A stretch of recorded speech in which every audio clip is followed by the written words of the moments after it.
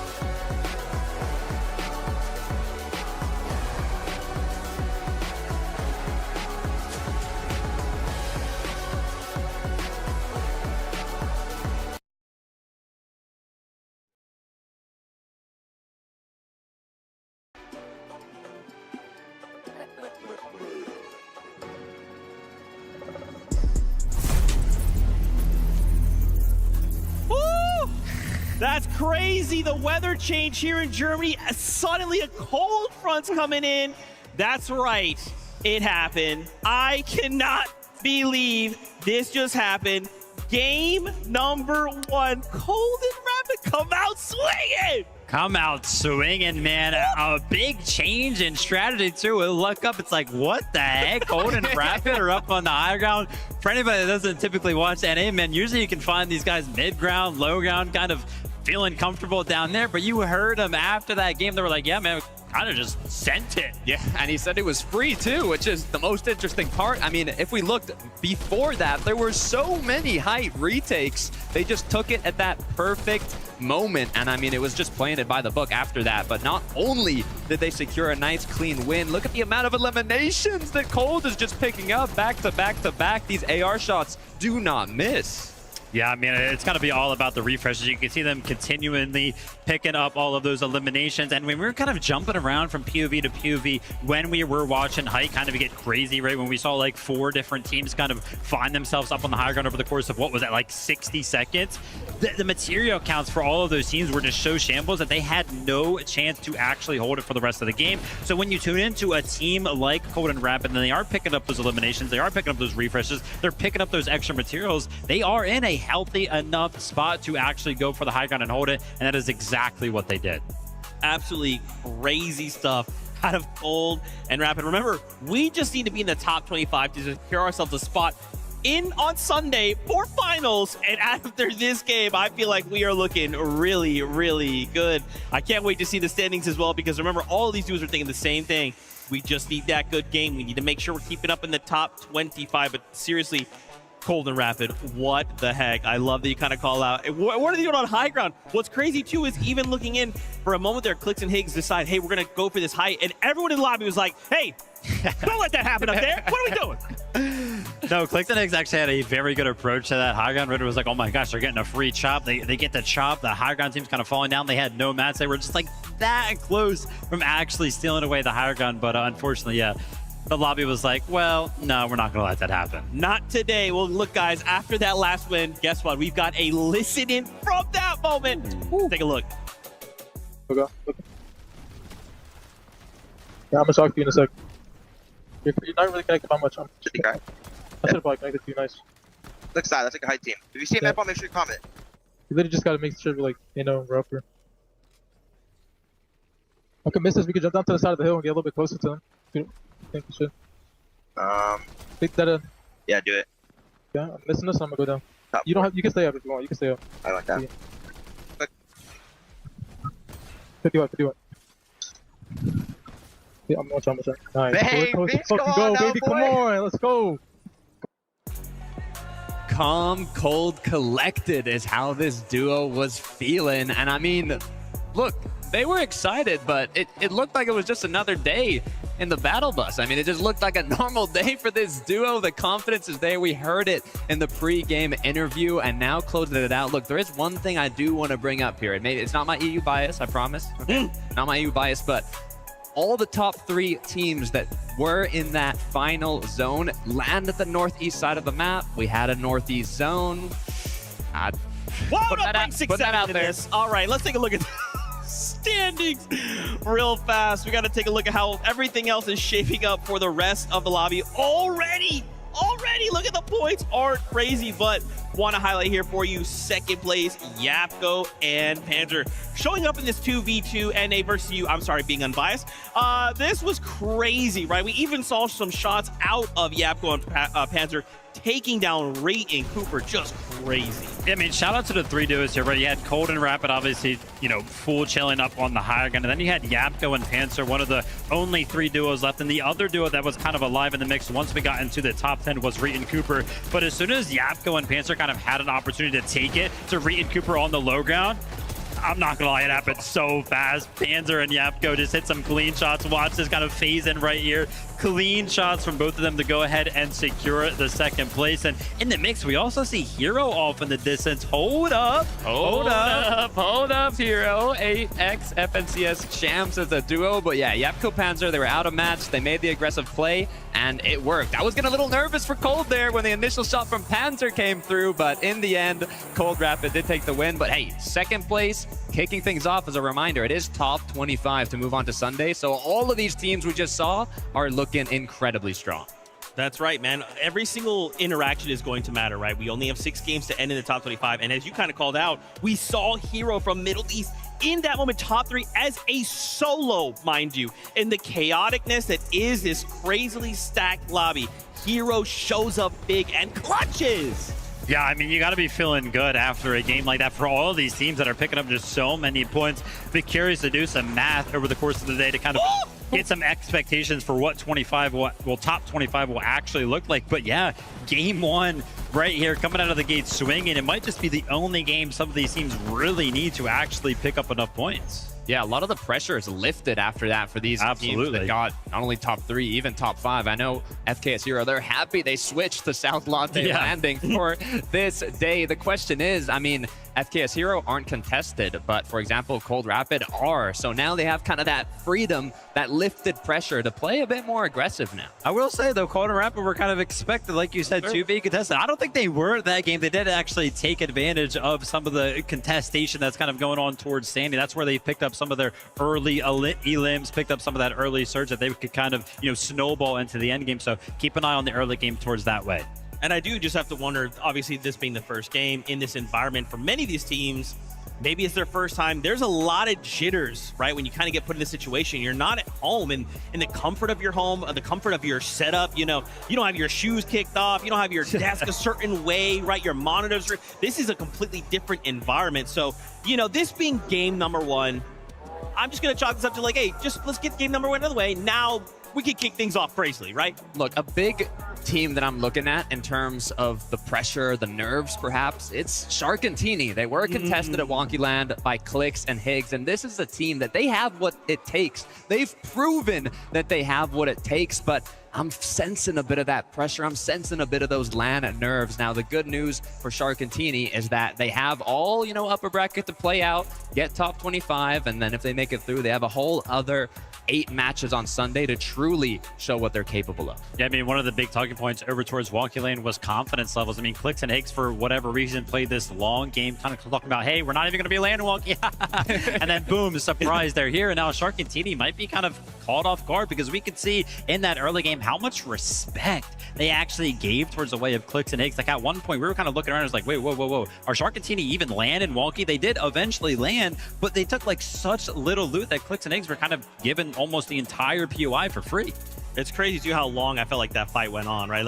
When we saw these practice games. Don't want to dig too much into those, but we saw this go a certain way, and to see this super long, we're in the zone, and even in that situation where Shark was by himself, it's like, oh man, it's let's close it up. Shark's like, oh hey Higgs, go down to 3 HP. Hold on a minute. I was like, wait, hold on. Is he about to come back? Is he about to clap back? It's funny. When we were watching that, I remember Zeke was telling me, he's like, so God, I think they're taking a little too long. This fight has staggered out too long. I'm like, it staggered out too long 10 minutes ago, right? They've been here way too long. This is not finishing. So the pressure, it might be on both ends, but Clix Higgs are definitely looking more confident for now. Obviously, one of the big talking points coming into this weekend was the NA on NA action. One of those instances, of course, was Cooper and Reet versus Aiders and Ritual. They did not fight in the early game, but we actually see both of those teams find themselves in the top 10, right? Cooper and Reet in 4th place right there. Aiders and Ritual in 7th place. So, honestly, I feel like both teams potentially kind of feeling comfortable splitting that split shop up towards the north side of the map. I know Reet and Cooper were kind of talking about it. Hey, if the day is going bad for either one of us, I'm expecting the fight to be taken by maybe somebody, but I don't really expect it to happen, right? I mean, I don't know. Time will tell. What I'm seeing is a lot of NA teams on that top 10, top 5 on the leaderboard. So I'm curious to see if that trend's going to continue, or we might see things mix up a little bit as the day goes on.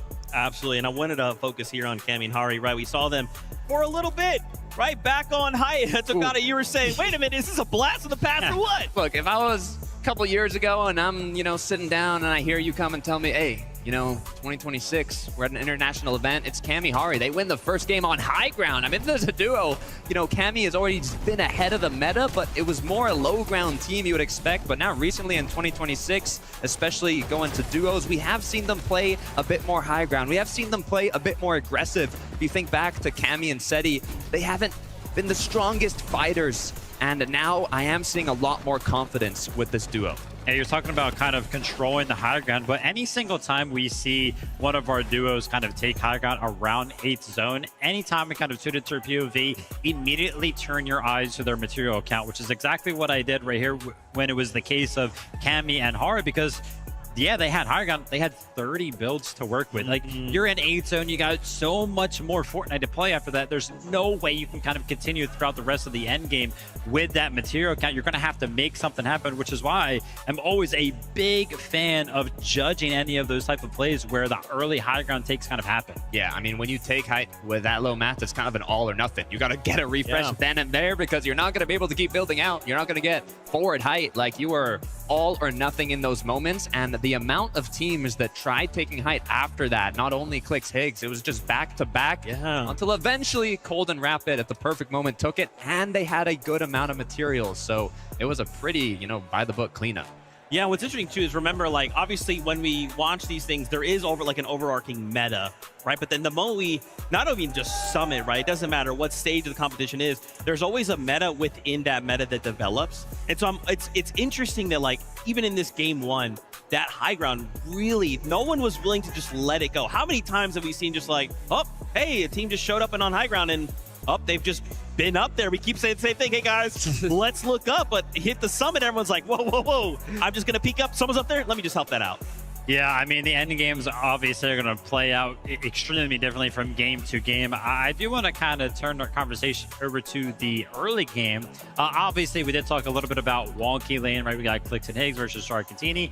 Obviously, because Clix and Higgs are landed over there at Wonky Lane, guess who's going to be uncontested? Peterbot and Plyo over at Squibbly.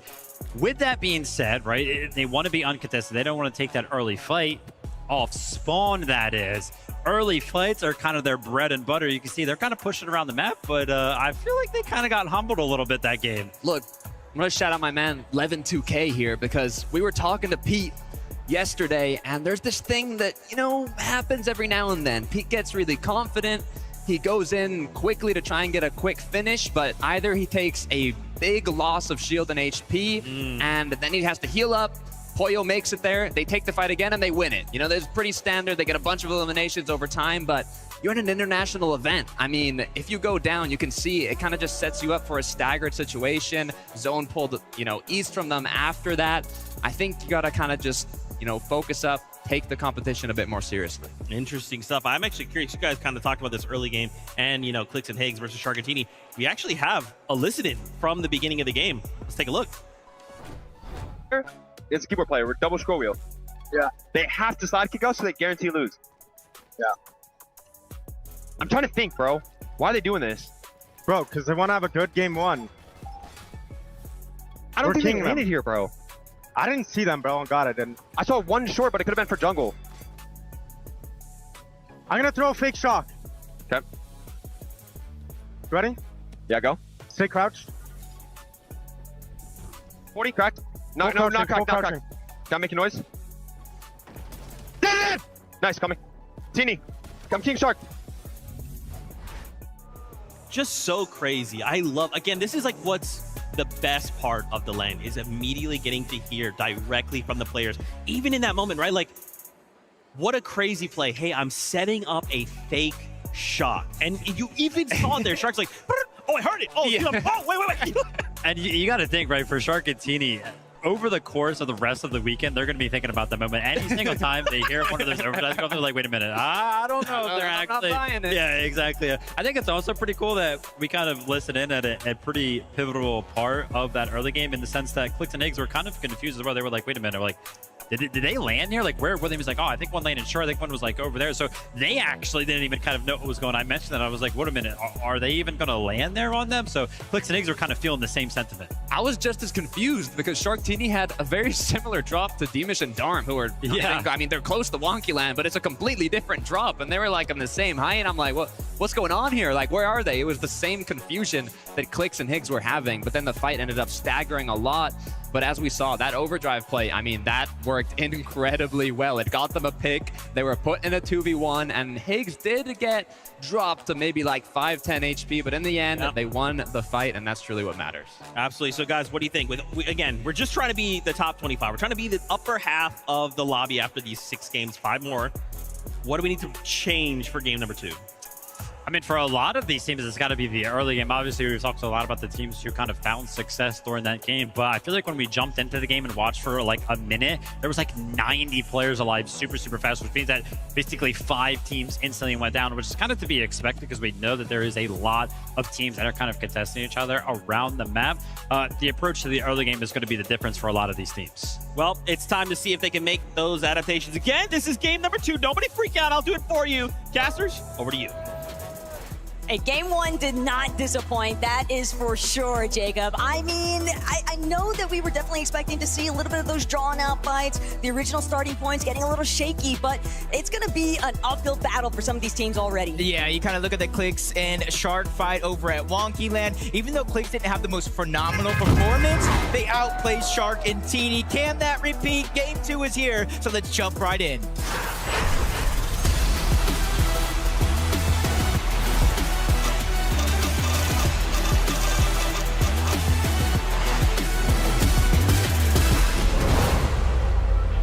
Each game passes, you kind of have to look at your spot on that leaderboard. We know it's top 25 that get that qualification to Championship Sunday, and the bottom 25 have to do it again tomorrow. So you don't need to win every single game, you just need to do good enough.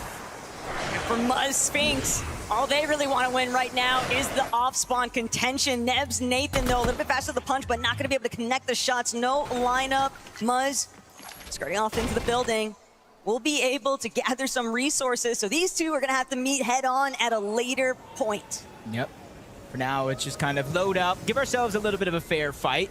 Chap, Flixie, Romero and his duo. This is something that we caught very, very early on. I believe it was Chap that was able to get both of those eliminations, and then we saw him down later because of the third parties. And now it goes, they both grab their respective floor loadout, and it's Flixie that gets the best of Romero first. Some tough breaking point right now for the Argentinians. Lewa gonna be left to try and pick up the pieces here, but for Chap, he's now gonna look to just prioritize keeping a little bit of a lockdown position here. They don't want to let Lewa escape. They would obviously love to have some more elimination points if possible, and not only that, but you gotta keep your head on a swivel in these lobbies. You can never stop anticipating a third party intervening. Yeah, just all these contested fights all over the map. I saw some action going down in the feed as well for Latte. That's not too far away from here. But Yapko, Panzer, Jonas, Fellows, they're the ones across from each other. And another one of those contested fights where, yes, they can go ahead and play aggressive towards one another, but in the early portions of this, they will at least want to give themselves a loadout so they're not playing mostly on luck. But I'd argue that this is a much worse position currently for Jonas and Falos, because you have to remember, Yapko Panzer, they've already had one solid lobby, and in a 6-game format for top 25, most of the heavy lifting has been completed. So now Falos and Jonas, they're going to be stuck having to try and escape, stay out of Panzer and Yapko's line of sight. But Shartini, they're looking to get more aggressive right from the start. They have gotten their revenge here in this second lobby. I wish Zeke would have asked them what they need to do different, because it feels like they did exactly that. In game 1, we saw them fly high. They didn't go to the closest drop marker down below, and that made it late to take over Wonky Land. This time around, it looks like they got aggressive. They went ahead and pushed the fight over to Clix and Higgs. The first down is there. Clix in a 2v1. You can see him trying to make a play, but Taco, by then, it's too little, too late. Shark and Teeny get their get back. Look, I understand that Teeny is definitely very strong when it comes to those lurk play opportunities, but sometimes you just gotta let Shark's natural instincts take over. That upfront and aggressive close combat sort of style is definitely going to work out in their favor, because Clix and Higgs, we even heard it in their call out briefly before this matchup started. They were expecting them to play it much more passive. They know that all you need is 1-2 good lobbies and you're through the top 25, and you don't want to be watching if you're Clix and Higgs currently, because Sharktini, how many times have you seen them contested at Wonky Land? It's been happening all season long, Jacob. And sure, that was just in the EU department, but even at a global level, preventing Shark and Teeny from converting an off-spawn into a top 5 finish, I would be a little worried about that. Yeah, and you can kind of see right here, Vico Malbuka, Frigid Fortress. Wondering maybe, where did Vico get that elimination while uncontested? Well, Taco, let me tell you, he actually took down Agers from Frigid Fortress, really playing a role in that fight. Noah Riley's gonna go down. Razan's gonna be by himself, 1v2 situation. Well, let's see how good his practice map actually is. Reason he's doing what he can to try and get away, but Veloz looking to chase this one out. They need some kind of recovery point, but Reason, he might be running straight into the heart of where Yapko is currently based up, but Veloz might be forced to give up the chase. don't want to expend too many resources too early on, especially when you know that Painted Bombs currently belongs to Panzer and Yapko. The juice just isn't worth the squeeze, so Reason will manage to escape, but it might only be a temporary relief because Yapko and Panzer, they might have a good idea of where exactly the solo's at. Yeah, and you just got to be very cognizant of where the zone is actually pulling, because right now, you can kind of see the edge of it, so it seems like it might be pulling away from the northeastern part of the map. Only time will tell. Asayas, Scary, going for a lurk play. They already win their off-spawn fight, but that's not going to be enough. Quinjin Twy, it looks like they're trying to sneak up onto them that already have their base secured, so it might not be the best idea. So I do like this out of Asayas and Scary. Instead of trying to push in a fight that you might not need, they go ahead and disengage and continue their game. BOT, unfortunately, a victim of Thomas HD and Focus. That one elimination is going to try and propel them forward as they're looking to get the secondary component. LB Works just barely managing to get away, but it's only going to be a short-lived instance. Focus and Thomas get a little bit of a run back here to see how exactly that all broke down for BOT. And unfortunately, yeah, Thomas just too quick with it, waiting on that opposite angle. Yeah, almost makes me wonder, is that a part of their strategy after kind of realizing in game one, we might need to get a little bit more aggressive for Surge, whether it's close range or long range. But Thomas, Focus, from Riptides to that elimination, they're already on the move. Sky and Scroll as well from the north side of Battlewood. They did exactly what Veno said they should have done. Switched up their game plan because what they were doing should not have worked. And now Sky and Scroll, instead of overstaying their welcome at Battlewood Boulevard, they instantly rotate the Dark Dominion. I've already recognized the fact that this lobby is moving at a different pace entirely, and they don't want to be left behind. Staying one step ahead of the pack is always going to be difficult, though, especially with the way that some of these other teams are playing. Hobby and Aminish, after that first game performance, they found themselves just inside of the top 10, and they're looking to hold on to that position. Fights don't stop. Chap and Flixie from one to the next. They win their off-spawn fight. And sure, essentially, that new Sanctuary would be uncontested to themselves, but after that, you see them rotating out through the tunnel. They put themselves in a 2v1 situation. Nutty's going to be the only one down below, and there's really no options. They closed off each end, and they're really trying to make their numbers advantage work, pressuring in zone after zone. Nutty's just trying to go ahead and run away now, and this might be his only chance at survival. Well, Flixie sent a little bit further back than what had originally been intended there, but Chap still willing to get Chase cut off yet again by the top of that tunnel. And that might have been just enough delay for Nutty to slip away. But even still, Jacob, relatively low on materials, doesn't have any metal, needs to get a reboot off for YapZeta.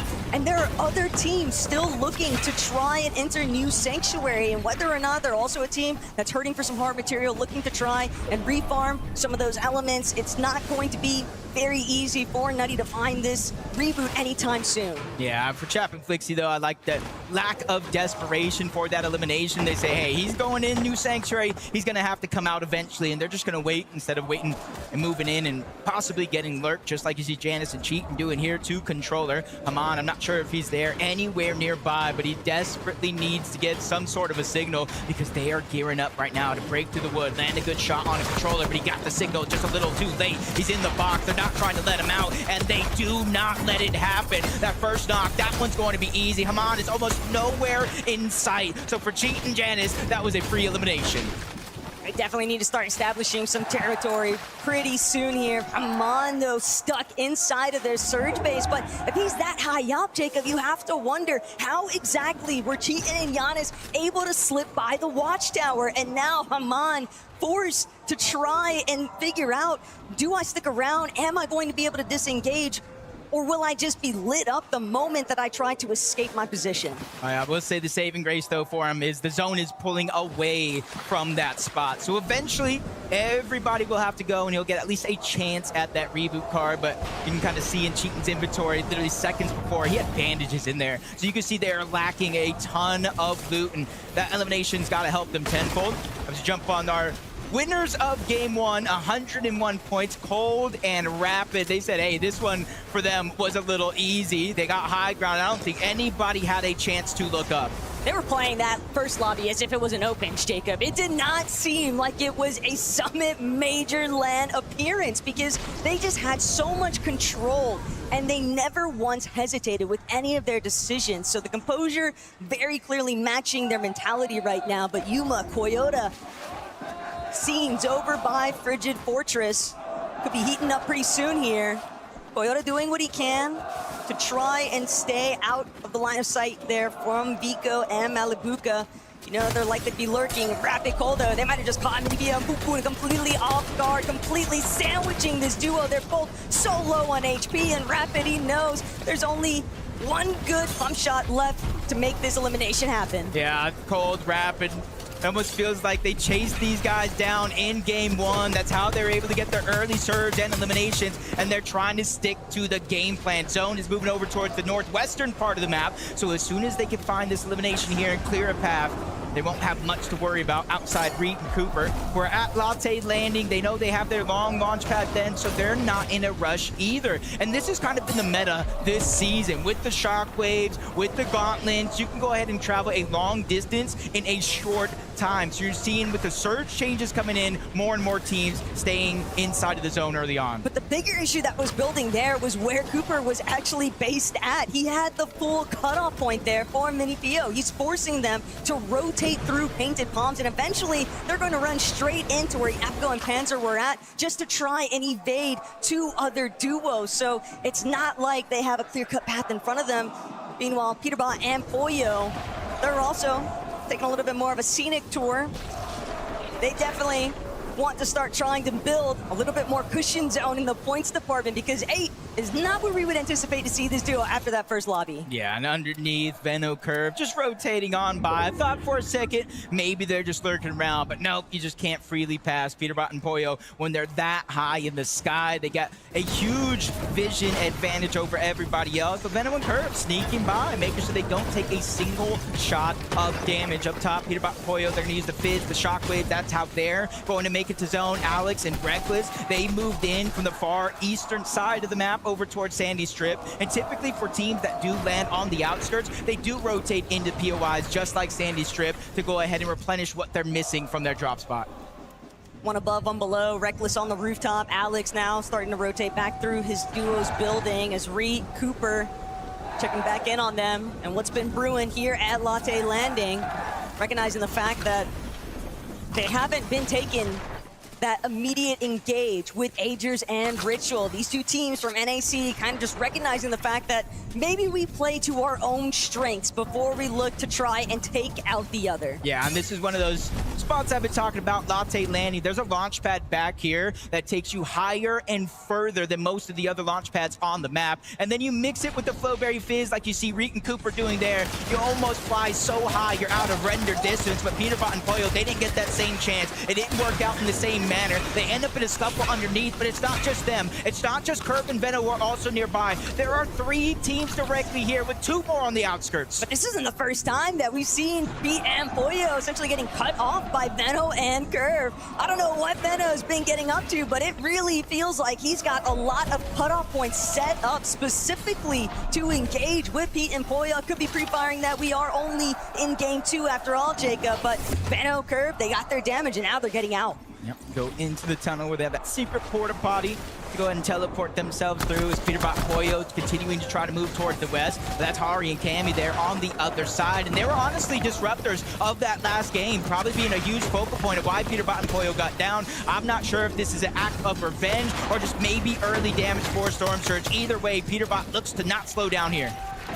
Pete Pollo definitely been very aggressive, and that's exactly why 143 below on surge damage. And if they keep taking these odd shots over at Cammy and Hadi, they're bound to get a little bit of bite back here. Hadi nearly getting the finish there onto Peterbot, but good tags exchange from both ends. It's going to mean that Pete has to step back. Pollo now looking to take over that aggressive front, but Pollo eats another decent pump tag there from Hadi. Cammy doing a great job at just keeping everything closed off. Yeah, and you see they got what they wanted.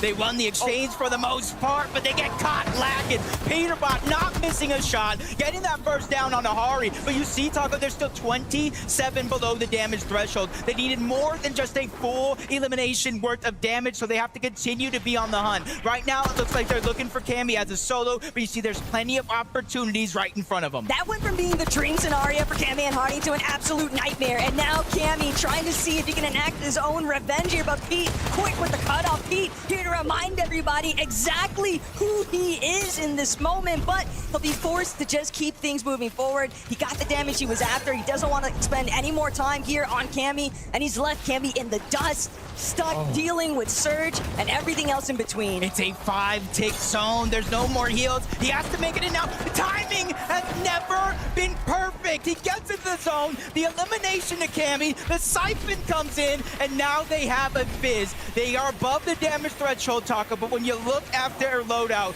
they're in desperate need of loot. They might be able to clash with a handful more teams. It all depends on whether or not they actually want to try and make some sort of a dead side approach. You also have to remember that there are going to be other duos looking to try and scale up this mountain phase. The zones over by Wonky can be very brutal to actually retain any sort of materials, and when you are a duo that's already clinging on for just those last little bits of scraps, Chino, Pablo, kind of a similar position here. They might have a little bit of damage to be just above for the moment, but will that stay true? Yeah, in the next zone, that's going to get flipped upside down more than certainly. See Minute down on the side of that mountain. You said it yourself. Making up and scaling the summit here is going to be near impossible. Only the best will survive. Scroll, Sky, they see them down to just one individual. Sky, and he's below the damage threshold. 132, essentially needing an elimination, and he needs it now. Storm Surge will activate, and he will take that 25 damage every 7 seconds. Probably happy to just be leeching off of Size as Flowberry Mist Grenade, but first, can he break out away from Size? Looking back, sees there is a solo behind me. He might be able to be the cutoff point, but instead, recognizing I've just got to keep things moving forward. He's such a low material count here, though, Jacob. If he can find that solo, if he can get that elimination, the refresh would buy him so much time instead of having to play for the backside of zone. Yeah, and if climbing the mountain wasn't hard enough, Peterbot and Pollo go down before they reach the top of that mountain. The zone pulling all the way across, so we're gonna go through varying different elevation changes, and if you don't have the materials, Taco, good luck to you, but Sky somehow finds a way to get above the damage threshold. 50 teams still alive, so even so, Storm Surge deactivates here. It will not officially turn off in this game until there's 40 or less players standing. Sky is so trapped right now. Vico and Malabuka definitely sniffed out his position, but they also know why take the risk. They have the options, the opportunity to try and make their way towards the next high ground point, and Sky still as a solo from behind takes down Sias, takes out Repairs, the Siphon kicking in, the lifeline has been extended, but can he actually make it up the mountain face? Another Siphon to bail him out momentarily, but for Strokey, he might just be the one to shut Sky's fate down to a limit here, and Sky can't continue working his way up.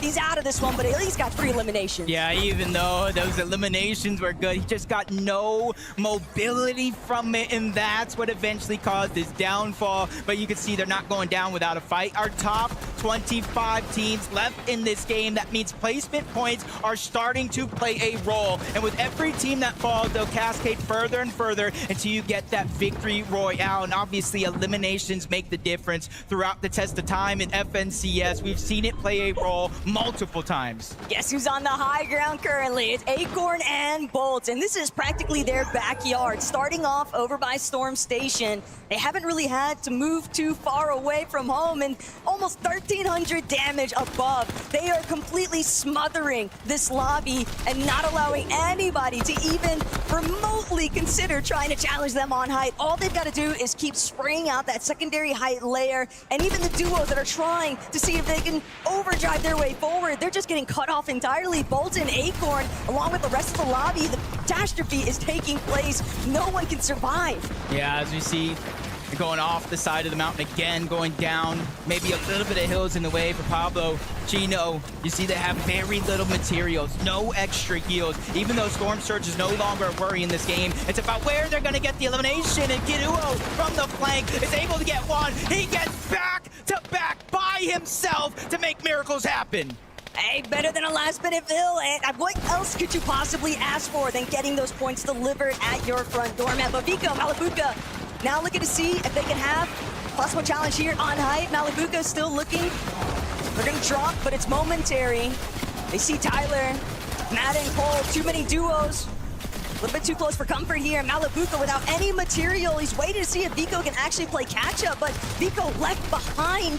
He's just got to find his own elimination here. A refresh is everything currently, and there's no one in front of him. Oh, we found old builds. This is absolutely perfect. No material left. Even with them both still alive, they reunite finally back into the same box. But this is where they need elimination. The zone is going to push some players over, not directly in their path, but give them a chance. Just like that, a much-needed Elim was found by Malabuka. Yapko and Panzer are still doing their thing, though. 5 eliminations already for Yapko, 6 in total for this duo. But they know there's still a team hanging out all the way in the high ground. Will they get the chance to chop? First, we're going to bring down Giannis. Next, they're going to look towards Victor V. They're seeing if they can chop out his floor, but they just barely managing to escape in the moment. Acorn and Bolts, though, just look at what they are doing to the rest of this lobby. They are forcing all of these teams underneath them to just burrow underground. Look how many builds they have, Taco, because it's going over their mountain. Yes, I said it. Acorn and Bolts, they've claimed this mountain. It pulls up towards this drop spot, and they are not letting up off the gas. This is their perfect opportunity. Not only climb up that leaderboard, but potentially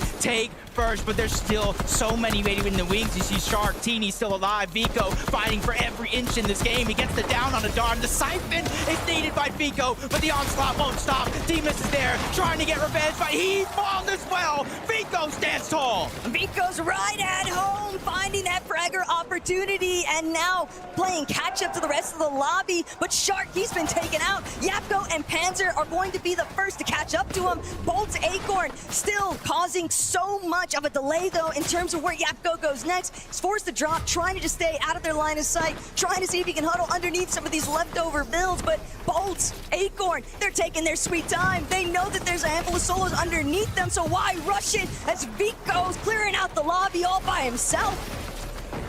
Still trying to find more eliminations here. Top 3, most of the placement points, but essentially 2 solos against the duo of Acorn and Bolts. And now the zone pulling down the mountain again. A perfect scenario for Vico to stay alive just a little bit longer to get that top 2 situation. But now what do? You're going against Acorn and Bolts. They have 6 eliminations. They have tons of materials. They have 2 different win conditions, because if they want to wait until the last zone, they can shockwave out and win by heal off. Look, I am all for everything that Vico has been able to accomplish in this lobby so far, Jacob. The fact that he has converted this into a second place opportunity for him and Malabuka is incredible scenery. But now, with the pullback, Vico is left trying to just stay in alert position. Bolts is off on the hunt, but he's still staying right next to Acorn's side. They just have so much white heal ammunition. They don't need to rush it. Vico only has so many more options before he completely runs out of space to work with. As Acorn Bolts, they continue to spray away at the builds. Vico doing everything in his power to try and stay alive, but I fear we are only watching the inevitable unfold here, Jacob. Vico might be able to try and shift things up, but he's going to need to pull out all the stops here, and it doesn't look like it'll be enough as Bolts finally going in for the closing shot. The elimination's good to go, and we've got a victory royale. From the backside of the mountain to the top of the summit, Acorn and Bolts have just won a game, and that's back-to-back with NA on top, and they have to be feeling out of this world, Frankie. Acorn and Bolts, the Cardinals were saying, you must be feeling out of this world with that victory royale. Yeah, very ecstatic. We pulled every zone, you know, very lucky. But of course, Acorn was IGLing very well. Nice height tarps, and you know, we're one of the best duos in the world, so nothing's gonna stop us. You're looking like it. Acorn, sometimes the commentators say that you take a little bit of time to warm up on day one. You don't have day one here. You've only got 6 games to do it, but it looks like you're feeling yourself right now. I mean, yeah, I seen Cold Rapid win a game. You know, we have to follow them. And they on top, baby, let's go. Have you guys all had a conversation in North America back in the player lounge to say, you know what, let's do this. Let's take this away from Europe. Oh yeah, we're all doing it for NA, you know, and Twisted Minds, of course, one of the best orgs in the world. Well, guys, you definitely gave us all a show. We're going to head to a break. When we come back, game number 3.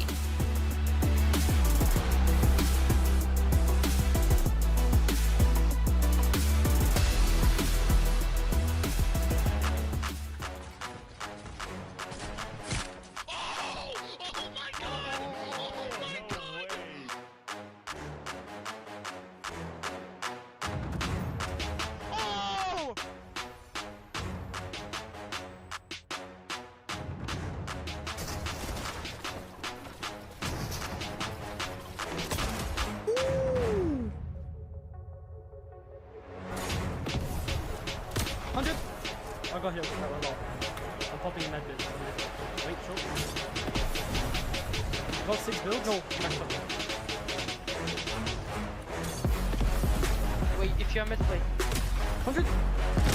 100. Oh my god. Oh my god.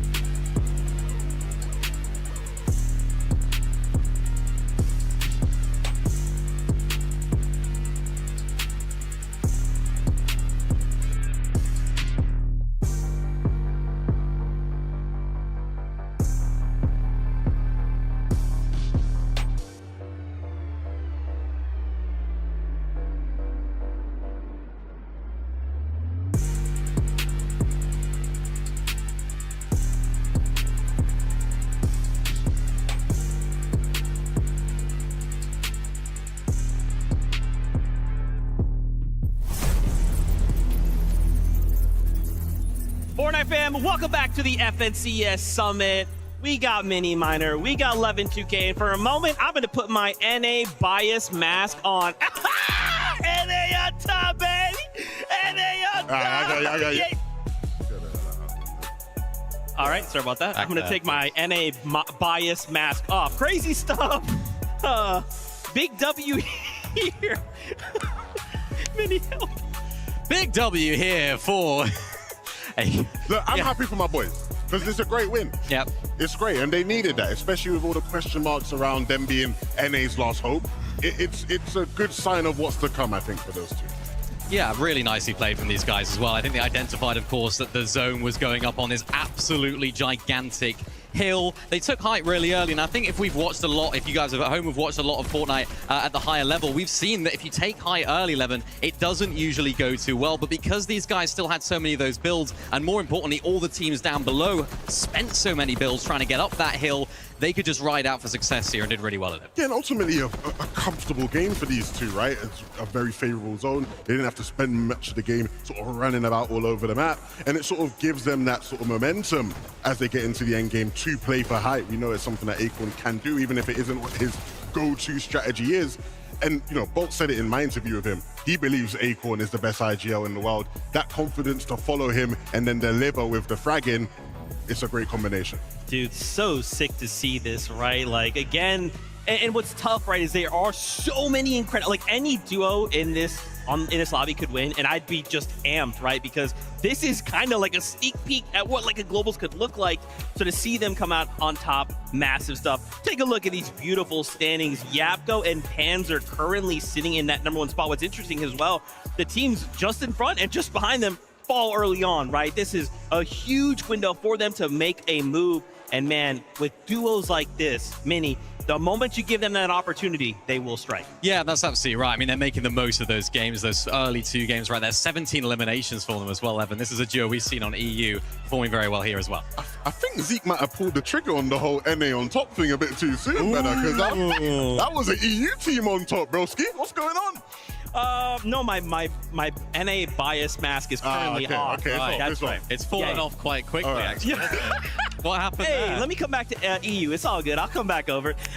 Yeah, anyway, seeing them all go crazy as well. And even in those last final moments, right? Seeing Vico super down low as a solo. Again, all of these singular interactions, these little decisions that every single player makes will make a difference, right? Because remember, we're just trying to stay in that top half of the leaderboard right now. And clutches like this are what we need. Well, it makes a difference. I mean, remember at the beginning of the day, we were saying, Vico, you posted on socials, you were nervous at the beginning of the day, right? We're not seeing too many of those nerves right here. And a really, really important game for these guys. We saw it on the leaderboard right there. They jumped up 10 places by getting the second place right here. And it wasn't easy for them, Levin, on the side of this hill. I just mentioned it. All those teams down below, these guys are one of them. Low on the materials, had to rely on their aim, which Vico is very good at. And ultimately, a very, very good game for them, making advantage of that zone. Yeah, and I'm glad we get to see Vico strut his stuff a bit, because really and truly, there are not many players on this stage that are better fraggers than Vico. He is one of the elitist in the world, and if he was feeling any nerves like you were alluding to, Mini, they surely are gone now after that game. I love that he mouthed it. I don't know if you can tell. He said, I tried. And you know, really did. He did. In that circumstance, man, you look up, you're like, yeah, this is a little bit cooked. Old Man Mountain did take his toll, but again, we just seen a handful of really good games back to back, and then we'll be okay, right? So I'm excited to see them. I appreciate that Vico, of course, he's pretty emotional, but he's very content. He's like, hey, he wasn't even like, oh man, I can't believe. He's like, yeah, I tried. You know, I did what I could. Sky and Scroll as well, another EU team though, going crazy. I'm excited to see more from them. But man, again, it's just like with so many names in this lobby, dude, it's just like, it's like a feast, right? It's awesome. I was glad to see them make it a bit deeper, because that first game, Mini, it scared me. Yeah. We obviously watch EU, right, together. A lot. We're not used to seeing Sky and Strong not deep into an endgame, and so I thought, I hope the occasion hasn't gotten to them. Clearly not, because this is exactly what Sky was doing when they won an FNCS on the EU. Clutching up in these endgames, in big moments, in uncomfortable situations, hitting shots like this. And again, we want to see more of it today. And this is one of the things we were talking about all season long. Both of them are so good individually that no matter what one of them goes down, the other one still has all of the firepower necessary to clutch up. And that's what Sky just did right there. Yes, of course, it wasn't an amazing game for them. Yes, of course, they're not moving their way up in the leaderboard absolutely massively. But what is important for them is just keeping them in the tournament, keeping them inside, of course, that contention for the top 25. Because realistically, I mean, we expect these guys to qualify through. So when they make it to endgame as a duo, when the zone is on a massive hill, expect to see these guys on top. And earlier with Tokata and of course Vivid, we kind of talked about the meta within the meta. What are you guys seeing now with about a minute out? Obviously, kind of what you called out, Sky and Scroll, dude, we're seeing them win games, we're seeing them go crazy, but suddenly we're finding ourselves in a solo clutch situation. It's got to be the quality of this lobby, right? It's difficult. It's also very difficult to sort of predict what's going to happen in these lobbies. You play EU, you play the scrims, you know the teams around, you know how your drop spot's going to work, how they play Surge, and that's a key element of their strategy. But when you come up in this lobby against all these other regions playing their own styles, their own strategies, ultimately it's tough for them to predict what's going on. I think as far as meta within meta goes, right? One thing we saw in Game 1 and here in Game 2 is teams who maybe we don't traditionally consider height teams being opportunistic, being aggressive towards height when getting favorable zones, right? Cold and Rapid, again, it was a zone where they had a bit more to work with than the rest of the lobby. They thought, let's take height. Same thing with Acorn and Bolts there. If you are a team who maybe you don't usually play height, if you had a favorable zone, maybe you do have to go for it. Yeah, man, again, it's with the top 25, you know, we just need those few games. I'm almost wondering, like, is there still a bit of those nerves? I know we're only 2 games in, but we're almost halfway through, right? We need that pop-off game. Well, that's the thing. You have to throw the nerves out the window now as we get onto the rest of this tournament. If you need a win, you need a big game, height ultimately still is a very, very good way of going about that. Even if a lot of the other teams aren't playing it, it almost gives you that green light. But of course, if you're one of those teams that are outside of that top 25, so many other teams will be thinking to do the same. And that's when it becomes really messy, especially with these overdrive grenades. Anything can happen. So it's a bit tame right now, but of course, we'll see how things develop. I'll be honest. I'm looking at these guys on our screen here. Deemish, Dom. Yeah. I think I saw, shout out to my guy Spudson, I think I saw him talking about them where he was talking about all the different EU teams that people have been bigging up going into the competition, right? People are looking at Vico Malabuka, Shark and Teeny, Sky and Scroll. Why are we not talking more about Dom and Deemish? I think they've had, I guess by their standards, maybe a slightly more quiet year compared to the quality you'd expect for them. But you can never count these guys out because every time people did over the course of last year, they overcame expectations. And I think there's a good chance we see them do that today. Yeah, and I was speaking to their coach Sven, and he was saying, of course, they've had a few issues. Of course, the drop spot situation this season's been really difficult. They've had to switch around. They haven't found that home. And even this weekend, they've had to switch drops as well. Of course, they're now going towards that west side of the map. And I think the key word that I use to describe these guys, particularly this season, is just adaptability. Every single time they try and change something up, they try something new. They're just such a great team together. Of course, Sven's going to be helping with that so much as well. It just seems to work for them, and that's such a valuable asset to have in this lobby in particular, because again, as I mentioned earlier, you don't know what things are going to happen, you don't know who's going to be rotating where, so if you can have that adaptability, it's going to pay dividends. I have decided to be the designated vibe assessor and vibe monitor at the LAN. You know, watching every player's vibe, figuring out who's comfortable, who's maybe a bit nervous. Every time I've seen Deemish and Dom, they just look comfy. They don't look like a young team who has only ever played at one big LAN and maybe are still feeling a bit nervous. They just seem like ready for this occasion, and that, you know, goes a long way in these types of cups. That's interesting, Lovin, because even at the beginning of the show, when you guys had that opportunity to kind of talk with different players, there was several that were kind of like, hey, this kind of feels like home. This kind of feels like I've been here before, or I have been here this many times. Like, that is such an advantage, right? For some of these players seeing their first LAN, they're thinking, this crowd is really loud. This desk isn't my desk. I have this comfort level at home that isn't here. Yeah, I think the beauty of us being, you know, another year into VFNCS is earlier on, right? We used to be at these events and we used to go, half the lobbies never played at a LAN, right? And it's like now you sort of look at people and you're like, no, these guys have been here, right? And you do feel that comfortability. You're right. I think it goes a long way. You don't have to think about, oh, am I going to be all right? Am I going to be nervous? Like, you just know what you need to do on the stage. Look at this leaderboard. I just looked down. I took a little look. Veno, Curb, up 9 places in 9th place right now. It's crazy, you know, when you start to look at the disparity of the points, crazy. You're like, oh, Yapko Panzer 172. What the heck? 10th place, 76. Even Darkos and Minori there. You know, these games will go any which way. But to see Curb and Veno, dude, you know, we just love Veno. We're Veno stands here. I don't love Veno anymore. Oh, sorry about that. He's coming for my job. All that analysis he was doing, bro. I was shaking. When I saw him reach for that telestrator, I said, I am finished. Yeah, he was like, can I draw? And I was like, oh, he wants to be a commentator. He's trying to be an analyst. You might as well have said, oh, sorry, can I take your job real quick? Instead of saying, can I draw? Because I mean, that's what he is, though. He's a great mind in the game, right? Yeah. And I think that's absolutely crucial in terms of Curve's development as well. We've seen him just rising to the occasion time after time, and being with someone like Veno is going to pay dividends for him as well. Fantastic stuff, guys. I'm getting word. The next game is ready to go. So, casters, take it away. With EU on top of the leaderboard, NA winning back-to-back games, I had to invite a little friend on over to let us know what he's thinking about the action. Listen, man, I was feeling too energized after watching those first 2 games that I had to go ahead. I had to jump on with my pals right here and get into the mix and see what's going to be happening live. And this guy sees NAC succeeding. All of a sudden, he wants to keep the Yap going. Vivid, how many teams are you going to big up here? But we're going to find out in Game 3. Ready to go.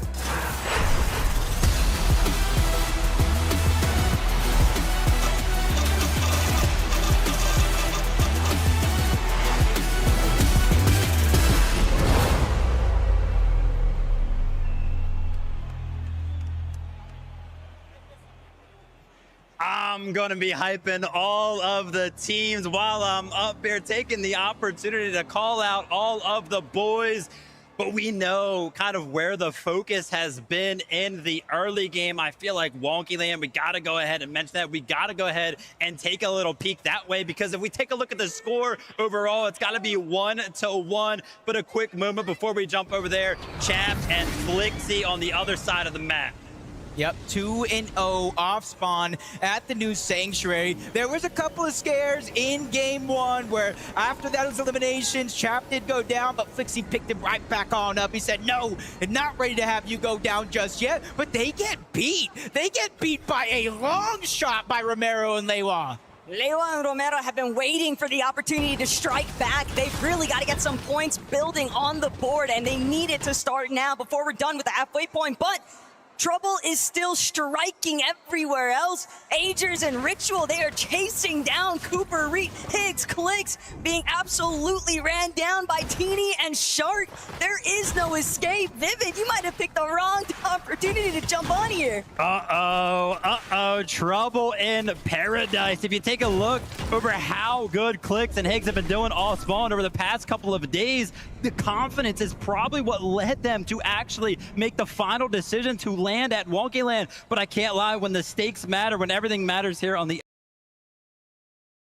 insane things I've seen. Scroll with only 2 builds remaining. Can he find the closing shot? Just needs to get that max hit off the Chaos Reloader, but sure enough, Scroll can't do it. Grinch has won it out, and that's going to be game 3. You just run around, eliminate everyone. Game 4 is ready, so let's jump right in. Higgs trying everything in his power to escape, but it's Clicks who gets pickaxe.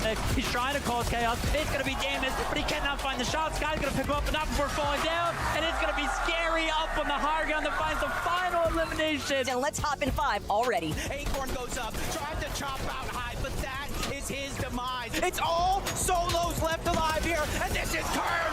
Big moment. 9 eliminations, victory royale, making mom and dad proud. This is it, the last game of the day. The zone is just eating Poyo alive, one tick after the next. He finally makes his way in, but it doesn't last long. Ari and Cammy clutch out game 6. I mean, Fortnite fam, how can you not be hyped?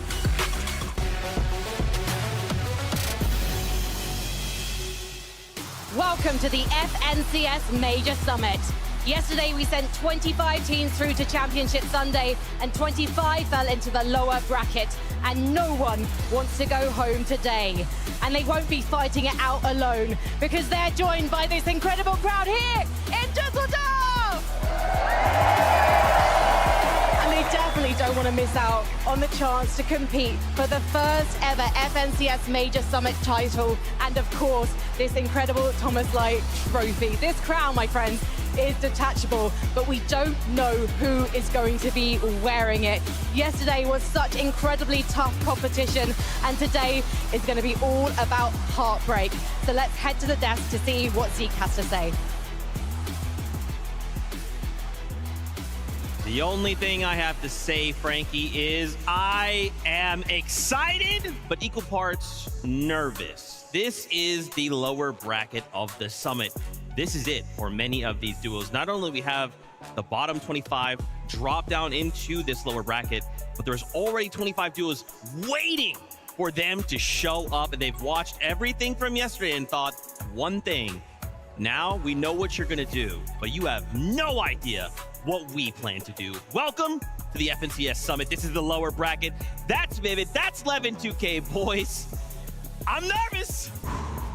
And it's good reason to be nervous, Zeke. Listen, day 2 out of 3 here for the summit. It feels bittersweet because it's like, listen, after watching all 6 games yesterday, I know how fast these 6 games are going to go today. And then after that, we're already on the last day of the summit. It's going to fly by so fast, but I'm super excited to get into all the action today. Yesterday was a hit. Today's going to be a smash. I mean, some of the teams, some of the players, when you look at some of the names who dropped down into lowers today, there is going to be plenty of revenge to be had. The fans are amazing. They've been showing out. The energy is alive. So today, it's going to get fun, Zeke. Absolutely, man. Just think of all of the duos, right? High-profile duos that fought tooth and nail to make it into that upper bracket. Man, we had some big names drop down. And again, having to fight through 25 new duos. You had a plan up in upper bracket. You thought to yourself, hey, it's all good. I'll end in the top 25. And now here we are. We find ourselves in that lower bracket. Obviously, you know, we have some stats lined up for you guys. So I wanted to bring some of this up. We wanted to break down some of the stats based on like which regions qualified through. Yeah. I'm glad you guys got my request. You want to go ahead and kick us off? Yeah, I mean, no surprises. Europe leading the way, leading the charge. 13 of our duos were able to sneak their way in. And I'm not surprised by that, Vivid. I mean, that's what I was expecting personally. I think that's what everybody was expecting. I mean, you guys did have 20 teams playing yesterday, right? So 13 out of 20. I like the way NA is looking over there as well. Of course, we had 7 from NA Central. We know Kanata was feeling good as well, talking about how he's carrying the region on his back. So fun. But we got to see equal representation across the board, right? Every single one of the regions making it to finals, at least from the upper bracket. It'll be interesting to see how things kind of switch up after today. I love that, man. And of course, if you guys were watching, at the end of yesterday's show, not only did we have an amazing day 1, there was some announcements we had, right? Ooh. Brand new dates for Major 2, Last Chance, the announcement of globals, the dates, the location, pre-registration of tickets. And if you checked out that blog, Power Rankings, Unreal, and also Happy Community Day, hop into Fortnite, play Double XP rewards. A fantastic weekend for Fortnite. Man, so as we kind of turn attention back to the competition right here, right now, yesterday, we knew we had to make it in the top 25, right? That was kind of our path forward. Today's a little bit different because today we can either earn ourselves a victory royale, and if we do, that means we're done. We get out, we get to walk away from the stage and start thinking about tomorrow, or we need to end top 19 today. The lower bracket is scary. I mean, for a lot of these duos that kind of entered the competition, entering into the upper bracket, you got to be feeling all of them felt confident in their ability to go ahead and clutch up top 25 yesterday. I'm sure a lot of these teams didn't even feel like they would be playing today. But then on the other side of the lobby as well, the other half, they knew they were going to be playing today. They feel prepared for the format that's going to be playing in today. So I'm wondering if that's going to play a factor. Yeah, I mean, we are all familiar with that win and you're in format, right? We can take a look at the point format. The teams in first place will get 1,000 points. But we've not get to see that on LAN. I think this is the first time we're getting to see people have to get off the stage after they win the game and leave their drop spot up for grabs for the rest of the lobby to take part. Yeah, exactly. I think in terms of format, like, yeah, when you take a look at it on paper, it's like, oh, wow, now first place gets 1,000 points. They automatically qualify. But that was kind of the same thing yesterday. We feel like any team that kind of won a game had already secured enough points to get top 25. So even though the format's kind of changing, it's still going to be the same aggressive style going for those wins because they know that is exactly how they're going to get into finals. But I like the point that you brought up.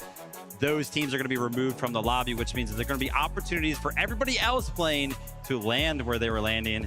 It's going to get spicy. Yeah, a lot of moment-to-moment, adaptation, right? As we bring up this lobby list. Again, some of these names you watched play yesterday, right? But now these 25 duos that made it through second chance, they're waiting.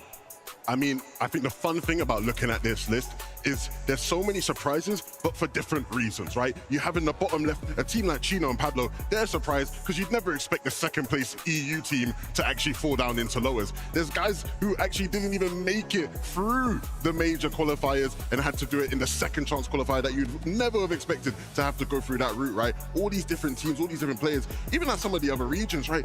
A team like Key and Faisal, we all usually just expect those guys to make out of Brazil super easily, right? They had to do it through second chance. And so many different teams with a lot to prove today, Billy. Absolutely. I'm kind of looking towards like Epic Whale and Pump over there on the Western region. They had to qualify for that second chance qualifier as well, which was a big surprise. Kingling and Craze as well. But at the end of the day, they did make it here to the summit, and they've got to show up on the stage. They only got one opportunity over the course of these next 6 games to prove that they deserve to be in finals. Guys, let's start this off, right? Let's start talking about some of these duos, Akira and Karama. Also with a recent birthday happening, but now we have to form a plan, right? We need that VR. And do we think that they will hit a VR? We think maybe they want to wait, kind of get a couple games in the belt, and then maybe go for that VR? Well, immediately the thing that you mentioned there, Zeke, was that they have to formulate a plan. Well, let's take a look at where they're going to be landing right off early in these games. North side of Battlewood. We know that there's a team, Sky and Scroll, who just qualified yesterday, who have done super, super well playing Fortnite in general from that spot. So surely these guys have so much, video to watch of how they can do well from that spot. Not just video, right? These guys obviously came through the second chance qualifier. When they were playing there, they landed Northside Battlewood. They were being coached by Sky and Scroll, and they won 3 games in a row. And so if there's any team in this lobby who you should feel confident about their chances moving forward today, it's got to be Akira and Karama. Quite frankly, again, another example of a team who I think if you ask most EU fans, you would have never expected them to be in this situation. You have to think they were a team that was good enough to make upper bracket and qualify straight through grands. Of course, they had troubles being surprise con in the grand finals. Over here, though, I don't think they have to worry about that. Okay, let's talk about this other duo. Shadow, Virgo, obviously. Viv, you're a fan. Talk to us about them. The talk of the town, I swear. I had my eyes on Shadow and Virgo leading into the Major 1 finals. Unfortunately, we did not get to see them there, but going into it, I was so impressed with this duo. I feel like their ability to find eliminations is really what surprises me. And I think it's also important to note that these guys are also doing well in other game modes, right? Like we have the Reload series that's going on. They just qualified for the LAN over there. So these guys as a duo are doing super, super well. But the spotlight obviously goes to Virgo as it currently stands. I don't think anybody in the world of Fortnite has had their stocks go up this weekend more than Virgo.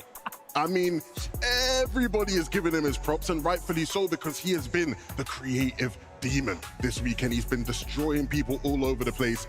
And I mean, we all care about what happens in Battle Royale and Reload, but the streets care about what's happening in creative, and right now, Virgo's won the streets. Yeah, I mean, it's pretty cool, right? And that's kind of one of the best things about being online is bringing the players together and kind of saying, like, oh, I haven't seen you and met you in person. Let's just toss a little 1v1, see how things are going. What has that experience been for you guys? What have you guys seen? I mean, it's been super, super clean. What is the guy's like undefeated, right? Obviously, you were kind of talking to it, but it's just super, super crazy because it's one of those names that nobody kind of expected kind of coming into the weekend to be winning those types of fights against the names of what do we have in the mix? Like Peterboy is beating him over there. Shark was getting put down as well. Like, it's just crazy. Yeah, I'm not going to lie. I was glad EU did well yesterday because the NA were kind of cooking us at times in some of the creative matchups, Virgo in particular. So, you know, you lot can have your little creative. We'll keep the VR side of things going. You know, that's where the big money's at. Oh, okay. Well, listen, I mean, he put on that performance there. He's got to go to translate that. Or you've seen him in those high pressure situations. I'm not worried, right? Right. No, like I said, these guys were doing well. They were doing well leading up into the Major 1 finals. They did well over in, the Reload Elite series. So, no, they should have this. I love that. Well, Frankie is standing by right now with Virgo. Let's hear from him. I am, and Virgo just said to me before this week, I didn't really even play creative. Is that right? Yeah, I mean, I just really play comp mostly, but I guess I'm good at playing creative and reels and stuff like that, so it's a hidden talent. Yeah, how did this even start happening? You were basically taking everyone down in the player room. Tell me who you took down. I mean, I 5-0'd Marius, 5-0'd Rax. Literally just every EU fighter you could think of, Chino, Shark, all of them, I beat them. How did it go against Pete? We played 3-1, and then the servers got a little laggy here, so we stopped. Do you think Pete had a word with someone? Probably. Didn't want to get shown up by the newcomer, except you're not a newcomer, because Virgo, you did play with your teammate Shadow back in 2024 at GC, and now you're back together. What does it feel like this time? What's the difference? Yeah, I mean, that last one in Texas, that was my second grands that I qualified for, so I was really inexperienced and pretty nervous, but I feel like with all the 1v1s here, it got my nerves down a lot. Like, it helped me control them, and I just feel really confident now, if anything. What's interesting, though, is you're one of the duos that's actually uncontested at South Rigid. Are you kind of desperate for a fight now? Are you just going to be going off and third-partying duos? I mean, I feel with this new victory format for the lower bracket, I just want to play one game and finish, keep it nice and simple. So I'm just going to do whatever my IGL tells me. So basically, you're going to follow Shadow's lead, and you are going for that end game, no holds barred. Nope, just play my game, whether it's low ground, high. I mean, we're good at everything, so. Well, you know what? No matter what happens today, we've seen you become a star this weekend, Virgo. So good luck to you and Shadow. Let's head back to the desk. Viv, that's the confidence I like to hear. One game, right? One game, but listen, if this was back home, if this was just NAC, maybe, but contextually slightly different. Nah, 11 EU messed up by letting this guy even jump into the creative server rhythm. You heard him. His confidence went way up. His nerves went way down after how well he did. You guys are done for. Yeah, we might have messed up. I mean, because the reality is, a lot of players come to these events and you are feeling nervous. Maybe you haven't had that much time on the stage. And just that opportunity to actually loosen up and go, if those are the people everyone's saying are the best, and I'm beating them 5-0, maybe I ain't too bad myself, and that translates through. So I'm looking forward to seeing what they do on the stage today. You know, I think there's maybe a duo that the fans are probably really excited about seeing here today. It's Mr. Savage, it's Velo. You know, we had a chance to catch up with Savage, and we're like, hey man, so what do you think? You're gonna look to play some games, you're gonna maybe play for that VR, and he's like, I might just go ahead and get a little W, farm some aura, I don't know. Yeah, Mr. Savage has definitely got his eyes focused in on the win. I personally have my eyes focused in on Velo. And the reason why I want to go ahead and point out Velo in this specific scenario is because the summit is very unique in the sense that we did have that second chance qualifier, which actually allowed 3 total players that are going to be playing today actually never play in an FNCS Grand Finals. And Velo is going to be one of those players. So we just had the opportunity to go ahead and talk with Virgo, and he's talking like, yeah, you know what I mean? Not a lot of experience on LAN, and he feels a little bit more comfortable. But what about somebody like Velo, who hasn't been kind of jumping in the creative and showing off and beating everybody, and has never even had the opportunity to play a Grand Finals, let alone on LAN? How is all this going to impact him? It is going to be a big test of his character, right? Everybody's been hyping him up as a talent. We know what Mr. Savage is going to do. Martin, he's good. He's good. We know he's all right. Velo, though, this is the best lobby he's ever played in. The biggest stage he's ever played on. The only stage he's ever played, right? So, again, we've seen some players crumble at that opportunity. We've seen some players use it as a step up. I think when you look at his personality, he's a very big personality, and I want to predict that he will step up to the occasion. I love that. Well, we can actually hear from him right now because Frankie is standing by with Mr. Savage. I just spoke to Mr. Savage, and I was like, oh, you guys, you're uncontested at East Squibbly, and you said, I've got bad news. Can you give it to me? Yeah, you know, we heard some rumors in the prac room. Yeah, it's not looking good. We'll see how it turns out, though. Have you got some names? I'm looking at some Asian players, maybe some other people. We'll have to wait and see. Have you been practicing your off spawns with Velo? Yeah, obviously. I think you can tell as well. Velo's been primed off spawn. You saw the last NA Div Cup, what happened. And, you know, that was against Peterbot, so. So you've only been playing with Velo for a couple of months. Why the pickup? Well, I think Velo is, maybe not now, but he used to be one of the most underrated players. You know, he's qualified for every single Div Cup in this chapter. So, yeah, I think he's kind of flown under the radar for other players that were looking for a duo, but I'm happy that happened because now I got to play with him. And how do you feel about being in the lower bracket today? Because you've got form of getting through these last chance qualifiers. Yeah, I mean, last time I was in the lower brackets with Vidil back in, I think it was 2023. We ended up winning, so hopefully we can repeat that today. And who's more likely to go through today between you and Vidil? I'm going to hype my boy Vidil up, you know. I hope he qualifies. We hope you qualify too, Mr. Savage. Let's head back to the desk.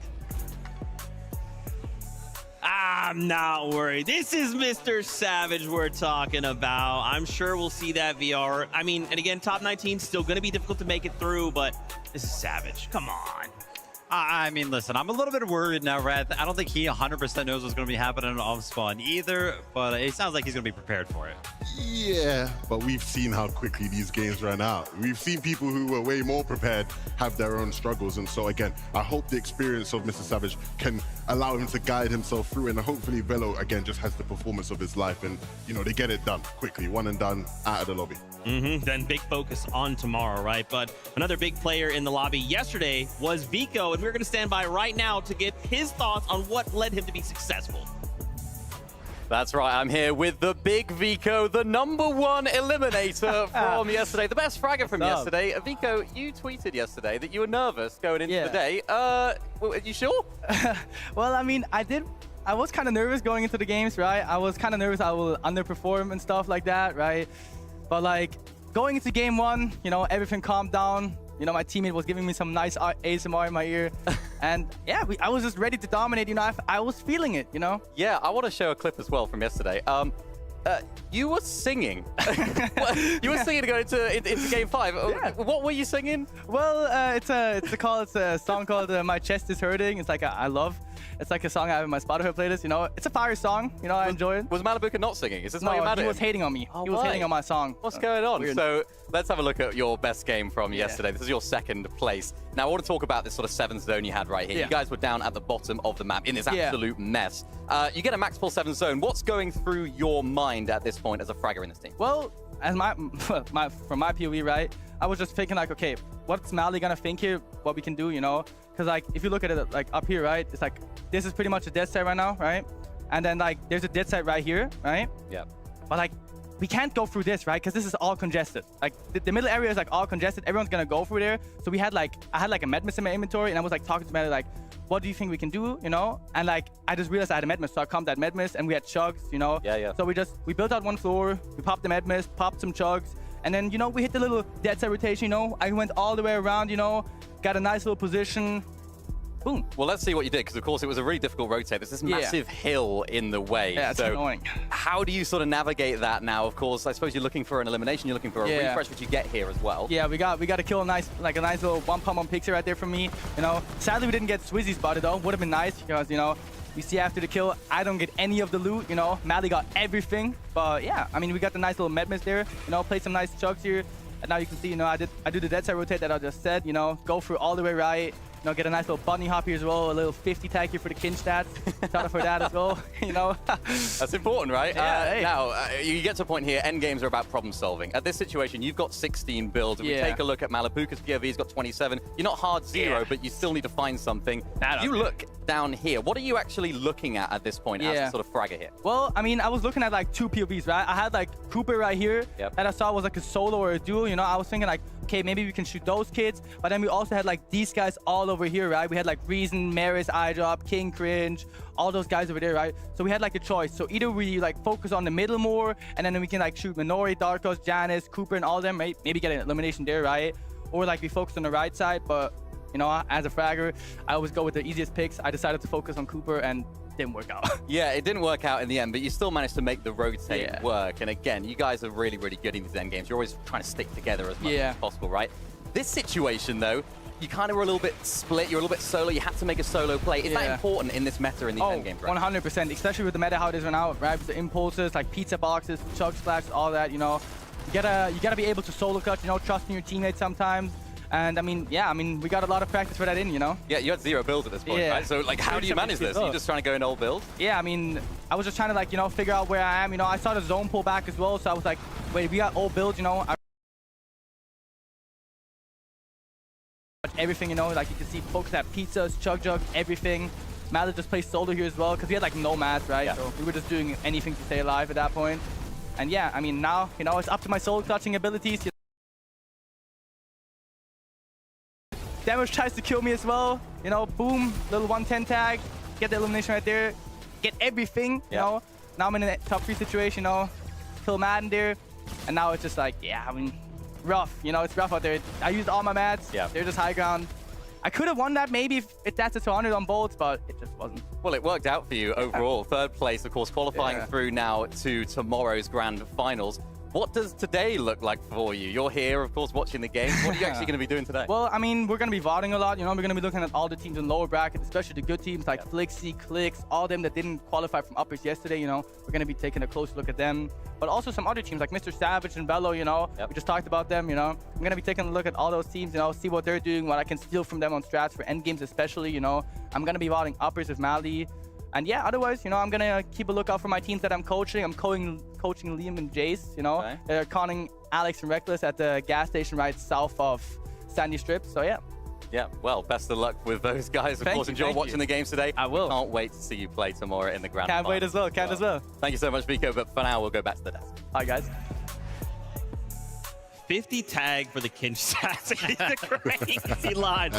Shout out to the big Vico. Thank you so much. Again, we kind of got to do this yesterday with Venom, right? Always love hearing from the players, kind of seeing and understanding what they are seeing helps us and kind of get in the mindset, right? So cool. He did kind of call out, though, there, Clicks and Higgs, right? A team we saw drop into the lower bracket. I think it may be a little unexpectedly, right? We had these practice games. We see Clicks is like, I'm going to go check out Wonky. Starts kind of beating Shartini off spawn. Game 1, Viv, you know, it's this super long, drawn-out fight. We're thinking, like, how is it going to go? Then it just very quickly went downhill. Yeah, now it's time to start having some rough conversations about some of our teams that we're going to be re-seeing here today, right? Those that did not successfully get top 25, Clix and Higgs, of course, being one of them. I won't lie, though. I felt kind of good. Maybe it's a little bit of hopium from myself here, but in game number 1, yeah, we saw that they did pick up that 15th place. When they were going for 15th, they stuck to their strategy that we saw in Major 1, right, where they liked going for high ground. So they still kind of feel confident in an environment like this to go for high ground. But I also think that they showed their ability to go ahead and switch it up over at Wonky. They started to leave in the later half of the day, try to look for new strategies out of the POI. You NA guys know how to talk good, you know, because what do you mean? You're saying it like, yeah, they figured out a new strategy. You know, they got bossed off sport. That's what happened, and hopefully it doesn't happen again here against King and Phaser. Oh, yeah, that's a tough duo for sure to go up against, but we'll have to see. I know right now we're preparing an interview with Higgs, so we'll have to see if maybe his mentals are all ready to go. Frankie, why don't we find out? Yeah, I'll ask him straight away for you, Zeke. How are your mentals, Higgs? Great. They're absolutely great. You know, yesterday does not matter at all. It shouldn't matter. Have you recovered from being pickaxed by Shark? Are you really doing this? Are we serious? Okay, that didn't even happen. That was a nightmare last night, all right? This is day 1. You know, there was never even 2 days. This is the first day. This is the first day. This is the day that counts, because if you don't get through today, you do go home. Have you had a word with Clix about maybe getting too focused on rivalries instead of the trophy? You know, a little bit, but, you know, the rivalries, they don't matter. You know, the only thing that matters is winning. How are you going to win that Osborne, though, against King and Phaser today? Eliminate them both instantly. Every time you're going to fight? Yes. Okay, I am slightly concerned for you. Come on, 2023, we saw Clix go out of the lower bracket. Hopefully it doesn't happen to you today. Let's head back to the desk. Will not! Guys, I can't lie, I'm a little nervous. That's not the Higgs I'm used to seeing. I feel like the mentals may be a little in shambles, but look, this is Clix and Higgs, okay? It's fine. We just need to have one really good game and everything will be okay. Sounds like they still feel good about fighting, right? So they're going to be fighting every single game. Yeah, I mean, these stats on our screen right now are not encouraging for me. Chino and Pablo didn't have the best day. The second place team in the EU finals. Just want to point out that also, you know, Ages and Ritual, the second place team on NA, also had a rough day. Maybe there's a second place curse going on here. I don't know what's going on in EU and NA. But for these two, what I was hoping, Vivid, was that even if things did go bad off spawn with, you know, Kanada and Victor V there, Mini Pollo and Fruk on there, I thought maybe if these guys drop into lowers, at least the off-spawn situation will be better for them, and so they can just go right back up into the final. They are contested again by 2 teams again at Sandy Strip, and another NA West team has snuck their way on into the POI in Salco and Minute, and so I'm at the point where I love those guys. That's one of my favorite duos in the world, but I just don't know what to expect going into today. Well, Lev, we got to move because we got Frankie standing by with Pablo Chino right now. Let's hear from him. Thank you very much, Zeke. Okay, obvious question is first. What happened yesterday, Pablo? Just a lot of small mistakes, and the Osborne situation was like very complicated, so. Well, it's going to be complicated again today because you're expecting to be triple contested once more. What have you been working on to get past this? I mean, we just took a decision last night that we're just going to run everybody down who's cutting us, and that's just what we're going to do today. Is this impacted by the fact that if you win a victory royale today, you go straight through to Sunday? Not really. We're just going to run them down because that's what we didn't do yesterday and it didn't work. You did struggle in terms of eliminations. You only had an average of 1 elimination yesterday. When you were able to slightly make it Osborne, what do you think was the problem there? I mean, we were just scuffed from the Osborne, and then we did like some mistakes that we worked on yesterday, and it'll be changed up for today.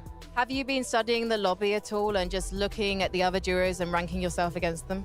I haven't been ranking myself against them, but I've just been looking on like what's going on around us.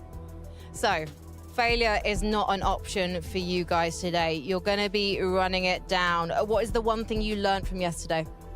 That we should just play like for our strengths and just fight everyone we see like in a POI. Amazing. Well, guys, I hope you're able to find those strengths today. We know that you can do it. Let's head back to the desk. I don't know if you saw in the background there to the right. Pixie was there chilling, you know, a duo I would not have expected to be in the situation they're in. Obviously, some some external factors playing into it possibly, but Swizzy and Pixie is the next duo we wanted to highlight. Yeah, I have two big bits of information here that I want to throw your way, Levin. Yeah. One is good news, one is bad news. Which one do you want first? I like good news. All right, let's start with the good news. Swizzy should be on a full night's rest. We know yesterday, unfortunately, had to fly in early, and so he should have gotten a little bit more sleep. Maybe going to be playing a little bit better today. Ready for the bad news? No, but hit me. They're contested. No. Why? Not again. Not again. I mean, look, if you've been paying attention to this duo this year, the overarching narrative has been, it's not been as impressive as what you'd expect when you look at the two names. Generally speaking, they seem to just start really bad in tournaments and sometimes end really well. If you look at the major finals, day one, they were contested, didn't know how to handle a tour. They got absolutely wiped. I think they were 47th after day one. Day two, they have a generational performance and they're able to make the comeback happen and qualify to be on the stage today. Contested again, you'd like to think that they had that experience in the major finals, having a really bad off-spawn time. You've got to think they'd be prepared for today, right? You know, Viv and Cam are two really good players, but I think Swizzy and Pixie should get the job done. Okay, I like this sentiment, right? Let's see if Frankie and Swizzy and Pixie agree. All right then. Swizzy, how was it when you found out you were finally going to make it to LAN? I was happy. It was like last second. We can call it last second because if I didn't get a visa this day, it would be over for me. So I'm happy that I'm here. Thank you to Blast, to Epic Games that they allow me to come that late to play. Yeah. We're really happy to have you here. Pixie, what was your reaction when you saw the tweet from Swizzy revealing he was making it? Because you didn't know during the rehearsal day, and I showed you my phone and you went, what? Yeah, I mean, I was very happy. Can call on. But this has kind of set you back a bit, guys, because you have missed out on practice time. Do you feel like day one was a practice day for you? No, it just didn't go as we wanted to. Had some mistakes, some problems. Also had no sleep. You had no sleep. Now you've had some sleep, right? So you are contested at Dark Dominion today. What's the plan? We don't know actually if we contest or no. Even though if we contest, we're just gonna beat them as always. Used to it. If not, we're just gonna play as always. Well, here's the thing. You won the last LAN. You came second. This is a duo that can eliminate and make their way to tomorrow. So everyone better watch out, Zeke.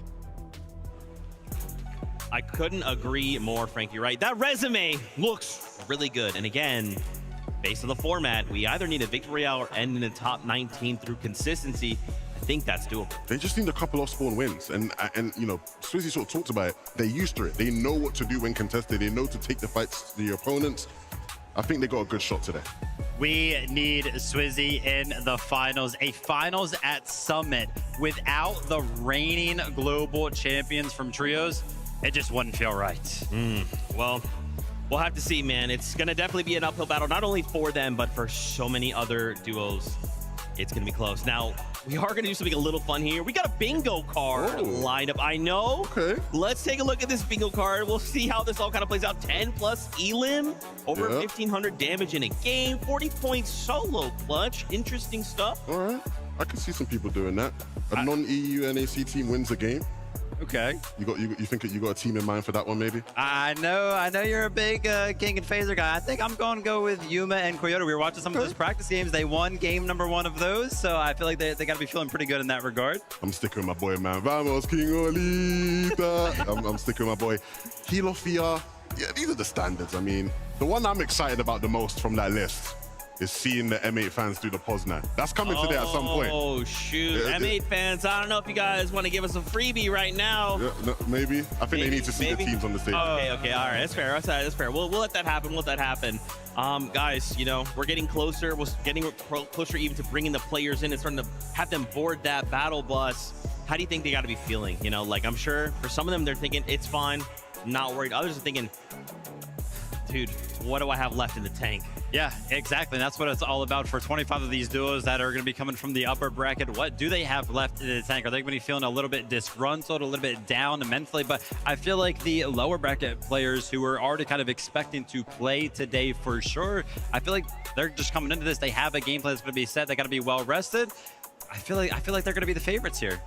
Yeah, I think a lot of them, you look at the situations they're in, it looks similar to similar situations where they've been successful in the past. I think the big difference maker, which is even an unknown for me, is just how much changes with the teams being taken out of the game, right? Will people be more willing to just, out of desperation, really switch things up drastically? I'd like to think so.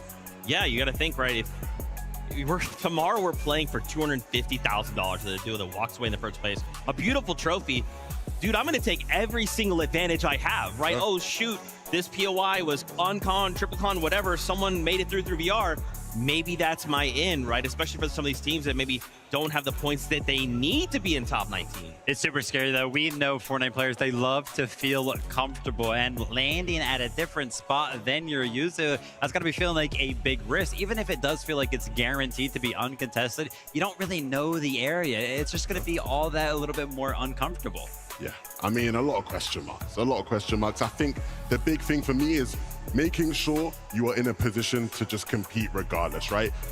Look, I'll make jokes about Clix and Higgs leaving Wonky. They made the right decision, right? Yeah. You know, the next game, it looked a lot better, right? And making decisions like that are going to be the key to being able to play tomorrow.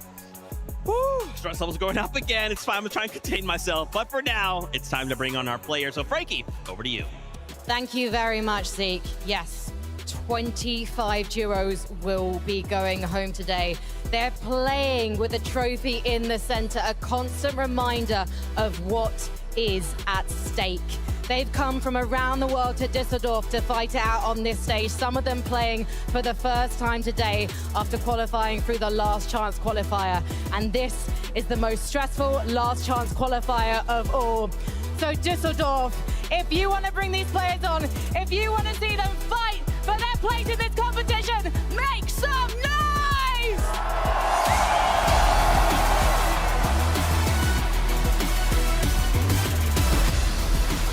It's Muzz and Spinks. They might not have had the best day one, but with their backs up against the wall, it's time for a lower bracket run.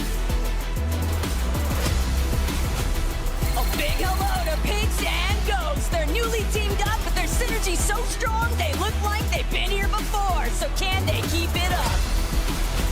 All the way from OCE, Kazzy, and Damo. They didn't come all this way to go home now. This is their last chance to make it count. Looking to adapt and overcome. It's for Strokey and Repairs. They're ready to lock in their spot for finals. From Argentina and Brazil, it's Randu and GRX. With their entire region feeding them energy, they're looking to speed run their way to finals.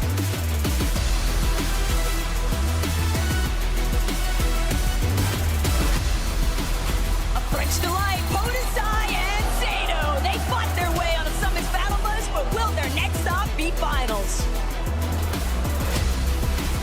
Representing the Middle East, Abed and Rexter. With their backs up against the wall today, it's time to show the world what they got. So close, but still so far in day one. Now it's time for Jardu and Gorillion to go the full distance, overcome the competition. Here comes Sky Jump and Momsy. The French duo's looking to the top of the summit, and they're not holding back.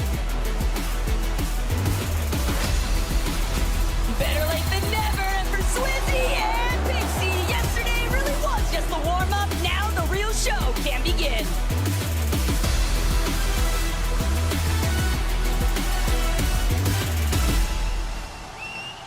After such an epic day for North America, we had to come to these guys on day two, because Muzz and Spinks, I know you want to join your friends on Championship Sunday. Spinks, what happened yesterday? I mean, we just made some small mistakes. I remember Nebs ran off spawn like 4 games in a row and just like would die to another team and not fight us. But I think we're locked in. We fixed our mistakes, ready to go, ready to get right on the teams we're landing on. I'm sorry, are you blaming your failures on the British? Yeah, I mean, you know, as an American, you know, it's kind of like we don't like the British over here, you know what I'm saying? Oh, Oh, okay. Well, I don't like the American over here. I'm coming over to you, Muds, because you're Australian. I feel safer with you. What do you need to do today to make it happen and to get your hands on that trophy tomorrow? I just need to start following Sphinx properly. We need to just eliminate Nebs as quick as possible off spawn. Okay, so Nathan and Nebs, I think these boys are coming for you. Let's head over to 11-2K with Fast Strokey and Repairs. Thank you very much, Frankie.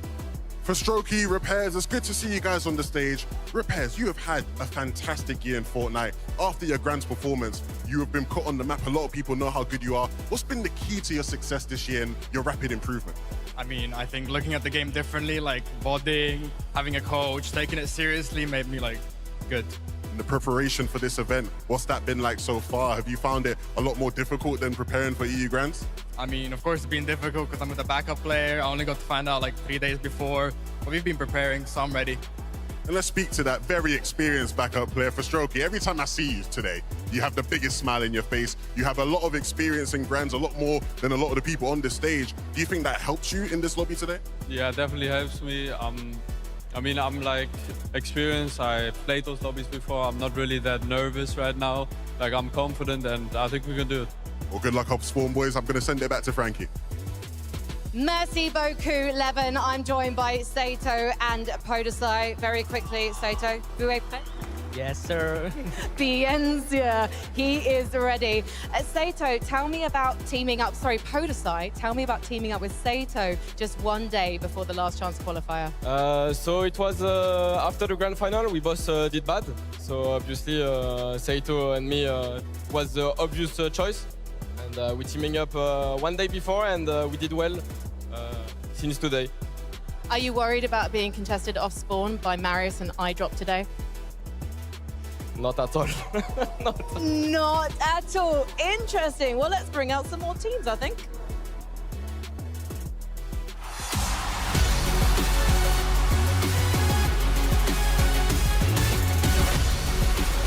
From NA, it's Shadow and Virgo. These guys are quickly becoming a household name, and with the win this weekend, they can seal that deal. Show some love to Minifio and Buboon. Don't bother looking back. Today's all about moving forward. Get loud for Izzy and Osiv. Qualifying for the Summit Land was just the beginning. These guys plan to take it all. Some of Middle East best, Haman and Controller. With a second chance at life in the lower bracket, they're ready to make it count. Belushi and Zangi, the Italian Stallions, take their first step towards the summit. Let's see how far they can get.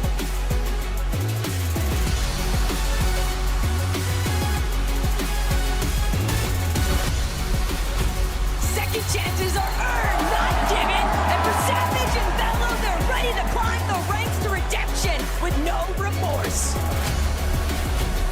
Another day, another opportunity. Only this time, Nutty and Def Setup are ready to make it count, and it won't be their last. Welcome aboard, Tiggs and the Nikush. They came first in the second chance, but now they've got to be some of the best in the world. They are the future. They are Josh and Ianzo. With a perfect mix of experience and firepower, these guys are looking to lead. Dusseldorf makes some noise for Champ and Flixie. These guys don't make the same mistake twice, so everyone had better watch out.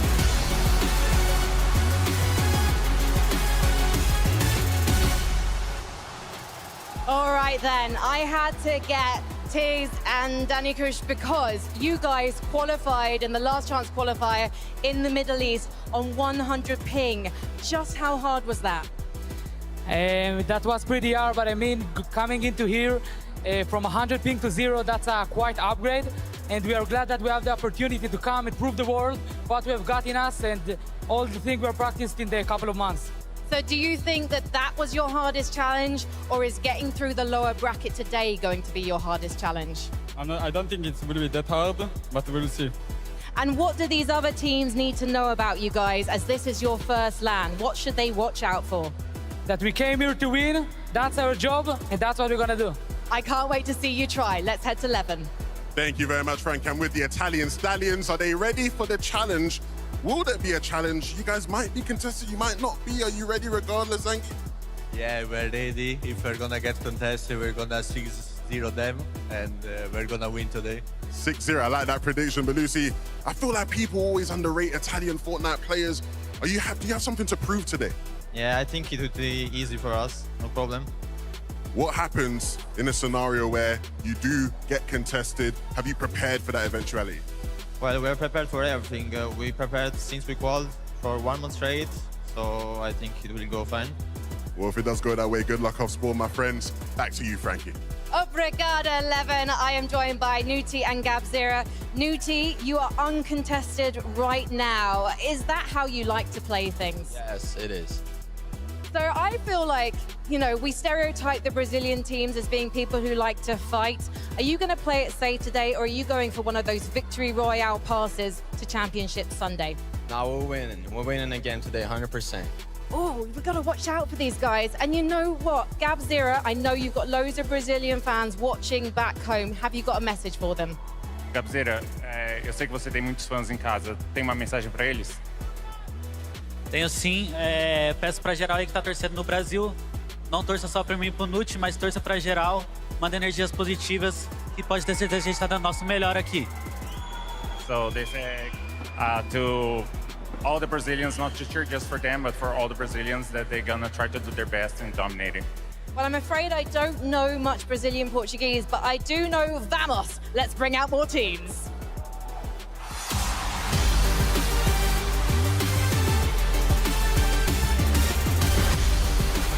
It's not about how you start, but how you finish. And for Gino and Pablo, it's time to unleash havoc on this lobby.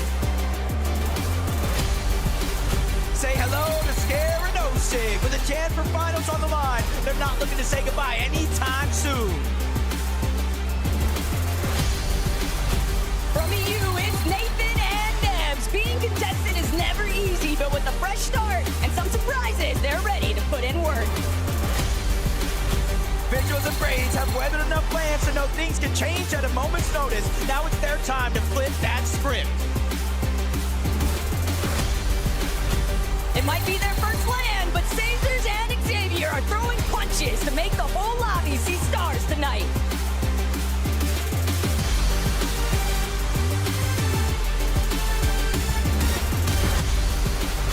Fresh talent combined with a seasoned vet. It's Javi and a Minish. These guys will need a new game plan if they're looking to advance to tomorrow.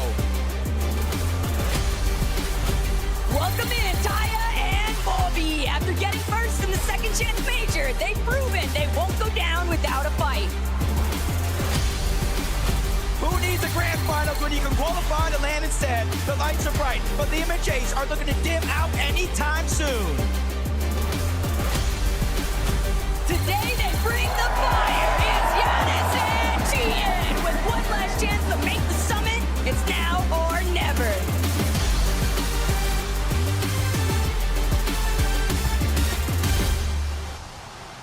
All right then, Javi and Minish, welcome to your booth, boys.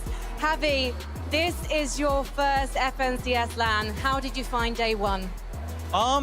Day one was just kind of unlucky, I feel like. The two teams that stole our loot got that last, so. That's Fortnite, Javi. People are going to come for your loot, aren't they? Yep. Let's see how you fare today. Aminis, you're an analytical guy. Can you break down what you think went wrong yesterday? Yeah, I think we really prepared to be either uncontested or single contested, and we weren't really prepared for the triple contest.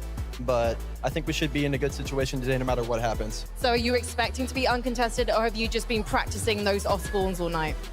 Yeah. Both, I imagine. We're going to head over to Leven. Thank you very much, Frankie. I'm here with the pride and joy of UK Fortnite. We got Nebs and Nathan in the building. I don't know if you lot were hearing what Muzz and Sphinx were saying about you guys, but if it was me, I wouldn't let it slide. What happened yesterday, though, Nathan? Yesterday, we kind of split Humble. I don't know, I think we should be fighting more, to be honest. Is that what's going to happen? They sounded like they wanted to fight him. Yeah, I mean, it's kind of how Humble is. One team lands one side, the other land the other side, and yeah, we should fight. Well, Nebs, you are usually very humble, like your drop spot. Is that going to be the case in game today, fighting them off spawn? I hope so, yeah. Okay. Obviously, there's a lot of fans watching. You guys represent the UK. What do you have to say to all the fans out there supporting you today? Thanks for the support. Hope we qual, boys. Come on, the boys. Back to you, Frankie. Thank you very much, Levin. Now, I feel like I'm standing next to a record breaker because Jace has never played in an FNCS major final, but you qualified through the last chance. What's it like to now be here at your first LAN? It feels great. I'm condo spawn. I'm better than them, and I'm 6-0 them. Who are you going to be 6-0ing today? Alex and Reckless. Ooh, have you been watching much of Oceania, Leon? I have not been watching much of Oceania, no. Do you not care about who your opponents are? You're just that confident you're going to run them down? I've heard they have a good track record, but we beat them on spawn multiple times, and we're confident for today. Interesting. Well, I think we need to bring more teams on to keep that heat coming.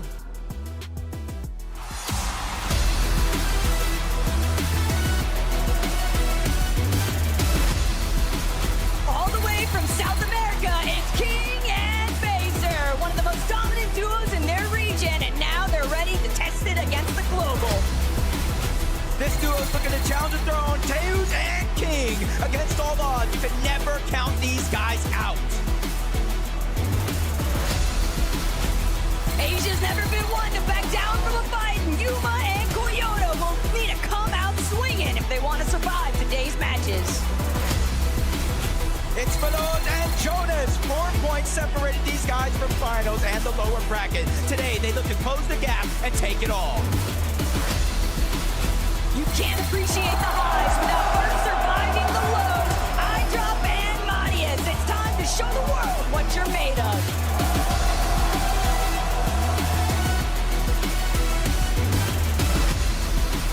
The best from NA West, Epic Will and Pump. It's not their first rodeo, and they don't plan on making it their last either. Rainy and Nalu are absolutely ready to throw down. These guys will never back off from a fight. From NA West, it's X-Pawn and Doxy. They clutched up their final game during FNCS to get here. Now they have to clutch up the same today. Taking the scenery, Graves and Kingaling. Your gameplay's brought you this far, but now it's time to kick it up a notch. The People's Champ, clicks and hits. It all comes down to today. These guys will either have dreams or nightmares tonight.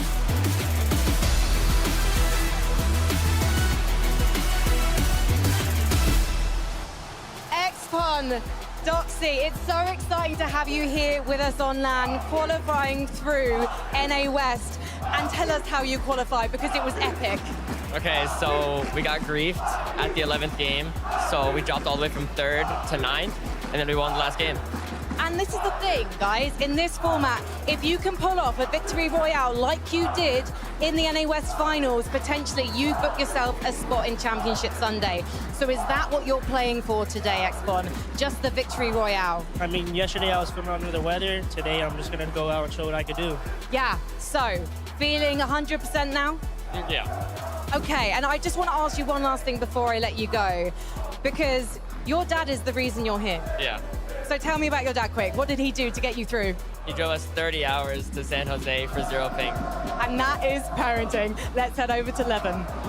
Thank you very much, Frankie. I'm here with the two people everybody wants to hear from. Yesterday wasn't your best, Higgs. What has to change today? You know, today we're very confident, and yesterday does not matter at all. Out your mind completely. Yeah. Clicks, I don't want to bring it up, but last time you were in the lower bracket, you know what happened. It didn't end well in 2023. What have you learned from that? What's going to be different today? Well, I got a different duo. I got Higgs IGLing, so the difference is going to be Higgs. He's going to... No more Epic Whale. Hey, come on, man. Allow my guy Epic Whale a bit. When Higgs makes calls for you guys to potentially leave Wonky like he did yesterday, do you have full belief in his decision-making? Do you completely back him no matter what? Yeah, any decision Higgs says, it's 100% factual. I got to stick with it no matter what and play the game. Higgs, the crowd is very loud. They're not loud for you. Do you let that get to you, or do you just have to block them all out today? No, I don't care. This guy don't care about nothing, man. You know what, Frankie? This guy don't care about nothing. What do you got going on your side? I think Higgs might care about Epic Whale? Because there seemed like there was a bit of a rivalry there. What do you think of Higgs? Of Higgs? That's light work, come on. Yeah, we don't think much of Higgs apparently in this booth. Epic Whale, this is like your 5th LAN. You're so used to this. What made you want to play with Pump after he played at GC last year? Yeah, I mean, if you just look at his placements, he's just the best West player. He's him. Are you him? I am him. I'm playing with Whale. You know, he's a veteran in the game, so I'm not really worried about today. You shouldn't be worried about today. Guys, it is so exciting to have you here joining us in Düsseldorf, and I think we need some more players for you to play with.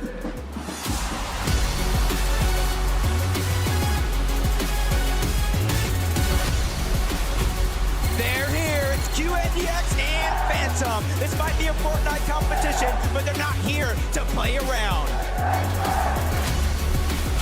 It's time to run it back with Minute and Salco. Rock bottom can hurt, but it also means you're ready to start the climb to the top. OC's best. It's Alex and Reckless. They have the power to qualify today. They just need to show up and show out. Despite a rough finish, the kickoff summit, Basin and Gerald are out to prove there's still plenty of dog left in the fight. A brand new day for Rangers and Ritual. Uncontested has never felt so good for a team that's looking to show no mercy.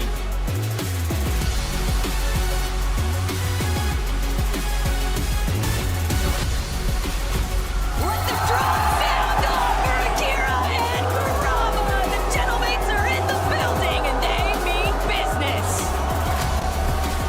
You can always count on Cam and the big cheese of beef to spice up any competition. Fellas, show us what you're made of. Down but not out, Golden and Knight are prepared to show they can take any hits and still dish it out for a finals-worthy performance. It's Golden and Ozone. Major 1 was just the warm-up. With everything on the line this weekend, it's the real test. We've seen plenty of solo matches, but now the DLN2 need a dark forces to make sure that they overcome every bit of competition.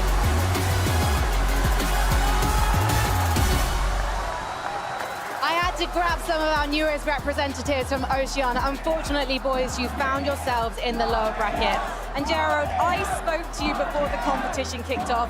You said normally Australian players, Oceania players, they play scared. So how did you play yesterday? Well, we didn't really have a drop, so like we were just going different places, but now we know where to land. So you're prepared this time? Yeah. And what was the best thing about yesterday? What did you learn from day one? Don't fall no drops. No fall, no drops. Okay, so what's the plan today? Those are 6 out of 6 good points. Okay, and for you, Gerald, have you been humbled at all by your experience yesterday? Or do you know you've got it in you? You're the big dog on top. It's definitely very different to OC, but I think we can qual. It's not impossible. It's not impossible, and you know what's not impossible? More German players in Championship Sunday. Levin's got a treat in store for you, Düsseldorf. Yes, I do, Frankie. I got the team that the crowd went crazy for. Once again, Badil. We have seen this season so many times in formats where you have to win to qualify. You come so close. You had second after second after second. What's going to be the key to victory for you this time? I mean, I have the best player right here. He's going to carry me this time. So, yeah. Ju, you are a top player. We know that. You quit the game, and then you came back. Bro, I was about to quit, but then, I mean, the life got something for you, you know? Never give up. And now you're here on this stage. Badil, these fans are going crazy for you now. Do you have anything you have to say to them before the games get going? Ich mach das mal auf Deutsch. Ey, danke für jeden, der hier ist. Bruder, ihr seid die Besten. Kommt mal euch an, ihr seid die Besten. Ich danke euch. Absolutely crazy. Ju, Badil, good luck today. You got the support of the crowd. Back to you, Frankie. Thank you so much, Levin. First of all, Kurama, ça c'est le meilleur équipe, non? I don't think it needs. Well, apparently I don't speak French. I was asking him if they're the best team, but he's not sure. I'm sure, though, you've got some fans behind you who know the answer to that one. Akira, joyeux anniversaire, happy birthday. Would it be the best birthday present to be able to qualify today? The best gift for my birthday, or it will be winning this LAN. Do you think you've got it in you? We can do it. I think after your performance in the Last Chance qualifier, you've got a good shot. Why do you think you became one of the strongest teams in Europe at that event? I mean, we got experience. We play together since a long time. It was a chemistry, and I think we were just the best. And you know what? En français, have you got anything to say to the Gentlemates fans? Gentle! Gentle! Gentle, gentle, gentle! And there you have it. This could be the best birthday ever, but we'll have to wait and see. Let's head back to the desk. Oh, man! I am so hyped. Dude, if you told me this was finals, I would believe you. The quality of this lower bracket, so many incredible players, and the fans going wild too. But Viv, Lev, I guess the question is, we've only got room for 25 duos. So who do we think potentially could make it through? Man, it is going to be extremely tough to see who's going to be amongst the 25. Of course, new format today. If you win, you're in. Let's take a look at my personal predictions for who I think is going to be winning a game today. As you can see, a little shocked to see the likes of like Joss and Yamzo in the lobby here today, but I think they're going to be taking home game number one. I feel like the drop spot is just too good. If you guys are familiar with it, yesterday Acorn and Bolts kind of dominated out of there, so they have some players that they're used to kind of watching over on that side. Mr. Savage and Vela, I will say that I went ahead and threw them up there for winning the game before I knew they were going to be contested today, although I still think they can kind of make it happen. I'm big favorites of Shadow and Virgo. I already talked about them a bunch. Aegis and Rich are going to have the opportunity today to be uncontested. I feel like they've got to be a shoo-in for getting a victory royale. Cheeto and Pablo, triple contested. I personally still believe. And then, of course, I feel like we would just round the day out so nice if we saw Swizzy and Pixie get that last win. I like your picks. I think we have a lot of similar picks. Let's take a look at mine, though, because there's a couple names that I threw in that I don't think you had. The first one, Vidil and Drew, man. I asked Vidil, if you've been watching EU, if you were watching some of the Last Chance qualifiers, the second chance qualifiers, this guy just comes second place after second place after second place. It just feels like a pattern with him. I think on the stage, with the backing of the fans, a first place is coming. Akira Karama, the birthday boy, I would like to see them get that done. I'm not gonna lie to you though, again, when we're looking at the likes of Swizzy Pixie, Shadow Virgo, Josh Yomzo, they are players who we can agree on. You'd expect them to come through in this lobby, get a win. Clix and Higgs was the first name I wrote down though, because I think of all the teams in this lobby, regardless of the off-spawn situation, they are the team that has probably the most experience winning games in set lobby finals, right? I feel like of all the teams we've seen on this stage today, they've probably done it the most of anyone. And I don't know if you, maybe I'm reading a little too much into this, right? I love you kind of had a moment to talk with Clix and Higgs, and is it just me, or is Higgs maybe on his Veno arc a little bit? Is he a little bit on that, like, I'm gonna turn heel, I'm gonna turn villain, let me just see what that feels like, Lev? You know, I think it suits him. I really do think it suits him. And you know what makes it better, Viv?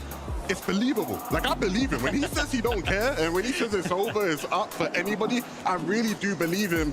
And so I hope Clix, again, has that same belief as far as just following every decision he makes and delivering the goods. And this has been actually a continuous conversation, so I'm happy you guys kind of brought it up, because it seems like it's completely flipped in terms of the mentality for both of these guys. I feel like going into major number one, it was just all about dedication. They really felt like they had a super good chance to win it, and they did.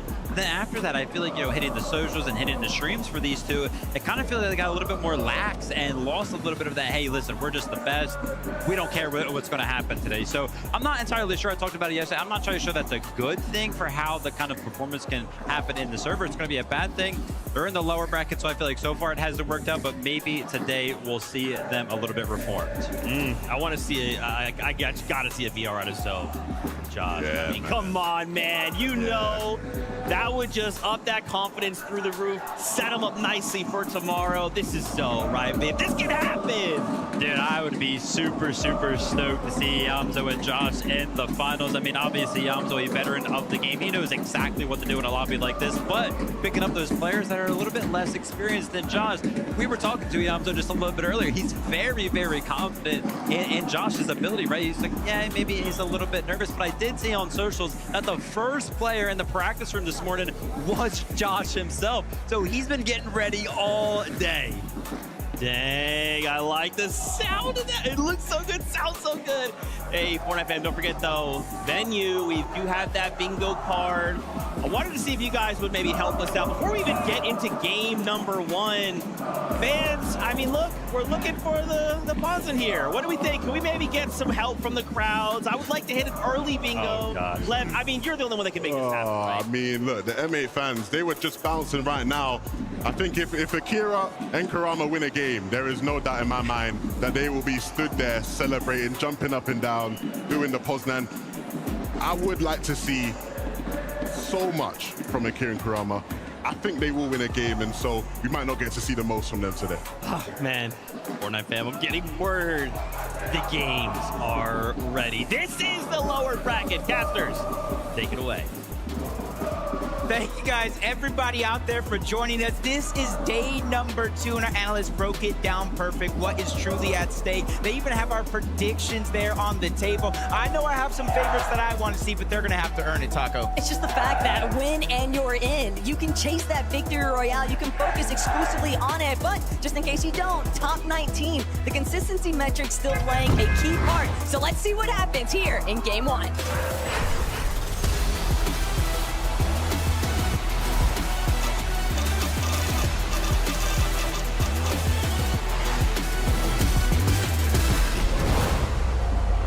We're already anticipating that things could potentially get very spicy at a few key parts of the map, Jacob. But for some of our duos, they might not be expecting that at all. Yeah, this is kind of how you feel in the moment. We've had already some players switch up their drop spots. We've had others stick to what they said coming into this Major 1 Summit land. You got Wonky Land contested, Riptides contested, so many spots on the map here. But for Sado, they're already contested as well. Marius and iDrop right out of the gates, a little bit of a split drop. Both of them getting their respective floor loop, but neither one of them wanting to make that big play. And this could be the moment with Potasai so far away. They have a 2v1, Taco.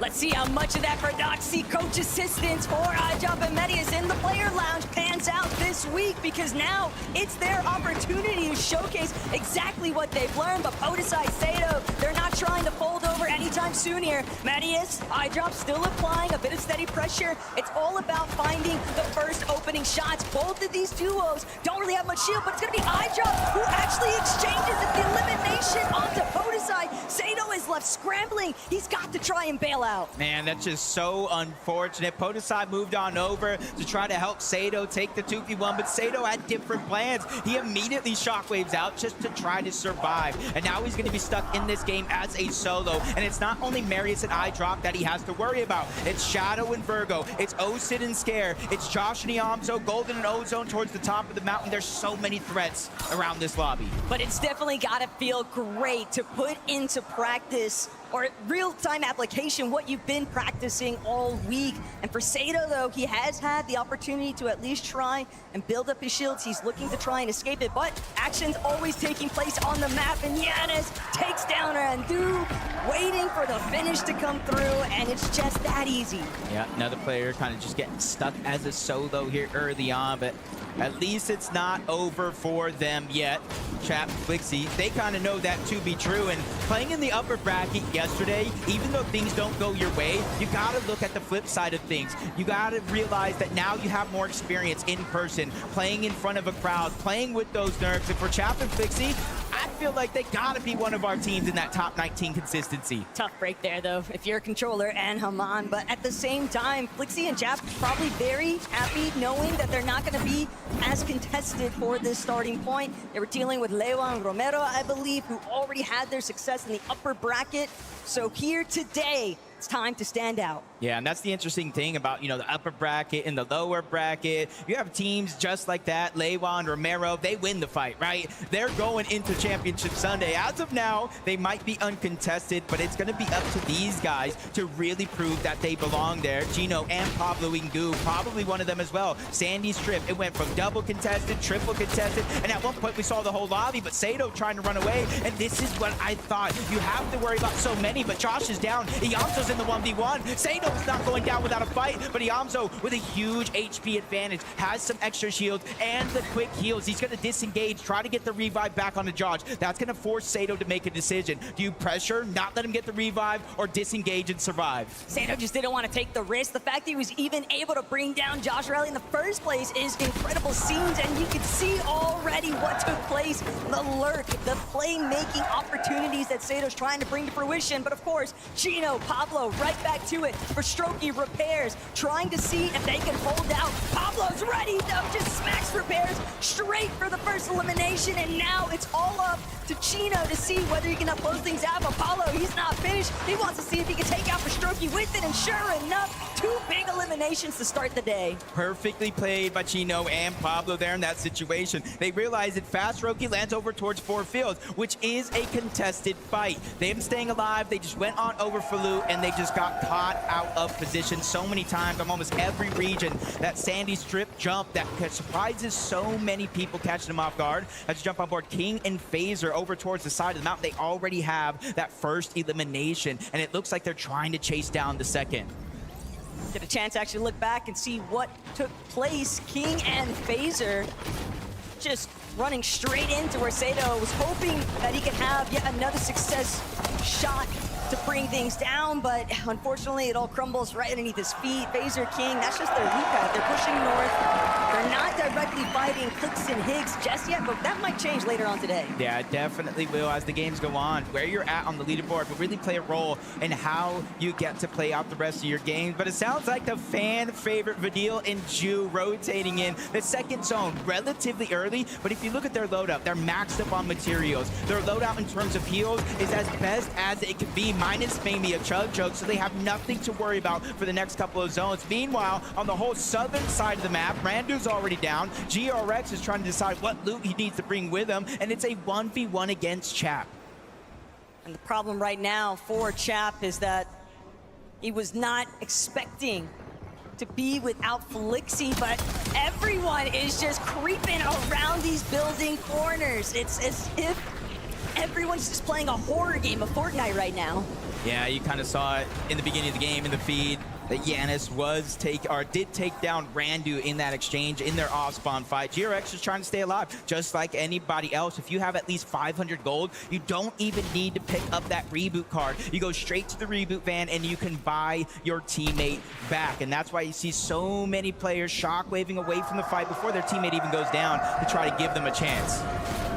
Kurama and Akira, though, hanging out by Battlewood Boulevard, you have to remember a big part of the reason why they were able to make it to this summit in the first place was receiving that initial coaching from Sky and Scroll. They've likely got a solid strategy for how they want to play through this north side position of the POI, but at the same time, Jacob, when you're depending on so much Storm play opportunity, you have to expect there's other teams still waiting around too. Teams that are a little bit more scuffed. That's what they're banking on, is Gon and Knight trying to see if they can find Chap in the mix of it all, and Chap doing what he can to just push them back. Yeah, you can kind of see a whole new sense of gameplay here. But Chap shuts him down. That's going to bring it down to a 1v1. Gon's going to regret that one later. And now it's time to unleash the beast. Chap trying to push in, get pressure, push Knight back, and you see him backtrack for his revive, and he's letting him get away with it. And this is big, because Flixie was already rebooted once, and now with a fresh body of loot from Gon, they are back into the game. There is nothing worse than thinking you have every... And they got that one elimination off spawn floating around. They probably heard the reboot and all that action going down around New Sanctuary. And the way this side of the map works, New Sanctuary is like in a canyon down below, and you got all these mountain ranges up above, and they're using that to their full advantage to try to get damage. Storm Surge, that allows them a lot of mobility and freedom throughout the mid game. Definitely a little bit worried though for their Surge strategy. They spent a lot of time investing into playing for that reboot, right? They just absorbed a lot of damage in the process of that first escape, so have to wait and see what takes place next. But Velo and Savage, Squibbly Shores, contested, uncontested, it's all up in the air right now. You can't expect anything to stay the same, not with only 6 matches to work with, and obviously because of the Victory Royale format here, Jacob, teams might just send the Hail Mary. Spinx, Muzz, maybe that interview was all a distraction factor, because these guys are creeping around Squibbly right now. They're trying to figure out who's gonna be the first one they encounter in these buildings. I hope Velo spotted him out. He's in that Surge tower. He has the bird's eye view. I know we saw what he doesn't necessarily get to see, but Spinx and Muzz are closing the distance. A good opportunity to at least get damage onto Mr. Savage. And since his teammate is so far away, they can try to go for the Elim. 50 shield gone just like that. And now they're trying to push in. Savage trying to extend his distance away. Off the top of that Surge base, a Shockwave. Velo's trying to make his way on over and bring it to a fair 2v2. Immediately, Velo doing everything in his power to try and reunite with Savage. He wants to make sure that Muzz and Spinx don't have the opportunity to just dive bomb into where he's boxed up. And Savage, he's not interested in the fight whatsoever, hasn't necessarily taken that many Surge tags in the process, so they can still disengage here. Yep, perfect play for Savage, especially with how separated him and Velo were initially. Again, Velo using that Surge tower just wasn't able to spot out the lurk from Muzz and Spinx. They were able to really make it happen. Nalu, Rainy over towards Riptides. Epic Whale, Pump towards Riptides as well, and Pump is fresh off of a reboot. Epic Whale forced to stay alive and get his teammate back into the game, and with Aui, they're just getting approached one step at a time. They're getting closer and closer to trying to fight him. A big momentum swing here too, though, for Jace and Liam. One elimination apiece tells me that they got the better end of the exchange between Daya and Bobby, and it's always going to be a rough start, but Liam, Jace, whether or not they actually managed to find one of those original Painted Palms teams could be left to say, but at the same time here, Jacob, it's your first LAN, right? It's your first real appearance, and yet they're playing like there's no pressure at all. Yeah, playing like he's at home. I bet you got his shoes kicked off, pockets empty, and just kind of feeling himself. In that interview there in the pregame, he was feeling confident. Janus cheating, staying around Sus Studios. It is a vending machine nearby where they are going to use it to either buy some med kits, patch up, or any shields if they do need it, so they can extend their stay here inside of the zone versus some of the other teams on the outskirts, including the one they just got tags on. They don't have that same luxury. If they've been keeping an eye on the elimination feed, though, investing some time in Storm here at Sus could definitely work in their favor, because that initial off spawn over at Riptides, it's so easy to third-party commit to, but for Chat Flixie, they've also been largely just trying to play for the leftovers after that initial hiccup off spawn, and now Flixie Chap, they might not realize that these vendings are already still being camped out. Yeah, and you see them kind of staggering their med kits. First it was cheating, Janus ready to hold the wall, and then Janus was able to do it as well. Chap and Flixie know they're there on the other side, probably got the auto visuals of the heals, but they're 200 above. They don't want to force the fight and force themselves in a bad situation like Minute and Salco here, 154 below. Their material count is not good either, so it's almost in a situation here where they have to win this fight, because if they disengage, they're going to be left with scraps. But Nikush already called it out, though. They're looking for the win outright. They could find it. Minute, a little bit overexposed here, but Nikush still having to push back. Now Salco's gonna actually be the first to fall, and just like that, Minute and Salco find themselves eliminated from the lobby yet again. No chance to see what's actually going to unfold for them in the remainder of this lobby, but just a great opening from Tiggs, doing an excellent job to really catch Salco off guard. Yeah, they were so worried about Danikush that they just lost track of Tiggs, who had control of the wall. You see back-to-back shots to take them both out of the game and start to build that confidence, just like Clix and Higgs here. Even though they were contested by King and Phaser over at Wonky Land, they didn't want to fight it out early. They're just sitting straight to their strategy. On the other side, though, fresh off the reboot means you're likely below that damage threshold. For Epic Whale and Pump, this fight is everything for game one. They're just running out of time. They don't have the damage. They barely have the heals for it. Nalu and Rainy are just continuing to stall us out, and Pump, he's even out for the count entirely here. Nalu, Rainy, they'll also have the benefit of the Siphon now ticking over. They've got more than enough pizza slices too, and Jacob, we're in a two-tick. this situation just is so compromised right now. That initial off-spawn fight for Whale and Pump, it's just not boding well. And you see Pump just trying to go for a quick shot. Needed a miracle, doesn't get it. Nalu and Rainy, they're able to win that one, but they have about 50 or so seconds to make it to the zone. You said it yourself. By now, it is going to be a 2-tick, but once this one closes, we're going to be moving to a 5-tick, so it doesn't matter how many heals you have. You don't want to have to expend it early before you reach the zone, before you reach this end game. Definitely a little bit more pep in their step, though, after finding those 2 eliminations. Maybe the surge damage will help them overcome the rest of the obstacles still left to deal with here.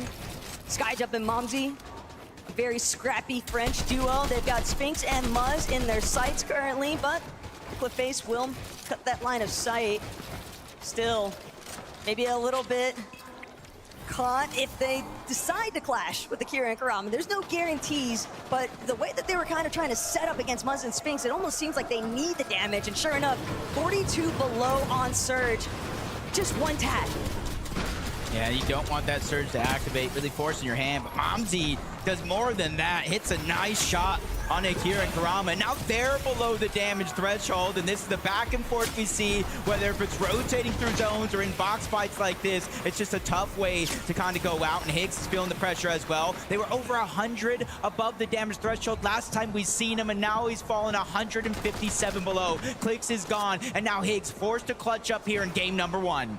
It's incredible, though, that Higgs is even in this position in the first place, 157 below, but look at where the zone has pulled to. It's wonky. You would think this would be ideal, but the fact of the matter is, as a solo, Higgs has to really dig deep here if he wants to manage to make it out for a solid placement. Yeah, 10 teams need to go down before him or Velo are granted any points, and they're both below the damage threshold. Velo, not so much. He needs one shot, whether it's the AR or the shotgun, to land without taking much, but he gets tagged up again above, right back down below. Velo now has to be perfect with these heals. Zone moving in, and I think this is the end of the road for Velo in game 1. Just didn't have any other options here, and Higgs might meet a similar fate. He also needs damage, but he also has to stay moving, trying to see if he can catapult himself somewhere else in the lobby, trying to build up. Supply crate, fortunately, going to drop just in the nick of time here, but he's still getting lit up by these surge tags. Medkit and a shield potion, decent amount of materials. He might be able to turn this one around, and just like that, the surge thresholds are just teeter-tottering above and below, but he's still trying to see if he can wait things out. Yeah, 184, essentially a full elimination worth of damage, but where this zone goes is either going to help him or hurt him. If it goes up the side of the mountain, that's going to give him so many shockwave opportunities to get damage. And Higgs, he has to earn it, but he was just blessed as the zone moves up the side of the mountain, but he peaks, he takes a lot of damage, but it just goes to show how chaotic this endgame's going to be. Excellent looks right now, though, for Pablo. He's just been on fire in this lobby. 3 eliminations, looking to still add more to it. But poor Higgs, man, you just have to think these are the moments where you really cannot afford to panic. But not only that, even if you know this POI so well, you also know that when teams are already established on the mountain face, they're looking straight at everyone else underneath. The moment you open up that wall, teams already trying to apply pressure, forced to drop, forced to try and make a play. But Higgs, he's just got nowhere left to run to. Everyone else has already left the vicinity. He's just too late to the party, and the surge will take care of him. Yeah, with no eliminations, not inside of the top 25, that one's going to sting. Drew's going to be by himself, 25 at least above the damage threshold. 11 players need to go down, and we will no longer have Storm Surge in this game. So he has 2 different options here. Keep popping off like he's doing, or he could try to out-heal it. He has more than enough of those HP heals in his inventory, but he's just waiting for the zone to push everybody from the backside of the zone forward. That's when he's going to get the green light to go, but he falls 87 below. So not only does he have to rotate, he has to find damage. He also had to embed practically all of his hard material just to protect himself, but he's now straight looking at Reckless and Alex. Some great tags there, going to permit him to be just 21 above, but Chino, Pablo, disaster has struck. Maybe they got a little too fraggy with it. Chino still hunting for more, but he's not going to be able to find it. Still 5 eliminations, decent amount of points just for game 1. I think everybody out here is feeling that feeling of deja vu from day 1 with a lot of these zones going towards the top side of the mountains. That first one, it was steady. Now we're going towards the back side of those mountains. It's going to be hard for players to survive, especially the ones with no material and is a solo. Kurama needs a miracle to happen here, some sort of siphon. He needs some sort of help, and right now it's not what he wanted. It's the complete opposite. They're pressuring him out, getting to expend everything he has left. The one silver lining is that the threshold for Surge won't be coming into effect. We've already had enough players get eliminated, so one big shot could be the difference maker here. He's going to need to find the perfect opportunity though, and he doesn't necessarily have time because the longer it takes him to get into zone, the more established other players are going to be looking towards that backside of zone. Jargu and Kerillian too, ultimate low ground. They've been sitting behind the rest of the pack, and look at Mattias now trying to make his approach, but as a solo, how far can he really go? Yeah, with no extra shockwaves, no real material to build up or protect himself. He's just crouching, trying to hide the audio and the visuals so nobody can sneak up. But now the zone's going back up over the top of the mountain. You could try to recycle builds, but it ain't gonna be easy as Ju's able to get it down onto one. Pix is gonna fall, but he's not going to get taken out. Teammate saving the day there as Marius lands a shot into Virgo. That's a huge warning of where he's positioned. But Mattias, he's still wishing that that would have just been the one to give him the full knock. Then he could have had that elimination, but way up top, Josh Riley has managed to overcome the mountain phase. Still, Swizzy, Pixie hunting for more, looking down at the team struggling to try and scale their way up. Ager's all by his lonesome, but we know exactly what he's capable of. He's trying to see if he can bring a refresh into the picture, but instead, it's going to be Tiggs and the Nikush making things oh so complicated for everybody underneath.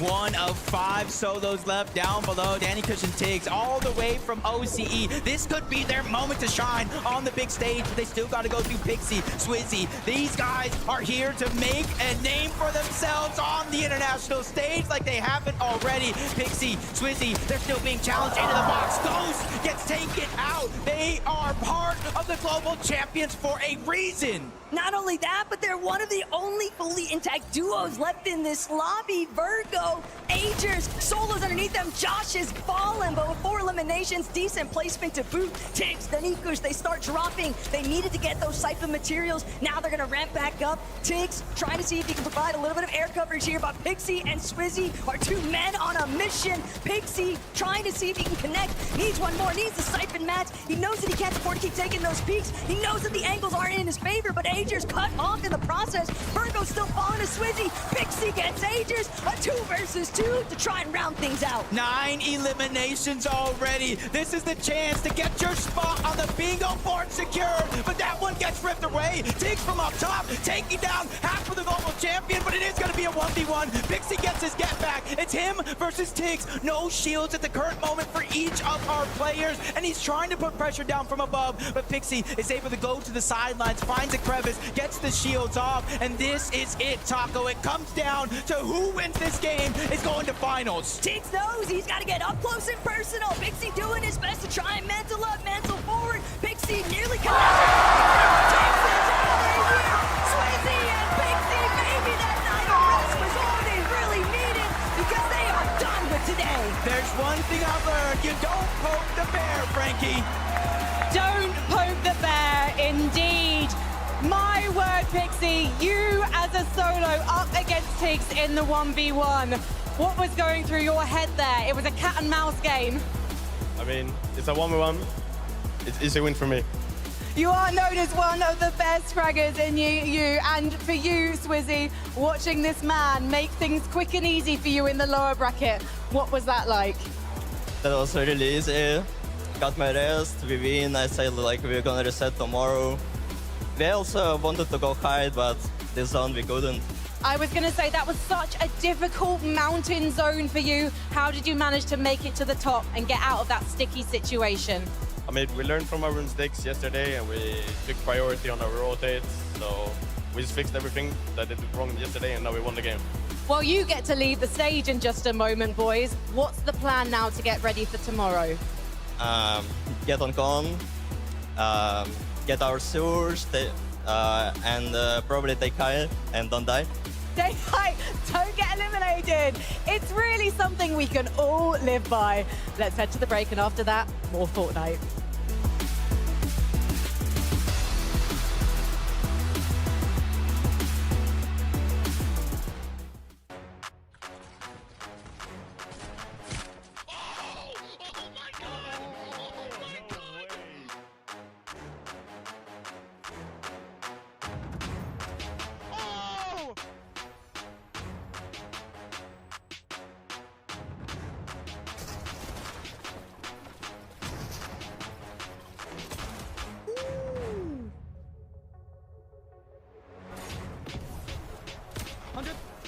I'll go here. I'm popping in med bit. Wait, choke. Got 6 builds. No, max up. Wait, if you are mid play. 100. 100. Oh my god. Oh my god. Oh my god.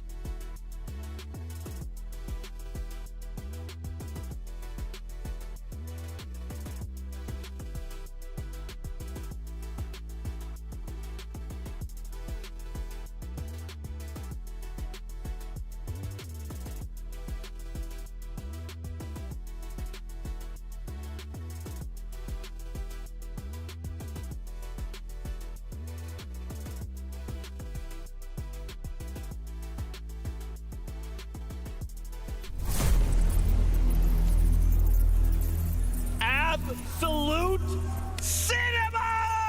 Levin! Get out of the way. Levin, let's go! Swizzy Pixie! They did it! Oh my gosh, Lev. Tell them to post the stats now. All of you opportunists that were hating on Pixie in Grands, posting all your stats, post them now. My boy went crazy. Swizzy, sitting back watching, all the belief in the world. Because when you have a teammate that is flying, like Pixie was there, hitting every shot he needed, all the composure in the world, man. And again, this is why last year everybody Vivid was saying this guy is the best fragger in EU because of moments and performances like this. Clutched up on one of the biggest stages of Fortnite has to offer. Not only that, a lot of talk, right? Swizzy and Pixie didn't qualify through the upper bracket, man. Can they make the run to the lower bracket? Game one, that conversation is already finished. And I was worried coming into the day because I mentioned it, our global champions of last year, Queasy, Merstash, Swizzy. I was like, there's no way we can have a finals at Summit without any of them. And Swizzy shut me up real quick, clutched up game number one. They're going to finals. Hey, and Vivid, that's 1 for 1 on the predictions. 1 for 1, that's 1 for 1. We're looking good, bro. We're looking good. Man, congratulations to them. That's the Swizzy and Pixie we kind of expected to see yesterday, but again, it's all good. They now focus on tomorrow's finals. We will not be seeing them compete again today, but that's okay. A big sigh of relief for the duo. That's all it takes, Viv. One good game like that, we see them rise up the standings, make it off to the finals. Absolutely crazy stuff. Although there is a team, right? We were kind of expecting a big performance out of the duo there, but there was a team on the higher gun for the entirety of that end game that I feel like we did not expect a second place out of. It did look like they were going to win the game at one point. Danny Crush and Tiggs representing the Middle Eastern region. We were kind of worried that we were like, man, are we going to get any of these smaller regions to qualify through finals? I mean, we had a handful come through the upper bracket. Is the lower bracket going to feature any? Immediately a second place spot. Yeah, they didn't get the win, but that puts them in such a great spot on the leaderboard. I mean, big ups to Tiggs. Watching the highlights here, we see so many players with it. Some of the best players this game has ever seen. In situations like that, where you've run out of match, you've run out of everything, you just need a refresh. I've seen Prime Peterbot need a refresh at times, and he maybe just can't quite get it. Every single time at the end there, Tiggs needed to get the elim. He managed to just find the loot he needed to keep him going. Super unfortunate, again, not winning the 1v1 there, but still a great game for these two. Hey, but check this out. Let's go down this list a little bit further, My right? gosh. Yamso, Josh, Agers, and Ritual, them NA names we're used to seeing. I love seeing they're in that final game. We actually saw them be eliminated, but Yamso and Josh took that fight to the high ground. You know, Levin, this is so exciting to see them finally have that moment on stage. We get to see them in game, and I love that they're fearless. I mean, this is a special day for these two. Because really and truly, again, when you're talking about some of the best teams in NA Vivid, these guys are up there. Josh in particular, his story is unbelievable. The fact that this guy is playing on this stage next to Clix because he got a PC from Clix, like that in itself is just madness to me, and a big start on the day, showcasing why this guy is seen as the next Peterbot in NA, the next big talent, the next big thing. He doesn't even look like the next big thing as far as talent-wise in NA. He has just been the best, right, at times, right? He's had so many great performances in Div Cups of late. Iomzo, we know what he can do. Seeing them do it on the stage in this first game was special, man. I'm really looking forward to seeing them continue to cook up. Yeah, I picked up some solo points, as you can see there, and I got to tip my hat to the duo because early on off spawn, obviously they are uncontested, but an early push, you know, towards their way, they overcame though, man. They got the elimination there, and it kind of snowballed into the late game. Obviously, we kind of saw where the zone ended up. It did pretty much land where they do land in the early game, but obviously, you know, sometimes these games are not easy to play out. They made it look easy. Can't lie, man. I'm excited. Aegis Ritual, I'm looking. I need these guys to qualify on through, right? Seeing them already have this strong start. Remember, big reminder, the format today is you either get the Victory Royale, you win and you're in. That's it. You don't have to play any more games, or we need to end in the top 19. This is a very strong first start for the duo, Viv. Absolutely. As you can see early off here, Agers kind of left alone. And I feel like the story throughout the weekend, at least in these early couple of games, has always been the fact that there are just so many solos left alive in these lobbies, and making the most out of it is going to make the difference right there. As you can see, after he goes down, just feeling, you know, cool, calm, and collected. Hey, fist bumps all around, feeling good. I don't worry about these two at all. I think when you look at the talent, the experience, the quality, I think these guys, whether they win a game, whether it will be through consistency, I think these guys will make it back. I think the biggest worry for me is just I'm just looking to Sunday and looking to see them in a position again, contested at Latte. We're not going to learn much from them today because it's going to be a completely different situation if they're able to qualify. And so, again, hopefully we see them continue to play their game and just warm into things a bit more. Couple of duos there, though, I'm a little worried about, right? We saw Clix and Higgs fall a bit short. Akira, Kurama. Yeah.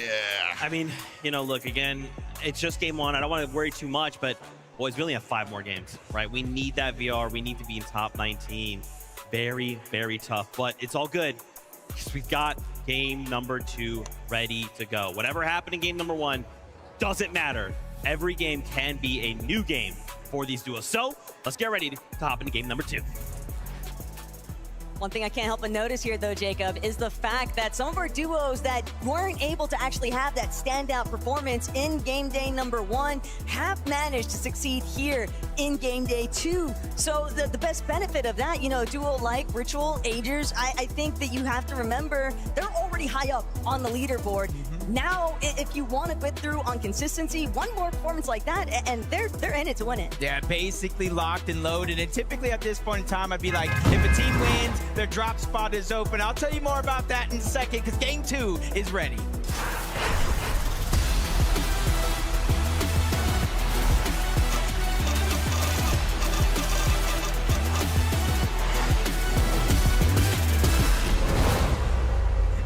was saying, usually a drop spot opens up when a team wins a game because they're no longer in the lobby. They advance directly to Championship Sunday. But if you look at where Pixie and Swizzy were landing, it was kind of a triple contested fight. So it's not going to get easier game 2. Yeah, they already had plenty of company, but they managed to move out.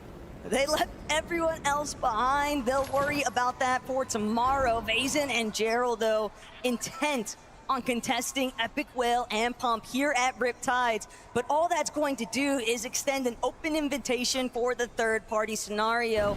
All throughout Chapter 7, any teams that have been contesting each other at Riptides almost always results in both of them just getting wiped after the fact because it's such an easy position to get third-partied. Yeah, especially with everyone around them uncontested. But Clix and Higgs, they're going to go ahead and take that long glide strategy. They're going to go ahead and get the top side of Wonky Land. You kind of saw there in a second on the map.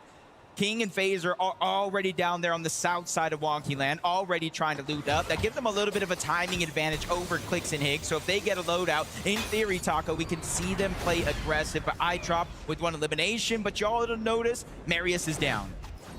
Some unfortunate stuff, but sometimes the bus path does happen to work against you. And for other players in the lobby, they're always going to be looking up the moment that they touch down, trying to lock in that early surge. Chap victimized yet again.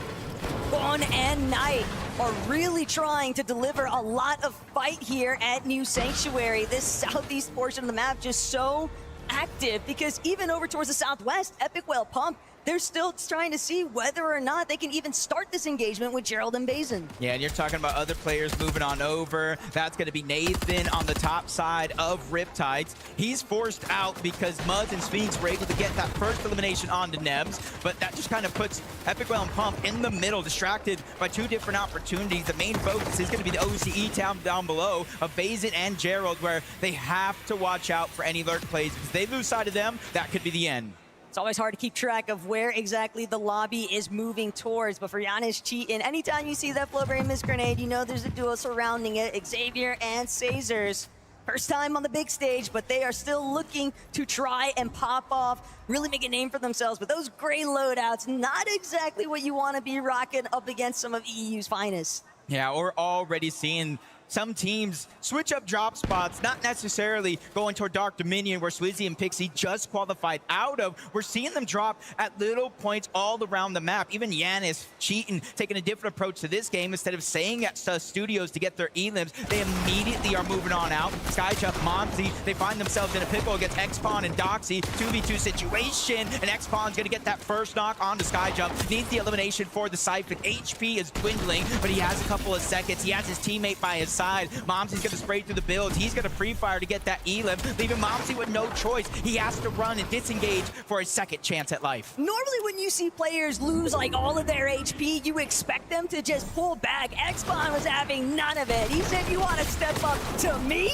Momsy tried his best, threw his name into the hat, but he just wasn't ready to witness his duo fall. Just 3 back-to-back-to-back pumps, and that is really all it takes for Xpawn to bring down Skyjump. They really had him pincered, 2 different angles. He is literally just throwing haymakers to stay alive. But Ju and Badil, 18 points from game 1. It's not where they have hoped to land on the leaderboard, but it's about slowly but surely building up that confidence. When we look at consistency, it's going to be the top 19. They are just outside of that as of now, but King and Craze, they're looking to advance on a Cheatin and Flixie. First elimination, that one's going to be easy. Cheatin was left by himself. You can see King and Craze just dissected Giannis and Flixie to get the eliminations. Or I should say Cheatin, sorry. Crazy and King Lane, they'll still have more work cut out for them, but 2 eliminations to round things off, that's always a nice little confidence builder. Granted, those two definitely had plenty of it, even heading into today's competition. Velo and Savage, though, checking back in on what's been building over near Squiggly Shores. Not surprised to see Velo in the surge base, and Agers with another elimination here onto Veloz. Ritual got to be feeling very good about what his duo has been able to bring forth here today. Yesterday, things a little bit shakier, a little bit more difficult, but even with Agers being a bit under the weather, his gameplay here today isn't looking like it. Yeah, especially being uncontested. You play with a whole new freedom knowing you got the entire POI to yourself. With one elimination, they know Jonas is going to be by himself, 2v1, trying to attack from both angles, jumping up and down, not trying to let him heal, not trying to let him get a breath of fresh air, and another shot from Agers going to connect, tries to spray into the box, not enough to get the knock, but him and Ritual are side by side. They're working together to make sure that they both don't take too much damage, but they're still in position to clean up this elimination. And what's wild to think about is Ritual and Agers, they're fighting for their spot to try and get that rematch up against Reet and Cooper in tomorrow's finals. Agers still trying to see if he can finish what he started here, and sure enough, Ritual's gonna get the cutoff points there onto Jonas. 2 eliminations now for this duo, and a lot of wiggle room here because Latte Landing is wide open. Yeah, and this is a team that you don't want to see get heated up, because when they start going, they are hard to stop. And now that they got their early game surge with those 2 eliminations, they're going to go back on over to Latte Landing. They have plenty of heals. They have a good enough amount of gold where they can use that mending machine, which allows them to overstay their welcome and use that long launch pad towards the back. Oh, you can see it coming. Pablo waiting for the piece up, and sure enough, nowhere left for Minipio to run. What a box in, and Chino, the other half of the duo, standing out here on his own accord. A great set of eliminations for these two. Yeah, all it takes is getting caught off guard 1 simple second. And that's what we've seen, you know, for the past couple of months. A lot of these lurk plays come into action, especially when players with these new surge changes, they're kind of just boxed up. They're in their towers, they're at their POI, and they don't expect to get snuck up on. And more it continues to work and find success here in this game. But just like I was talking about, Agers and Ritual's long launch pad, Josh and Iamso have the same thing. It takes you further, it takes you farther. You throw the Fizz in the mix, and you can across the map, but Xavier, Sazers, they're trying to sneak attack onto Liam, and that first one looked like it was gonna work, but Liam turns, he burns him down, leaving Xavier by himself. 2v1 situation. They were confident before the game for a reason.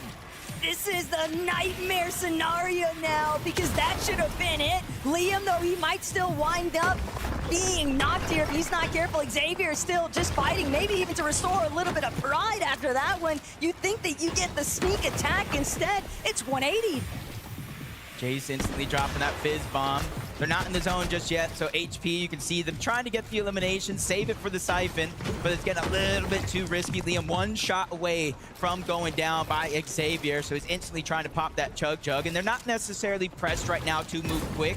They're outside of the zone, not taking damage, and they have about 20 seconds before the zone forces them in, but they have to be careful. Another team in the distance, and that's Gone and Knight, and they've already switched up their drop spot. They contested Chap and Flixie, they eliminate him out of this game, and now they're ready to do it again here. But if you're Liam and Jace, you don't have any reason to leave anytime soon. You know that Xavier is a solo. You know that you have more than enough white heals to actually extend your time inside of the storm. And not only that, but why not get more surge if you can? An isolated solo is going to be your best bet for another points opportunity off the elimination. Xavier trying to see just how much time he can really bide here, but Liam, Jace, they are feeling very aggressive, and I can't blame them. I mean, trying to sneak up on me?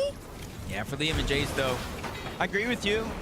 At first, when it was a 2v1, you got to kind of take the fight, but the longer this one goes, Xavier is actually landing shots back. So even if they get this elimination, Taco, what does that do to their surge plan? Especially since Gone and Knight are still waiting just outside of this fight to beat anybody that breaks through those builds. So Liam and Jace, they have to make a decision, and they have to make a decision quick if this fight is worth it. Could be possible for them to just opt for a further east rotation. We try and avoid where Gone and Knight are actually situated. Sometimes you gotta look elsewhere, and somewhere that has opened up just a little bit. It's going to be Dark Dominion, but it is bumping as ever. So many teams already in this POI. And for Koyota and Yuma, I think there's a lot of questions up in the air. Are they going to be able to have some of that practice game success? We saw them collect at least an extra bando off of delivering a victory royale in that performance, but this is the best time to do it. I mean, you want to be in the finals. Yeah, and typically we kind of look at these guys. So when it comes to these international lands, they usually have some tricks up their sleeve. They're probably trying to save it for finals, but boys, we got to make it there. This is going to be your best chance as we go back on over towards New Sanctuary. Liam and Jace, they're still busy off the side of the map, but Salco and Minute have now gained the attention of Gone Knight inside of the New Sanctuary. And Minute and Salco went down last game because of Storm Surge. They're not trying to make the same mistake twice, but he over peaks. Knight lands a good shot, punch after punch. They're just taking too much damage before Salco answers back with a shot of his own. That's going to be enough to deter Gone and Knight, waiting to see whether or not they'll be able to actually continue this conversation.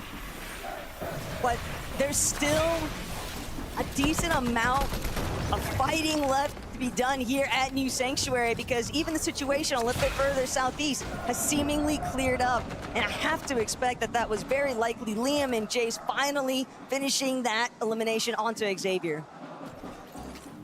Now we can see if it's worth it when we tune into them. When Storage Surge pops up, Epic Whale Pump, even without that elimination at Riptide, you see them immediately try to rotate out of the zone. They know so many players usually do rotate around Battlewood, through Riptides, and even towards the north of Humble Hills, and they're just trying to get as much Surge as possible. But just like I was talking about Liam and Jace in that fight, if you keep trading shots, not getting elims and not getting the better, you're going to end up in a position like this. You're above the damage threshold, but only by 49. It's really just the damage ratios that have been the peak storyline for this weekend, because teams that are just eating as many shots as they're sending out, it's difficult to try and stay even. But right now, Clix Higgs utilizing everything they can off the map itself. A bit of a campfire, try and get some health restoration here. They've got pizzas, they've got med kits, and it looks like they're fully intending on trying to make a dead side approach, or they might be looking to see if they can find Pix and Ghosts, who are known for sticking around in surge bases deep from Toy Box docks. Yeah, and 186 damage, that's good for now. But as the game progresses, they're going to need to find just a little bit more. Salco, Minute, they fall further and further below that damage threshold. 394, essentially 2 full eliminations here are going to be needed by the team from NA West. And we know Minute, he's a good fighter. Salco, he can lead the pack, but right now it's go time, because when that Storm Surge activates, they're going to be on the clock to try to get some damage or the elimination. Salco breaks into the box, good damage on Nagan. He gets saved by Minute, but only for so long before Knight trades on that down. So it is going to come down to a 1v1. Minute looking to play aggressive, and it's going to be worth it. But he might not even get to reap the benefits of this survival, because the third party has already decided to play an entrance here. Minute scrambling, trying to see if he can escape, but so much focus being sent his way, and now having to also deal with the surge itself. He doesn't even get a chance to try and heal up. Just unfortunate, almost 500 below. They get one knock. They get another elim back-to-back from Minute, but he's still 229 below. That was just disaster waiting to happen. And this is where I say you just got to take as much control of your game plan as early as possible. And I think from the online majors to here, we're seeing more and more teams rotate to the zone early on so they can get the position and not have to get that max pull. It's always just a little bit rough when you do finally win such a drawn-out battle, and then if it's not the third party fully clearing you up, you're still having to deal with the likes of Surge. But these are the sorts of adaptations that players just have to naturally try and overcome here. As Nathan, he'll at least have a little bit of Surge to work with, but the clock's ticking. He's got to make it into zone too, and there is a decent amount of traffic in front of him. Yeah, he's just barely above, and honestly, that's actually pretty good for what Nathan and Nebs have been through so far in this game, being above the damage threshold. A little bit of survives, but a pleasant surprise at that. Kurama and Akira, again, just barely above 73. That's not much, and that shot is surely going to put him below. GR Rex, surprise attack out of nowhere. Kurama just going to get the shot from the side, but even though they get that elimination, they are now still below the damage threshold, and there's other players pressuring in this direction, not wanting to let them get full HP and shield.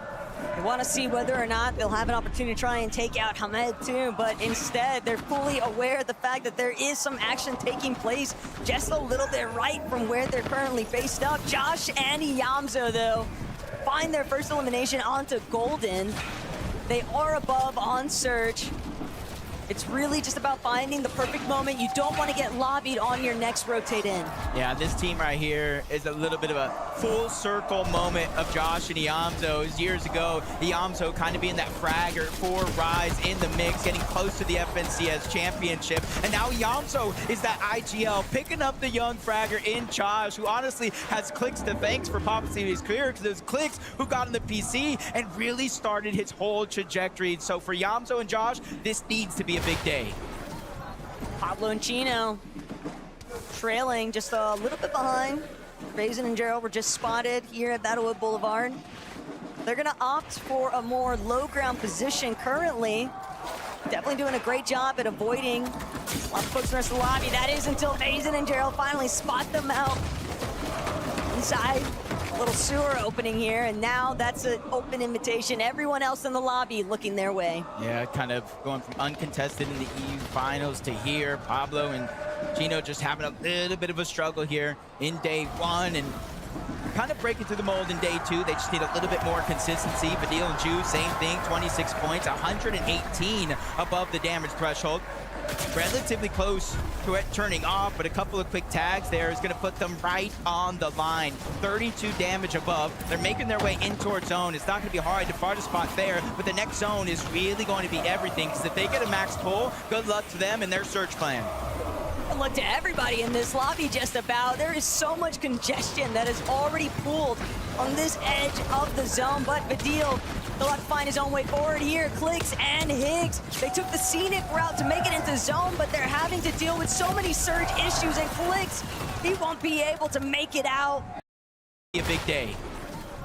Pablo and Chino trailing just a little bit behind. Basin and Gerald were just spotted here at Battlewood Boulevard. They're gonna opt for a more low ground position currently. Definitely doing a great job at avoiding a lot of folks in the rest of the lobby. That is until Basin and Gerald finally spot them out inside. A little sewer opening here, and now that's an open invitation. Everyone else in the lobby looking their way. Yeah, kind of going from uncontested in the EU finals to here. Pablo and Chino just having a little bit of a struggle here in day one, and kind of breaking through the mold in day two. They just need a little bit more consistency. Badil and Ju, same thing, 26 points, 118 above the damage threshold. Relatively close to it turning off, but a couple of quick tags. And Higgs, they took the scenic route to make it into zone, but they're having to deal with so many surge issues, and Clix, he won't be able to make it out.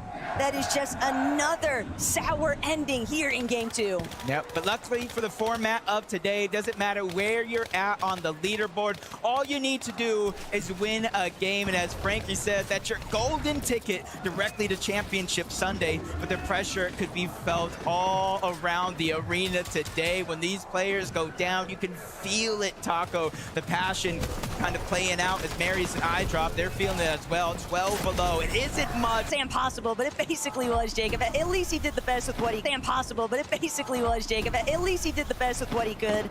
Still, they need to find more after the fact, but for everybody else still left in this lobby, the Nikush Tigs, they came in second in game one. They're obviously trying to see if they can secure that win. They've been feeling very confident from 100 ping to 0.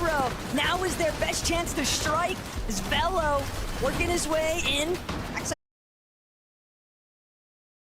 Are starting to come in, and with each and every team that falls, they start to cascade further and further, and of course you get that 1,000 points for the victory royale. And it goes to show, like, looking at the leaderboards yesterday, I saw a team qualify to Sunday. It's just 3 decent games, but it doesn't feel like that in the moment. What Badil and Ju really did best there, though, was front side of zone, and they cleared a path for themselves. Everyone else is going to have to run straight to them, and they're doing a great job at just gatekeeping that edge of zone they were at. But Lucy Zangi will have a lot to overcome if they want to make it in. But it seems like disaster has struck. We look away for 1 second, Jacob, and all of a sudden, it's Badil by himself. He at least has the pizza box to work with, but Pastroki, Repairs, Toyota, they're all making their way forward. And for what looked like a solid spot to be in, now might be worst case scenario, but Badil, we've seen the solar clutches before. Yeah, and it's only 4 players that need to go down. You can attempt to out-heal this Pacino. He doesn't have the amount of heals needed to survive the Storm Surge. For now, it is going to be the med kit, but the zone is also moving in, but he gets a little bit of a cutback, extra time to work with, and it's time that he desperately needs because he's in on a clock, and that clock is running down fast. 3 more ticks. That's all he can take. Less than 20 seconds. Chino has to make a move. Nobody's falling, Taco. 4 players, and Storm Surge is no longer a worry. And Chino, he's trying to see if he can get the shot, but he won't make it. A player lying in wait. He'll go down, but Badil still keeping the ball rolling here. 187 above, 1 pizza slice, 1 overdrive grenade, lurking, crouching, waiting, hoping that he can find another big shot. Everything at this stage, waiting to see if he can deliver another big win here, but Akira and Karama, they've at least found Liam, and that'll be enough to buy them some good time. It feels like they're not forcing fights or eliminations. They're kind of letting the game naturally present itself. And there goes another one on the repairs, back to back, as they take down Fastroki as well, but it comes with its own sacrifice. Akira is gonna fall. All the pressure now onto Karama's shoulders. You look one way, you gotta make sure you're checking the next, and Badil takes down Visuals. That's the exact sort of refresh that he's hoping for. Every little bit of siphon materials to help catapult him forward, and now he's feeling confident enough. Why not take another layer up? He's trying to see if he can make it through on that secondary height position, and not only that, looking downwards, trying to see if he can gauge whether or not there's a player more in tatters than him for him to try and eliminate. He'll drop down, he's got the movement effects, waiting, but no options just yet.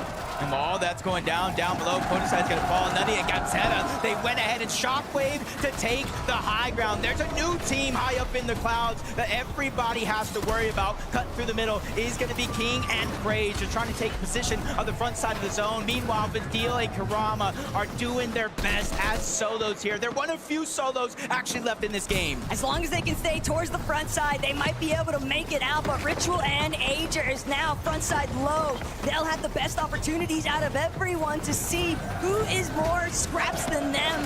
Ritual only has 1 build remaining, but Badil, he's found his target. He won't be able to bring it out, though, and that's going to be the end of the run here. Craze and Kindling, though, still making their way forward. Yep, Nutty Gabzera is just not letting anybody down below feel comfortable, especially for the players on second height, as Virgo looking to go big, lands that 1 shot, but being by yourself means you have to play a little bit careful and a little less loose. Down below, those eliminations get steamrolled by King and Craze, but again, it all comes with a sacrifice. Now Craze is going to be left by himself. They have 5 eliminations. They're trying to push themselves into the top 5, and every single point matters. With Aegis of Ritual, they're going to get that elimination, but again, it costs them as well. Ritual and Aegis thought they had that front side control, but you just can't afford to look away. Now Virgo gonna try and send it onto high. Karama has fallen. Virgo won't make it out. Nudie and Gabzetta might just be finding themselves in the finals. Battle Bus, Jacob. All they need to do is seal the deal here up against Ritual. Hey, he's gonna take the fight to that first Shockwave. Oh my, that was big. Nudie and Gabzetta, they clutch up and take the game back.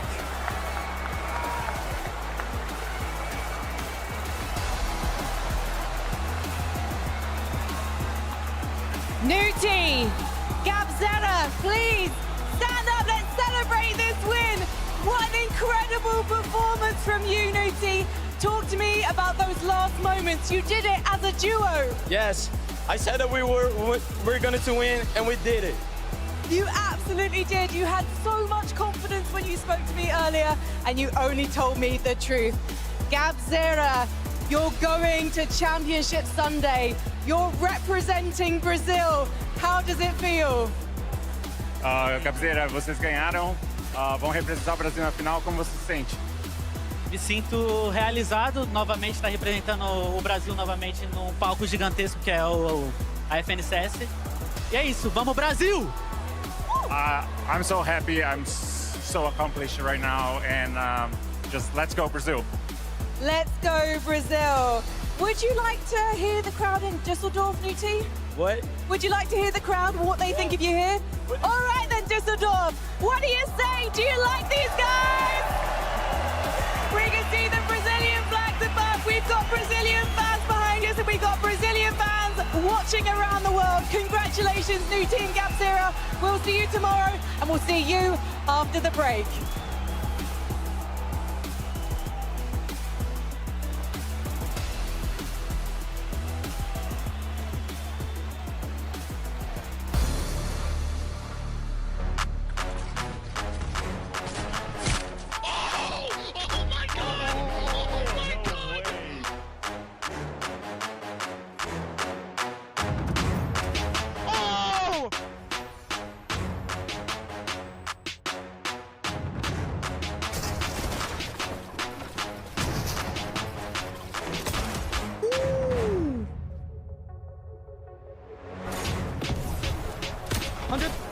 I got hit with that a lot.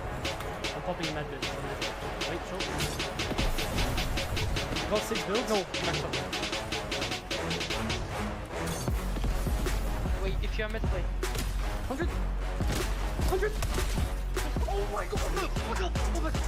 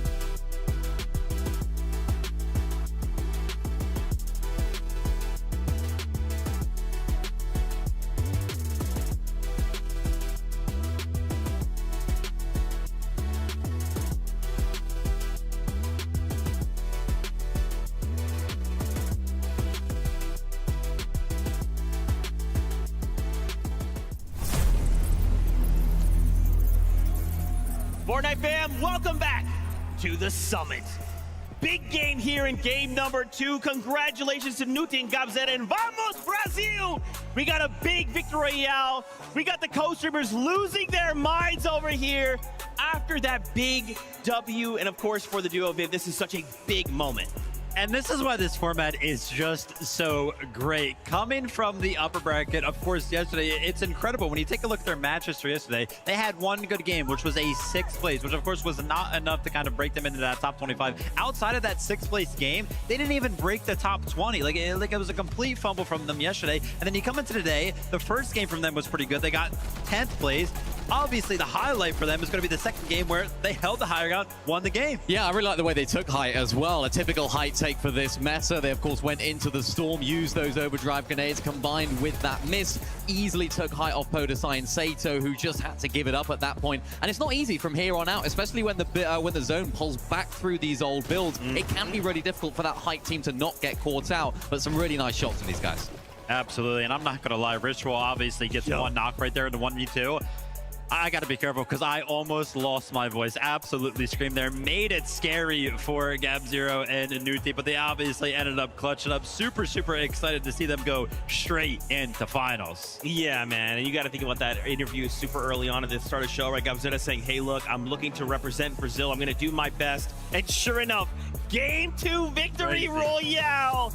Oh man, I cannot wait to see what they bring tomorrow in the finals. Reminder, we're not going to be seeing them for the rest of the games, right? They got their card straight on through. For everyone else, they're playing for top 19. Yeah, nice to see. Did you have them in your predictions, Vivid?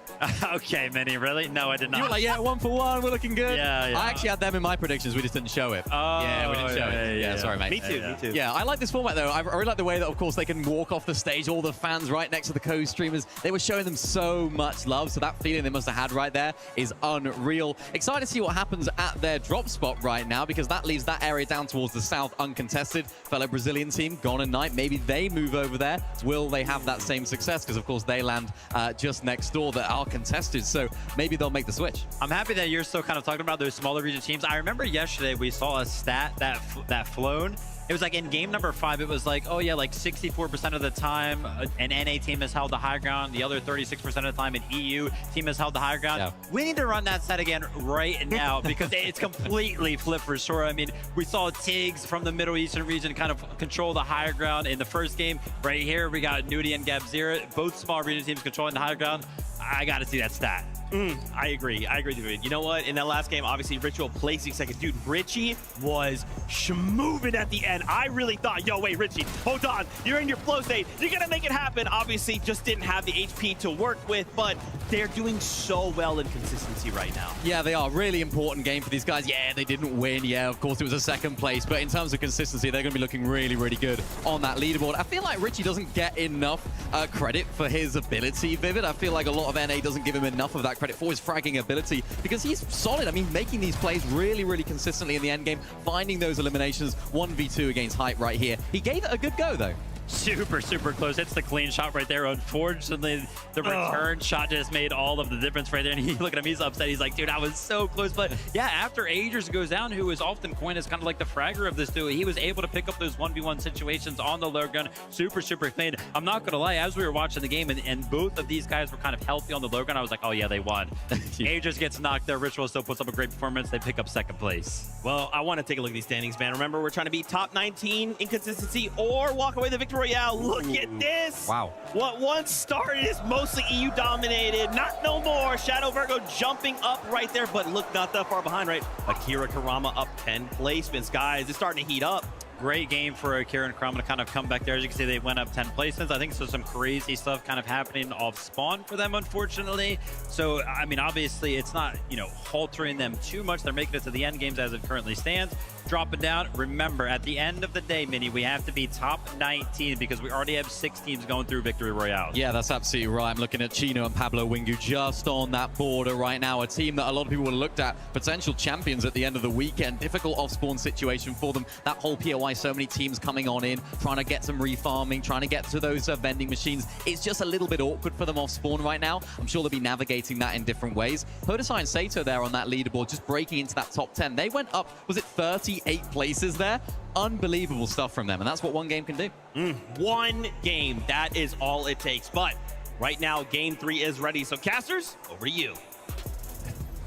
What's going on, everybody out there? Game 3, we had to bring one of mine and Taco's duos, mine from the past and west, yours in EU, Takada to join us on stage. Great to be back. I was getting a little sick of the guys on the desk, you know, so I had to come back to my home turf here at the casting booth, and I'm ready to get started here. Yeah, I mean, things have already been getting pretty rowdy at the start of day 2, and I'm sure that the action is just going to keep delivering because game 3 right on the horizon, and I'm sure anybody can bring it home, so let's see who takes it.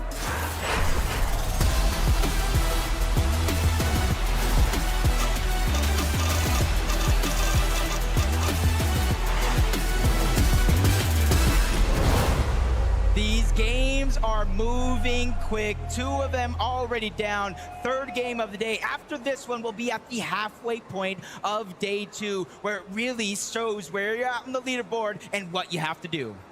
Big things coming to mind. I mean, we had some surprise cons with Akira Kurama and North Boulevard. Same thing that actually happened in the EU Grand Finals leading up to this event. Also now, with Nudie GabZera already having qualified, maybe another Brazilian duo will take over their spot, but we're going to kick things off in the Frigid Fortress, and it's not going to take long.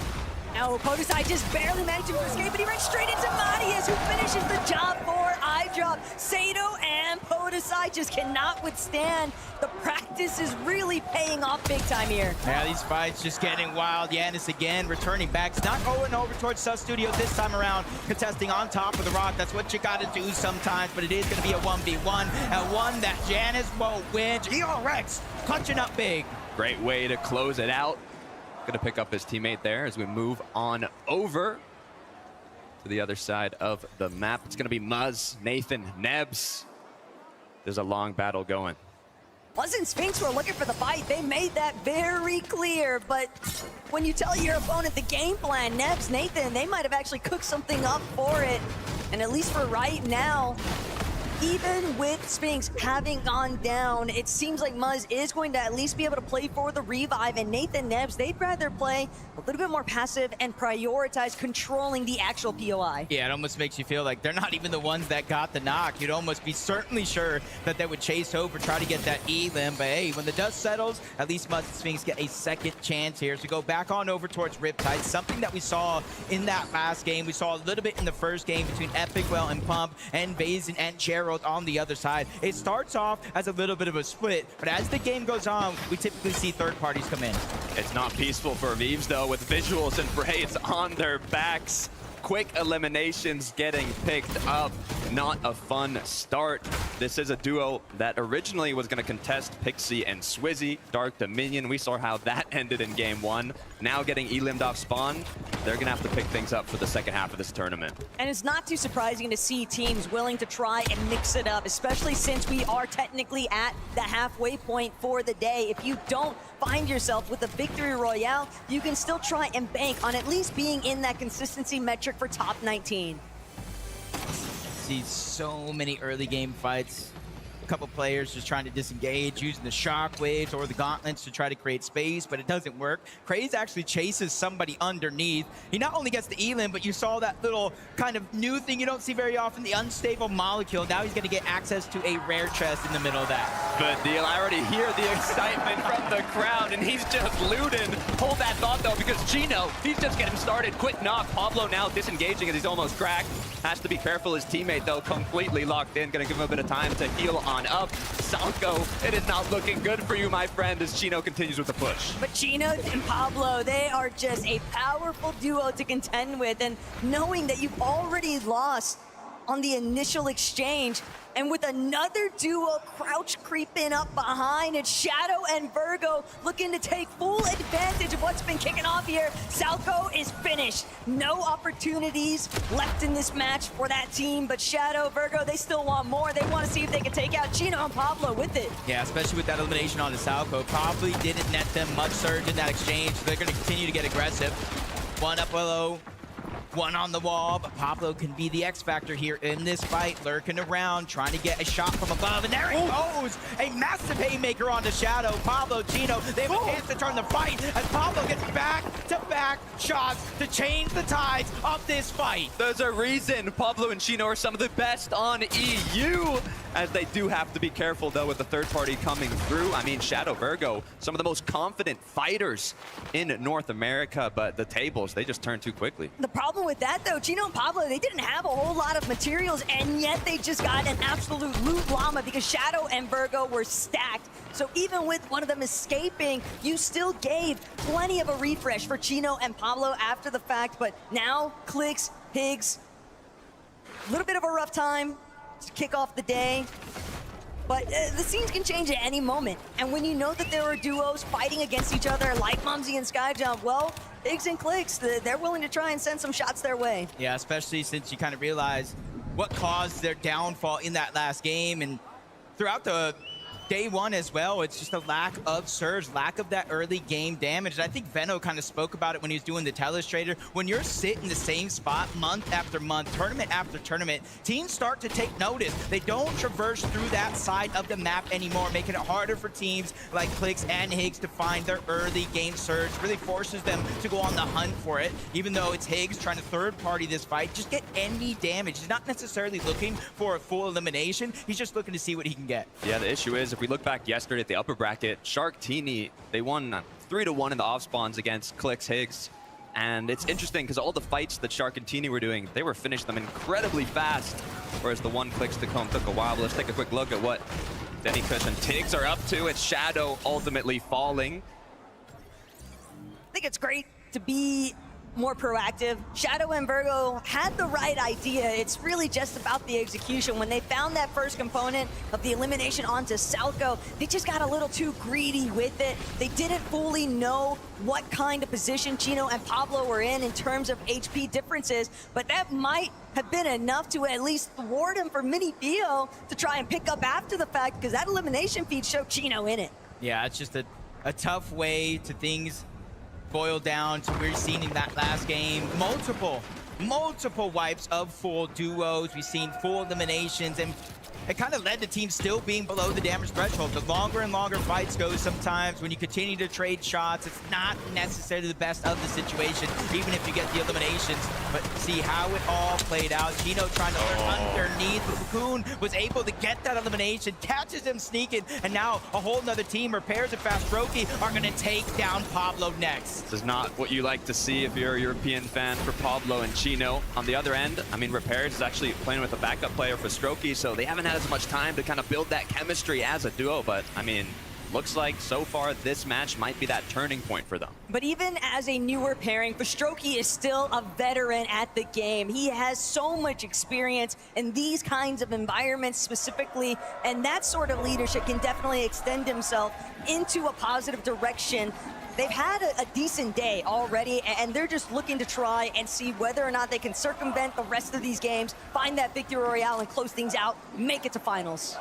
That's such an interesting stat right there that popped up. Akira and Kurama are the only team worldwide, by the way, to win 3 games in that second chance qualifier just to make it there. And this is why we're always talking about warm-ups, being tested right now. Sometimes those are the trials and tribulations you need to go through to get better at the end of the day. 100%. They also have a favorable zone here, and another duo that has a favorable zone is Yuma and Koyota. Now, if you're Yuma Koyota, Game 1 was a miracle for you, having the team that's contesting you instantly qualify and be good to go now, giving you that freedom at the drop spot. Issue is, in terms of points, not looking too great. Hopefully, they'll be able to turn it around. Part of their struggles are still trying to contend with the other duos that are making use of those collision corridors, though. It's very difficult to actually try and take over what's above ground and what's below. So with that in mind, Yuma and Koyota, they've still got a lot of work cut out for them, but Agers and Ritual, night and day difference from how yesterday went for these two. They've already basically done enough in terms of the consistency metric, but it's more than that for these two. They want to make a statement. They want to find a win. Laughing to myself right now, Taco, because I was going to say that exact same thing. A night and day difference from Ritual and Agers. Hey, the wonders a good night's sleep can do, especially if you're one of the most prepared teams. Day 1, sometimes you stumble, but it's not about how you fall. It's about how you pick yourself back up. And Agers, Ritual, they're doing that perfectly today. Yeah, I mean, not only sleep, also now being uncontested, right? That latte going from being con to on-con definitely helps a lot. And you can see what they are truly capable of when they can execute on their original strategies and plans going into this tournament, as Josh Riley and Iamzo are going to take their rotate. Eyedrop and Medius started off this match with a really nice off-spawn cleanup onto Podesai and Sato. And will that be the catalyst for these two? Because we've seen them at least making it somewhat into the end games, but the placements, there's still more left to be desired. And they're actually going to spot out Iamzo and Josh Riley on this rotate. A bit brutal here for Josh and Zoe, because they were hoping to just skirt by unnoticed. Yeah, that's preparation at its finest. I'm honestly thinking for them to look up. We got that point of view of Josh and Iamzo looking the launch pad, and as I'm thinking it, they immediately know it, and that goes to show they prepared for this moment. You don't just qualify for the Summit Land and do everything the same it takes to get here. You have to one-up even yourself in a competition this big, and that's why you see more and more teams trying to rotate to the zone early, which leaves a lot of freedom inside of the zone, and that's why a team like Scare and Osid will be able to benefit from this position. Yeah, also Scare Osid, I mean, they have Shadow Virgo directly south of them and having them already been taken out of the match. They have a bit more freedom on this rotate, considering the zone is pulling more towards Dark Dominion. They don't have to make a long rotate. They have a bit of time to get extra mats, extra loot, and prepare themselves for that end game. Muzz and Spinx, that little bit of a hiccup in the early game has not seemed to deter them too heavily. Loadout's decent. Fully aware of the fact there is Surge Base just up ahead. Whether or not they know that it belongs to Nebs and Nathan, it's easy to make that kind of estimated guess, but more importantly, Muzz and Spinx are not a duo that you would have ever anticipated to even be in this position to begin with, and even now, Jacob, 4 points only at the halfway measure. Yeah, just one elimination. Haven't been able to make it in the top 25, but hey, as this format permits, sometimes it's just one game, one victory royale. They're going for a little bit of a lurk onto Nathan and Nebs, but they do get spotted out. Nebs catches a couple of shots onto Muzz, forcing him back down the side of the mountain, which is honestly, in terms of rotation, isn't necessarily a bad thing for Muzz and Spinx. They can go around the southern end. I mean, good news for Muzz and Spinx, though. Despite having low points, all you need is a VR. If you get that win, it will automatically qualify you to Sunday, so they've got 3 more chances. I mean, we'll see if they can make it happen. Quick replay onto what happened to King and Phaser. Not looking too hot. They just fell into the classic Venus flytrap of Pix and Ghost. These two love waiting around by Toy Box Docks for teams that are specifically hoping to play for the reboot. You think, I'm so deep in the storm, there's no way anyone else is going to still be out here, and then there's Pix and Ghost to do it. I love this duo because if you think back when they were starting it off on EU, we had Ghost playing with Payson, Pix playing with Merstash. I mean, legendary names in the EU region. Didn't work out for them, so they kind of had that last-minute synergy built, and, you know, now they're looking quite strong here in the lower bracket, so hopefully we can see a big match from them. And Pix, have to remember, he's already watched his former trio mates, Darman, Demish, make it through, and not only that, but first place on day 1 overall. So when you pair that sort of ambition with the Ghost, I think that you can definitely anticipate those two to continue moving their way up on that leaderboard. Yeah, I see Night and Gone right now. They're just outside of Sus Studios. You can tell just by the loot they have on the ground, and even more so in their inventory, they're able to get as much as they could out of that mending machine. And you guys all know there's only a certain amount of actual med kits and heals and even usages for those recharges in those mending machines. They went ahead, grabbed all that extra, moved it to the line of the zone. So that way, when it continues to pull further, moving into that 5-tick, they have more time and space to work with. See another team that fell short in the upper bracket yesterday, but only, what, a few points. 1 elimination is what they needed. Avian diminished. On the other side, we've got Alex Reckless representing OCE, now with 566 above Surge. They don't need a fight here. They just need to not get cracked. Fortunately, they do have so much surge, like you just called out, Takada, that they can just take a moment to try and breathe. But Alex shut down. One of the most difficult aspects of making it a little bit later to that edge of zone is trying to avoid those shots from the players that have already situated themselves, along with other teams that are also a little bit late to that extension point. But Reckless now gonna have to do what he can. 2 Chug Jugs, though, to work with, so he'll at least be able to take things out for a bit. But that big buffer zone that they built up of the surge threshold just disappearing so quickly.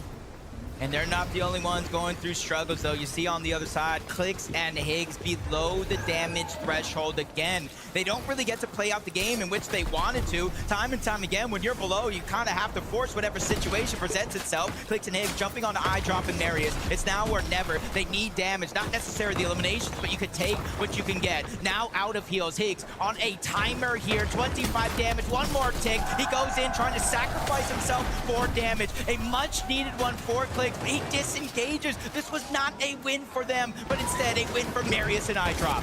Left alone as a solo, quickly falls short as Clix and Higgs once again continuing to try and find what they can do. Good news, I mean, halfway through the tournament, I can see them coming through from a VR, but through points and consistency, it's going to be tough. You say that, but Takada, I'm so sorry to have to cut you short on that, because all I'm thinking about right now is probably the same thing Clix is thinking about. 2023, he was in the lower bracket, and he didn't make it out.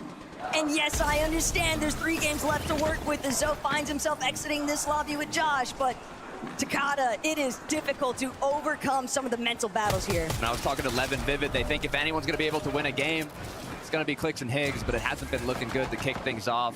Velo, one of 3 players to have not made a major finals, but qualified to a LAN. Let's see what you're capable of. Yeah, and honestly, the last divisional finals in NA Central, by the way, it was Velo, Zynox, player not here, that took on Peterbot and Poyo. And depending on how you look at it, 3-1, 3-2, they took the fight to them. And now you can kind of feel that even if they make it through into the finals, are they going to back down? I don't think that's going to be the case. Definitely not, as Kurama, Akira, they've been playing through from that north side of Battlewood Boulevard. Good amount of points already built up on the day for their leaderboard position, but what they've got to do right now is try to prevent the rest of the duo, or the rest of the lobby, from collapsing in on them. Mr. Savage and Velo, though, checking back in with these two. We have seen them transition into top 5 performances when they make it to the end game. But it's one thing to have zones in your favor, it's another to actually have the moving zones go your way. Yeah, luckily for them though, 400 above the damage threshold. Takes a quick shot there, but they reunite together in the same box. Pizza's being dropped. They're going to heal up to give themselves a fighting chance as we continue to rotate over from Sus Studios towards the edge of Battlewood Boulevard. And that's where you see Chap and Flixie. They're just waiting for that perfect moment. The zone is moving slower on their side versus on the north, so they have much better timing here. Good news is they're also on the uncongested side, but they can't take too long.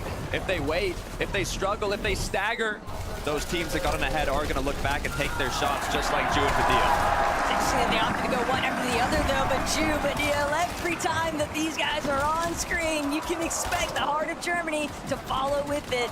Now it's all about ensuring that they stay together in some of these endgame moments. Nebs, Nathan, though, what a great position, trying to see if they can take over height. More importantly still, when they actually make their move towards front side, they want to be able to stop anybody else from challenging them while they go forward. 302 above the damage threshold. Only 7 players need to go down. Storm Surge will no longer be a worry. They're just building up. They're solidifying the high ground, but Scare out of nowhere, trying to give a little bit of a jump scare to Nebs, but he's able to deal with that problem quickly. No time loss, only a little bit of heals. Nebs did not get frightened. Velo in the feed, though, has gone down. Mr. Savage is now left as a solo. Good news is he still has a bit of mats. He's still got a chug as he gets on ahead. He just has to be careful that he doesn't get caught in the den of a duo. Savage is one of the most wiggly players, though, when it comes to a solo's environment, and he'll be able to at least restore back to 200 HP. Eye drop on the other end. Great elimination there onto Golden. So much time has just been bought because of that refresh. Now he'll have to start moving his way forward. Backside of the zone, but Lucy and Zangy there, but Savage still popping off. Braids has been claimed. Visuals knows that the spoilerino is taking place, and he's to leave his duo behind. Yeah, Mr. Savage realizing, hey, I don't want to let this one go for free. That's a good amount of loot that I need access to, and you can see him watching out each corner until he finally solidifies that elimination. And now he's a little bit more stacked than he was before, giving himself a little bit more of a chance. Top 21 situation here. As a solo, this is a daunting experience, but if you're able to stay alive, you can steal away points from players all around. It's now or never, Savage. You started this endgame with 4 points, already almost at 30. This clutch means everything is Ju in a similar situation. Takes out Gone. Second elimination racked up, but he is running low on mats. And there are so many players still surrounding him. You can expect that there's a lot of paranoia following suit. But for Lucy and Zangy, as scuffed as they had looked originally, they've managed to work their way up onto height, but the material count is just so low. They're gonna have to drop Overdrive Grenade, trying to see if they can remain towards that front side. But a big surprise! The elimination onto Jardu delivers the exact kind of material count they need to keep things on the high ground. It's King, it's Craze. They want an invitation to this party, or they're gonna crash it themselves. Onto the high ground they go. It's not just them, but Lucy, Zangy, Hobby, and Minich. There's so many players down below realizing this could be my chance. High ground wins games, and we want to go to the finals. Ju continuing to move on forward. You have to be careful, though. Only 4 builds, 1 big shot is what it's going to take. No more materials left to work with. You have to be careful. It is a full duo. You've got the pressure from above. You got the pressure from below. What are you going to do? Ju just narrowly managing to avoid being eliminated himself, but now stuck. He might be able to pick up the pieces though. Epic Whale has fallen, but Chu doesn't have any. Siphon, who's the team's in front of him. Osid's gonna close off the wall, and Chu will find himself at his ends meet. But Damo now going upwards. Momsy, Skyjump, clearing out the low ground best they can. Only 2 solos left in this game in a world full of duos. Kazi down below, he lost Damo. Chaps fully eliminated out of this game, and we're down to our final 2. But Lucy and Zangi, they're the ones down below. Moments ago, they lost their high ground to King and Craze, and they're ready to take more than just that. King and Craze, first Elim, that one's easy. Second one, that's a wrap. Another 10 elimination game. What are we witnessing from above? They made it look easy, playing it by the book. You can see little shoulder movement, sweating off the players. What a clean cleanup. Guys, congratulations. Kingaling, did you know you had it in you to get a victory royale today? Obviously. Obviously? What about yourself? Man, I was made for this game. It looks like you were, but you had to go through the lower bracket in order to do it. This morning, what was the game plan? Was it always like full send it every single game? If we go out fighting. I always play everything by ear. I mean, whatever comes my way, I just fight it. I treat it like a Div Cup. You guys went for height quite aggressively, and everyone wanted high ground in this game. What was the strategy? When did you know the time was right to strike? Craze is just the best IGO to touch this game. He knows exactly when to take it. He knows exactly when to take it. Craze, where does that come from? I mean, I got the best creative player in the world on my team. We're just going to play Zone Wars. You're going to play Zone Wars. Are you going to be playing Zone Wars tomorrow on Championship Sunday? Every single game. Every single game. These guys are just going to have an absolute blast. Please, Düsseldorf, give it up for Craze and Kingaling! We're going to head to a break. When we come back, we'll be talking about the first 3 games.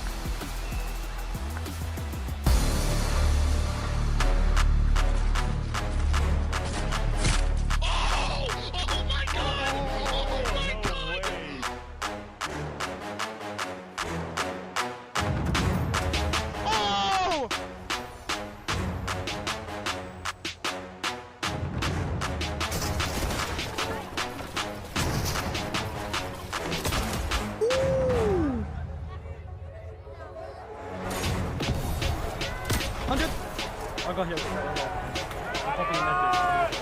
Wait, short. Got 6 builds? No.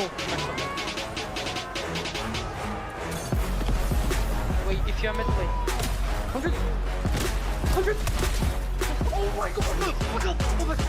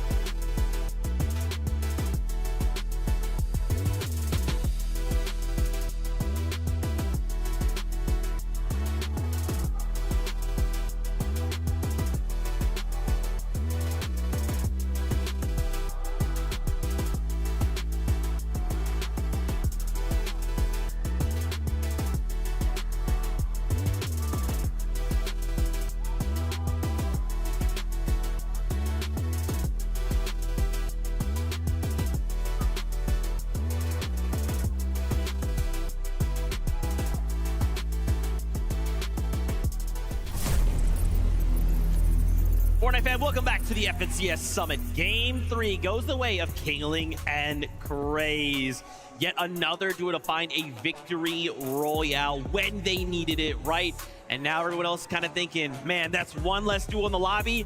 We're now game 3, we're halfway. Things get that much more difficult. We are now kind of in the halfway point, so we've given the players a moment. They've kind of gone back. They're going to have time to review, to talk to their coaches, amongst themselves, their families, loved ones, whatever they need to. Because when they return, they have to make something happen in 3 games. Yeah, obviously kind of the spotlight right now for us, Kingling and Craze, a duo that doesn't have to change anything, doesn't have to actually return to the stage at all, right? They're done for the day going into tomorrow. I gotta say, the conversation that we kind of had with them, and I really, really like, because it seemed so obvious for both of them to talk about their respective duos and their respective roles. Like, Craze was like, yeah, man, I mean, I kind of just like play like I have the best creative warrior in the game on my team. And yeah, he's right. I mean, Kingling is known for being very, very good and creative. And then Kingling on the other side is like, dude, I got the best IGL in the game on my team. I'm just going to follow his calls. It's easy. Yeah, it's the perfect complexion. And sometimes it can be difficult for these sort of creative warriors, players that are really, really strong and creative, to actually carry that over into Battle Royale. And this right here was absolutely beautiful from Craze. The 2v1 was fantastic there, Vivid. I gotta say, though, you know, Craze is kind of talking up Kingling being the creative warrior there. Did you see that elim distribution? Craze ended the game with 7 and Kingling had 2. So I don't know, they might have the roles mixed up. Maybe. I mean, it's nice for them, though. It's good to see, of course, that was a low bracket only team, so they had to do it today. And I think it's nice to see there's confidence as well from some of these teams to start taking high. For me, we're going to see more of this now for the rest of these games. Those shockwaves, those fizz grenades at the back of zone are going to be so, so important, Vivid. They're so good. I gotta say, so far, lower bracket has delivered on multiple fronts. I feel like the regional just breakdown that we've had over the course of the 3 games, we've had a different region win every single one of these games. Obviously, we kind of started out with EU, we went to Brazil, and now we have an NAC team winning. Man, we're getting it all. We really are, right? Fortnite always delivers. These players are really putting on an amazing show for us. We have a listen from this last game from Kingling and Craze, so let's take a listen. Here, come look at it with me. Come look at it. When I edit, I'm gonna edit when they shock. Yeah. 30, 50. Okay, nice. Dead. Nice, nice. Grab it. Okay, yeah. That guy. 30, 60, 90. 81. 90 white. 30, 80 crack. Crack that guy. 30 white, 30 white, 6 white. Dead. Dead. Here, high is nothing, high is nothing. They're jumping in, they're jumping in. I'm going up, I'm going up. Yeah, go. 20 white. Nice. 30 white, dead. Dead. Nice, good shit. Dead. Nice. 40. Dead. Nice. See? Come on now. Now, where? Great stuff from them, right? Big smiles from both duos, man. Just to think, oh wow, halfway point, we get the victory royale. I don't have to think about lower bracket now. All I have to do is think about tomorrow's finals. Of course, coming back tomorrow, it's gonna be a little different, right? We still have 3 more games to figure out VRs and top 19, and then we also have the top 25 for bracket. A lot to figure out for many of these duos, but let's turn attention to these standings.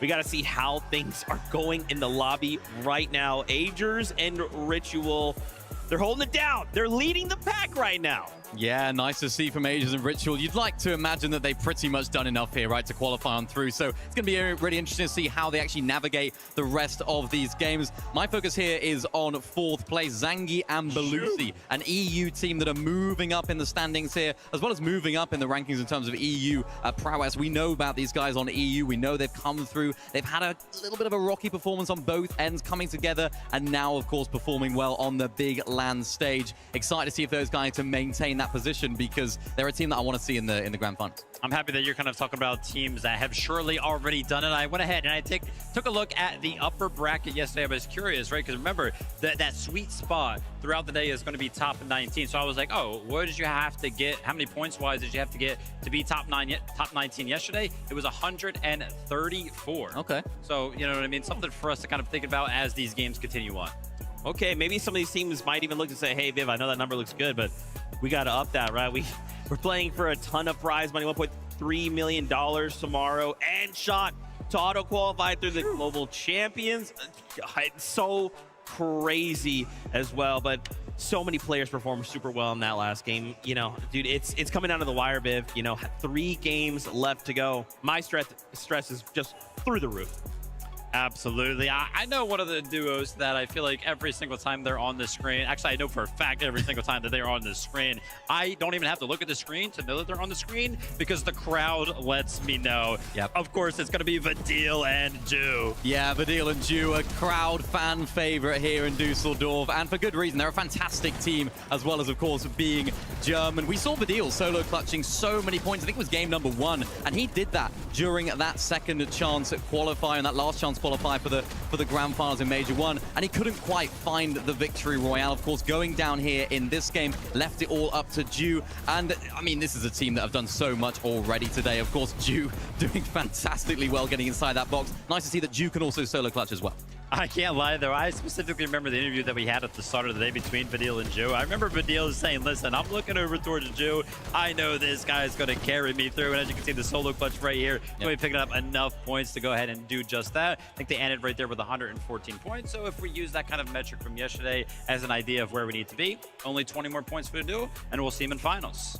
It's not terrible, right? 3 games to try and get 20 points. Again, that's if that 134 stays the way that it is. But even still, you can't get comfortable, right? Like, you have to keep pushing because anything could happen. And even just think, Viv, we could get a player in the top 19 that suddenly gets a victory out, pulls the whole leaderboard up, and maybe you were outside, but you're thinking, oh no, I'm not in. Wait, I'm in suddenly, right? Like, this will come down to the final game to kind of to see how everything ends up happening. Yeah, I mean, tracking the points when we do have these types of formats is super, super difficult because those points kind of disappear from the leaderboard once one of these teams win, right? That was a point that Mini was kind of making earlier that, yeah, if any of these top teams do go ahead and pick up a win, they're gone. All of those points kind of disappear and it kind of change up the threshold. As it currently stands right now, though, Mini top 19 looks like it's 64 points. Yeah, it's getting close, though, isn't it? I mean, looking at Saito, Podesai right there, Momsy and Skyjump, another French team way up in the standings 35. right here. 35 places up. I'm sure a lot of the French fans in here will be very happy to see that.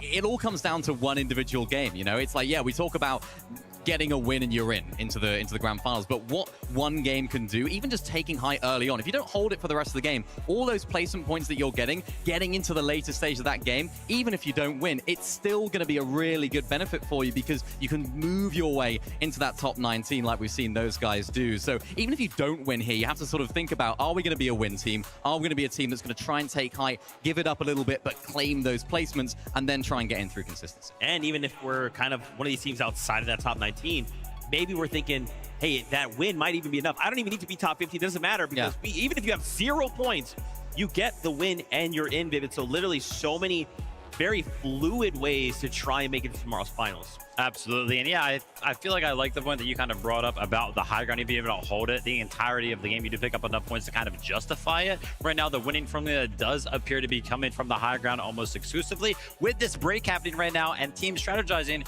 I'll be curious to see if high ground changes up at all. Interesting stuff here. I'm getting word. This being the halfway point, we got to check in with our team in first place. Agers and Ritual. Frankie is standing by with them now.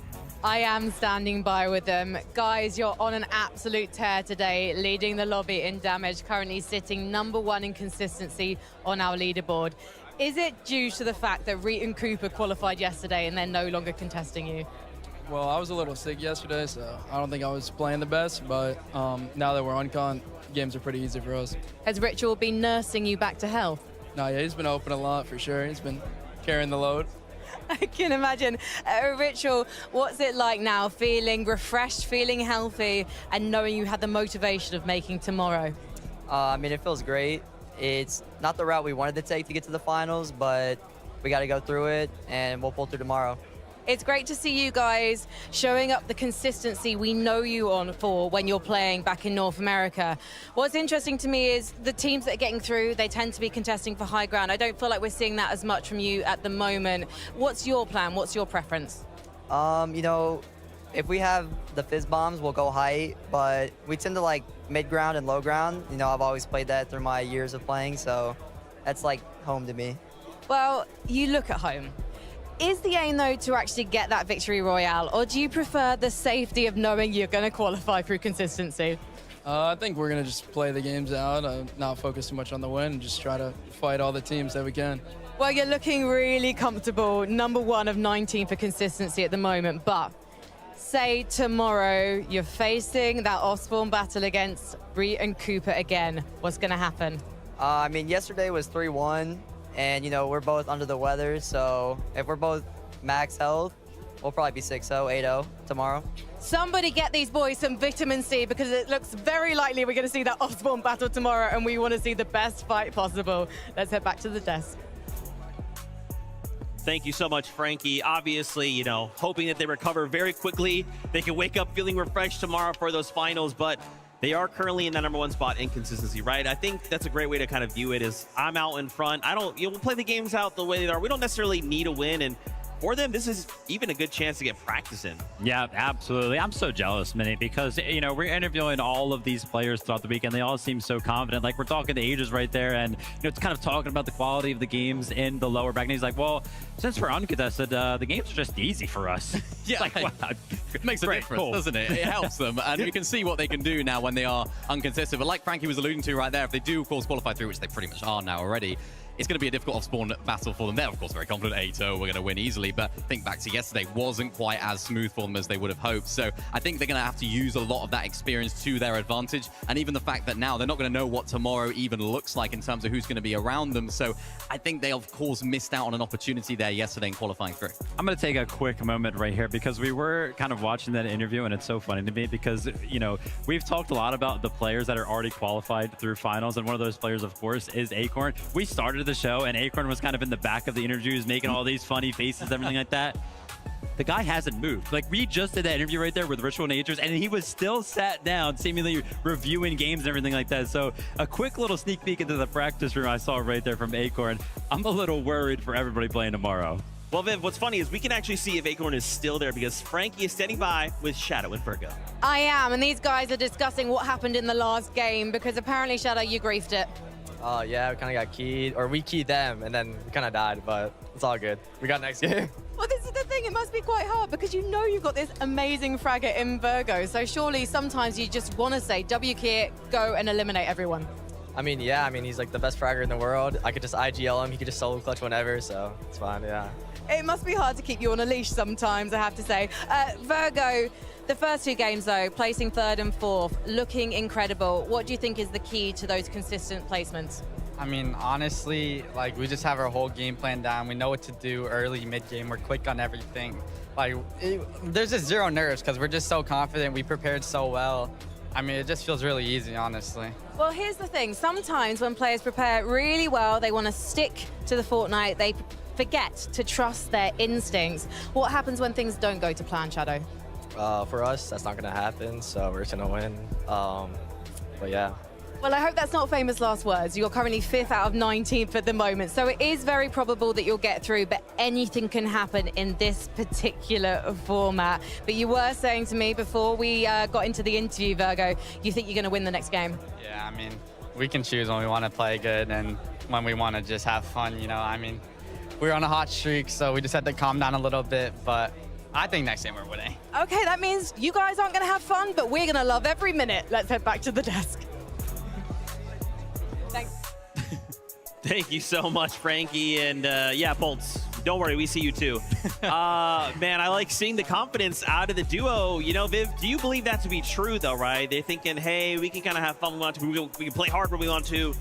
Now we're going to come in and get a VR right here, right now. Is that possible? Dude, I feel like we have to believe them because throughout, you know, we started off the day kind of talking to Virgo. We were kind of curious as to how he was going to be kind of feeling coming into the event. Only a couple of lands under his belt now. He was like, dude, listen, after playing so uncreative, I feel so confident. I feel like we're seeing just that. I mean, the duo looks pretty confident to me in game. They sound confident out of game. I got to believe that they're winning game number 4. And that must be hard, though, when you're Virgo, to have a lot of expectations on yourself coming into it. And then going into that practice room, performing incredibly well, and then everyone sort of piling on you saying, you are going to do so good this weekend. You're incredible. How good are you? You're amazing. So he's actually carrying that really well, of course. 2nd place right now today. Interested to see what happens to their drop spot as well when they do qualify through to the grand finals. Hero and FKS landing there, of course, in those grand finals. So will they be contesting them? Will they be moving around? There's a lot of questions now that they'll be thinking about in the back of their minds. And a lot of those players in that practice room room also voting, keeping their eyes on this lobby as well to see how the Osborne situation is going to go. It's so cool, man, seeing all this kind of unfold. It makes me think of the Global Championships, which reminds me, don't forget, yesterday we announced some things. We have a beautiful graphic here lined up for you guys that may have missed it, but FNCS 2026 now looks like this. We got the Global Championship happening September 26th and 27th in Antwerp, Belgium. What's up? Major 2 has new dates, July 18th to August 2nd, with that last chance from the 3rd to the 14th in August. And obviously, don't super know what that FNCS solo online thing might be in October. I don't know, not sure, but keep eyes out because more information will follow. We've also in the blog announced power rankings, and guess what? Levin made a little video for us. Check it out. This weekend, the best players in the world are proving it on the stage, but competitive Fortnite is bigger than one weekend. It's every cup, every finish, every performance that pushes a player further. Introducing Power Rankings. Your Battle Royale and Reload tournament results will build towards your individual power ranking. Updated weekly, you can track your global standing, share with friends, and follow your favorite players.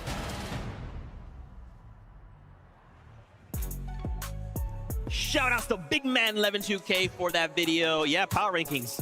What's really cool is this was built for the players. We got to show them a little early when one of their rehearsal days, hey, this is power rankings on the way. And man, it's so cool. It's basically just like a player's competitive resume, right? Just being able to look at a number and be like, oh, you thought you were better than me. Hey, what's this say right here?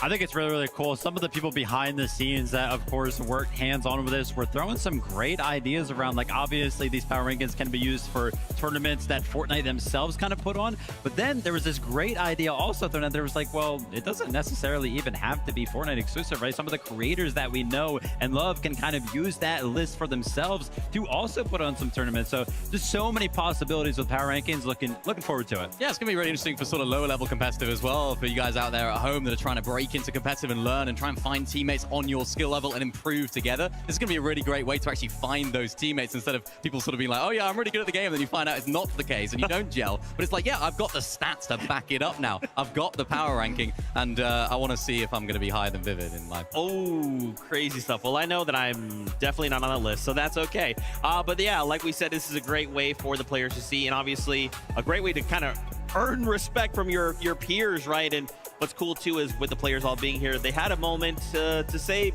how much they respect each other. Check this out. It's one day, 8 games only. A lot can happen. There's so many contenders, so it's gonna be hard. The secret would definitely be experience, being able to consistently perform under pressure. It's either you got it or you don't, and we happen to have it. These are the best of the best, but I think we're ready to compete against them. I'd say the biggest competition is probably Sky and Scroll. Sky and Scroll. Sky and Scroll. Sky and Scroll. Obviously Sky Scroll. They've been the most consistent team by far. I think their average placement for the past season is top 10, which is just insane on EU. They have really good team play, especially in endgame. It just sets them apart from everyone else. I've known them for some time, but then they just suddenly became the best. They have the best dual chemistry. They prove without a doubt they can play 12 games on the hardest region and make every endgame. Biggest competition, I mean, I would probably say Shark and Teeny. Maybe Shark and Teeny, to be honest. I mean, it's gonna be Shark and Teeny now. Shark and Teeny, just two very good individual players. They were conned last grands. We didn't get a chance to really see what they're about. Uncon, they could 100% be contenders to win, and if they can't, I would hope to see them in the top 5. It all depends on how he reacts. I think Kervin Vino has a unique playstyle. I would love to see them competing against the best of the best. Vino, just when he's locked in, he could just do anything at this point. I think the way to keep up is just your love for the game and wanting to be better each and every day. One of the most underrated teams here, I would say, is Victor V and Canada. I could see them easily sweeping a top 10 or even maybe a top 5. Surprise, maybe us even. Maybe us. Josh Rayleigh, he's up and coming. Just his fighting ability, you know, like people call him the next Peterbot, so I think that he'll really impress a lot of people. 過小評価されてるのは結構自分たちかなって思います。Koyota is like definitely up there. Maybe he will surprise top 5. From Asia, Koyota, I think will do good. I definitely looked up to Mr. Savage. It's cool knowing that I was like watching him back in like 2019. I was just like not even good at the game at all. Now we're here. がずっと強いなと思ってて、なんか本当にフォートナイトが好きなんだろうなって思います。We have Thomas HD. He is still going and still looking like a very good team right now. I used to look up to him a lot, but I think a lot of things has to go in his favor for him to win. As like, I guess the face of OCE, obviously I've got a lot of pressure on me. I'm proud to represent EU. I think it's the best region by far, and I feel like we keep showing it. The most important thing, I want to make my Middle East region proud, and hopefully I can do it in this tournament. This is all I ever wanted, you know, since I was 13 playing, trying to become the best, but it's not going to be nothing if I can't take it home this weekend, so we'll see.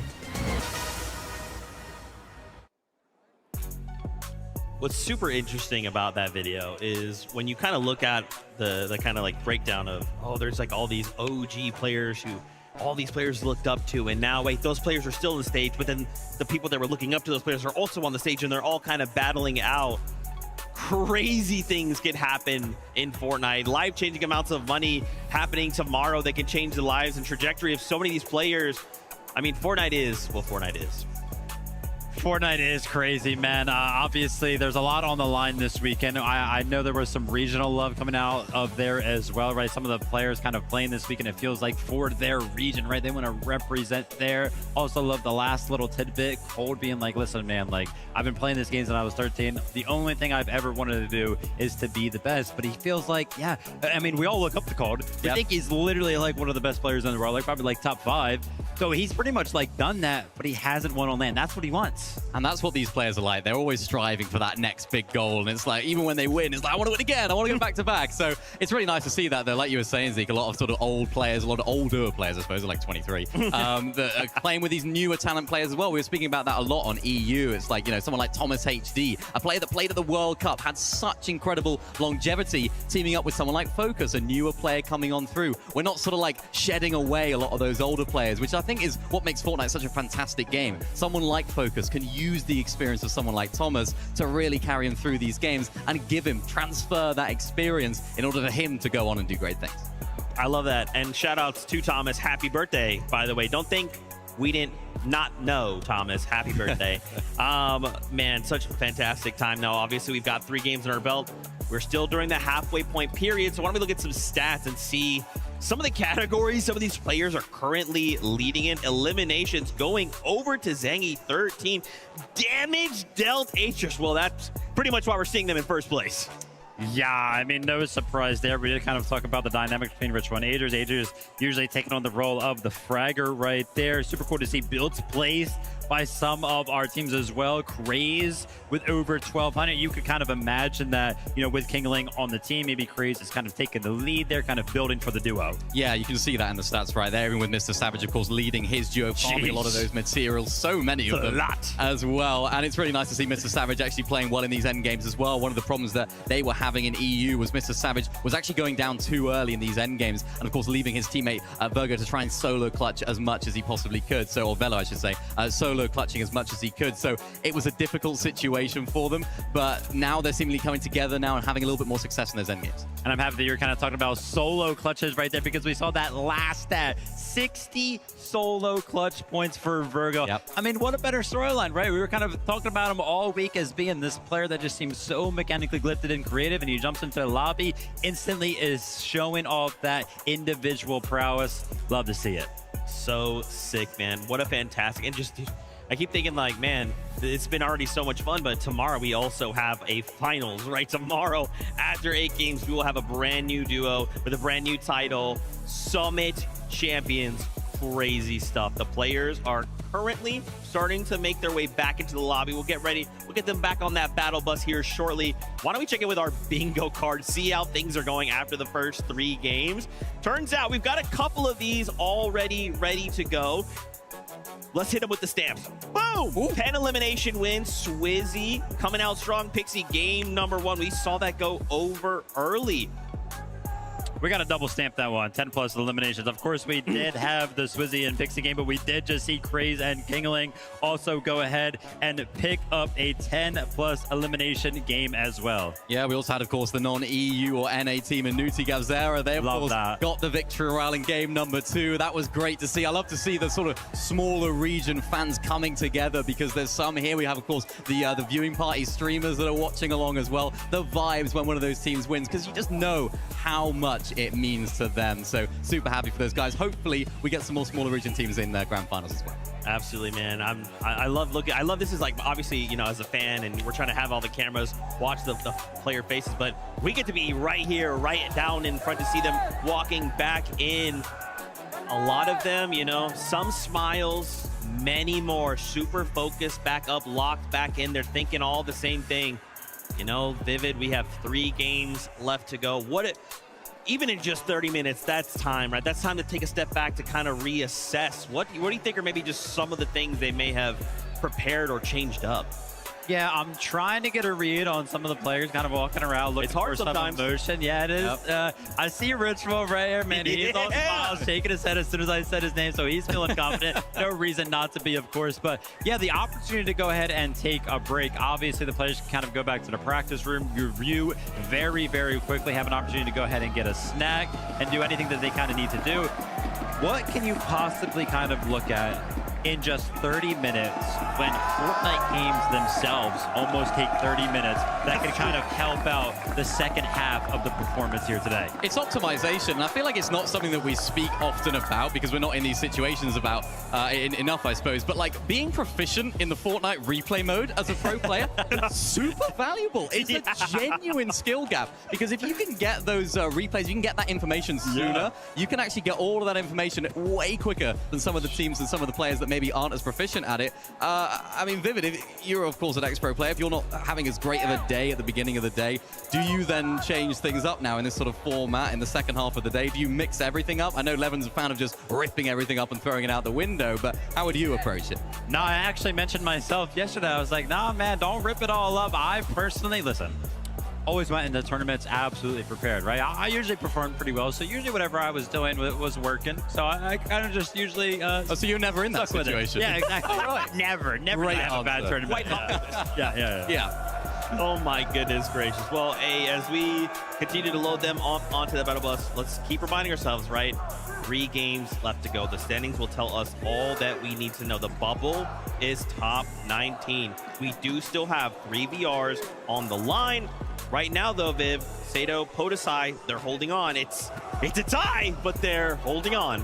They are holding on. Listen, I'm going to go back to that first stage real quick because I saw something that we didn't have the opportunity to go ahead and talk about, which is absolutely crazy. When we do make our way back there, I'll go ahead and bring up my point. Alex and Reckless have actually been top 19 throughout the day so far. It looks like after game number 3, they did unfortunately drop outside of that. I was looking towards them because I feel like the big conversation throughout the day so far has been those smaller region teams.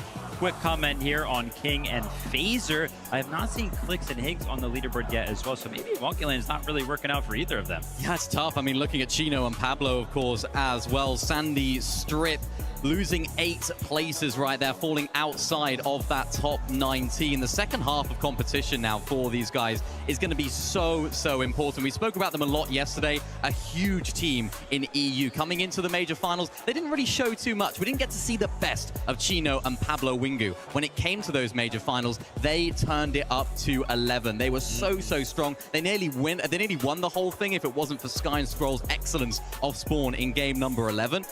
So now they're going to need to have almost that in a more condensed way. They clutched up at the second half of Major 1. They're going to need to clutch up in the second half of this competition. And of course, they've got 3 more games to do it.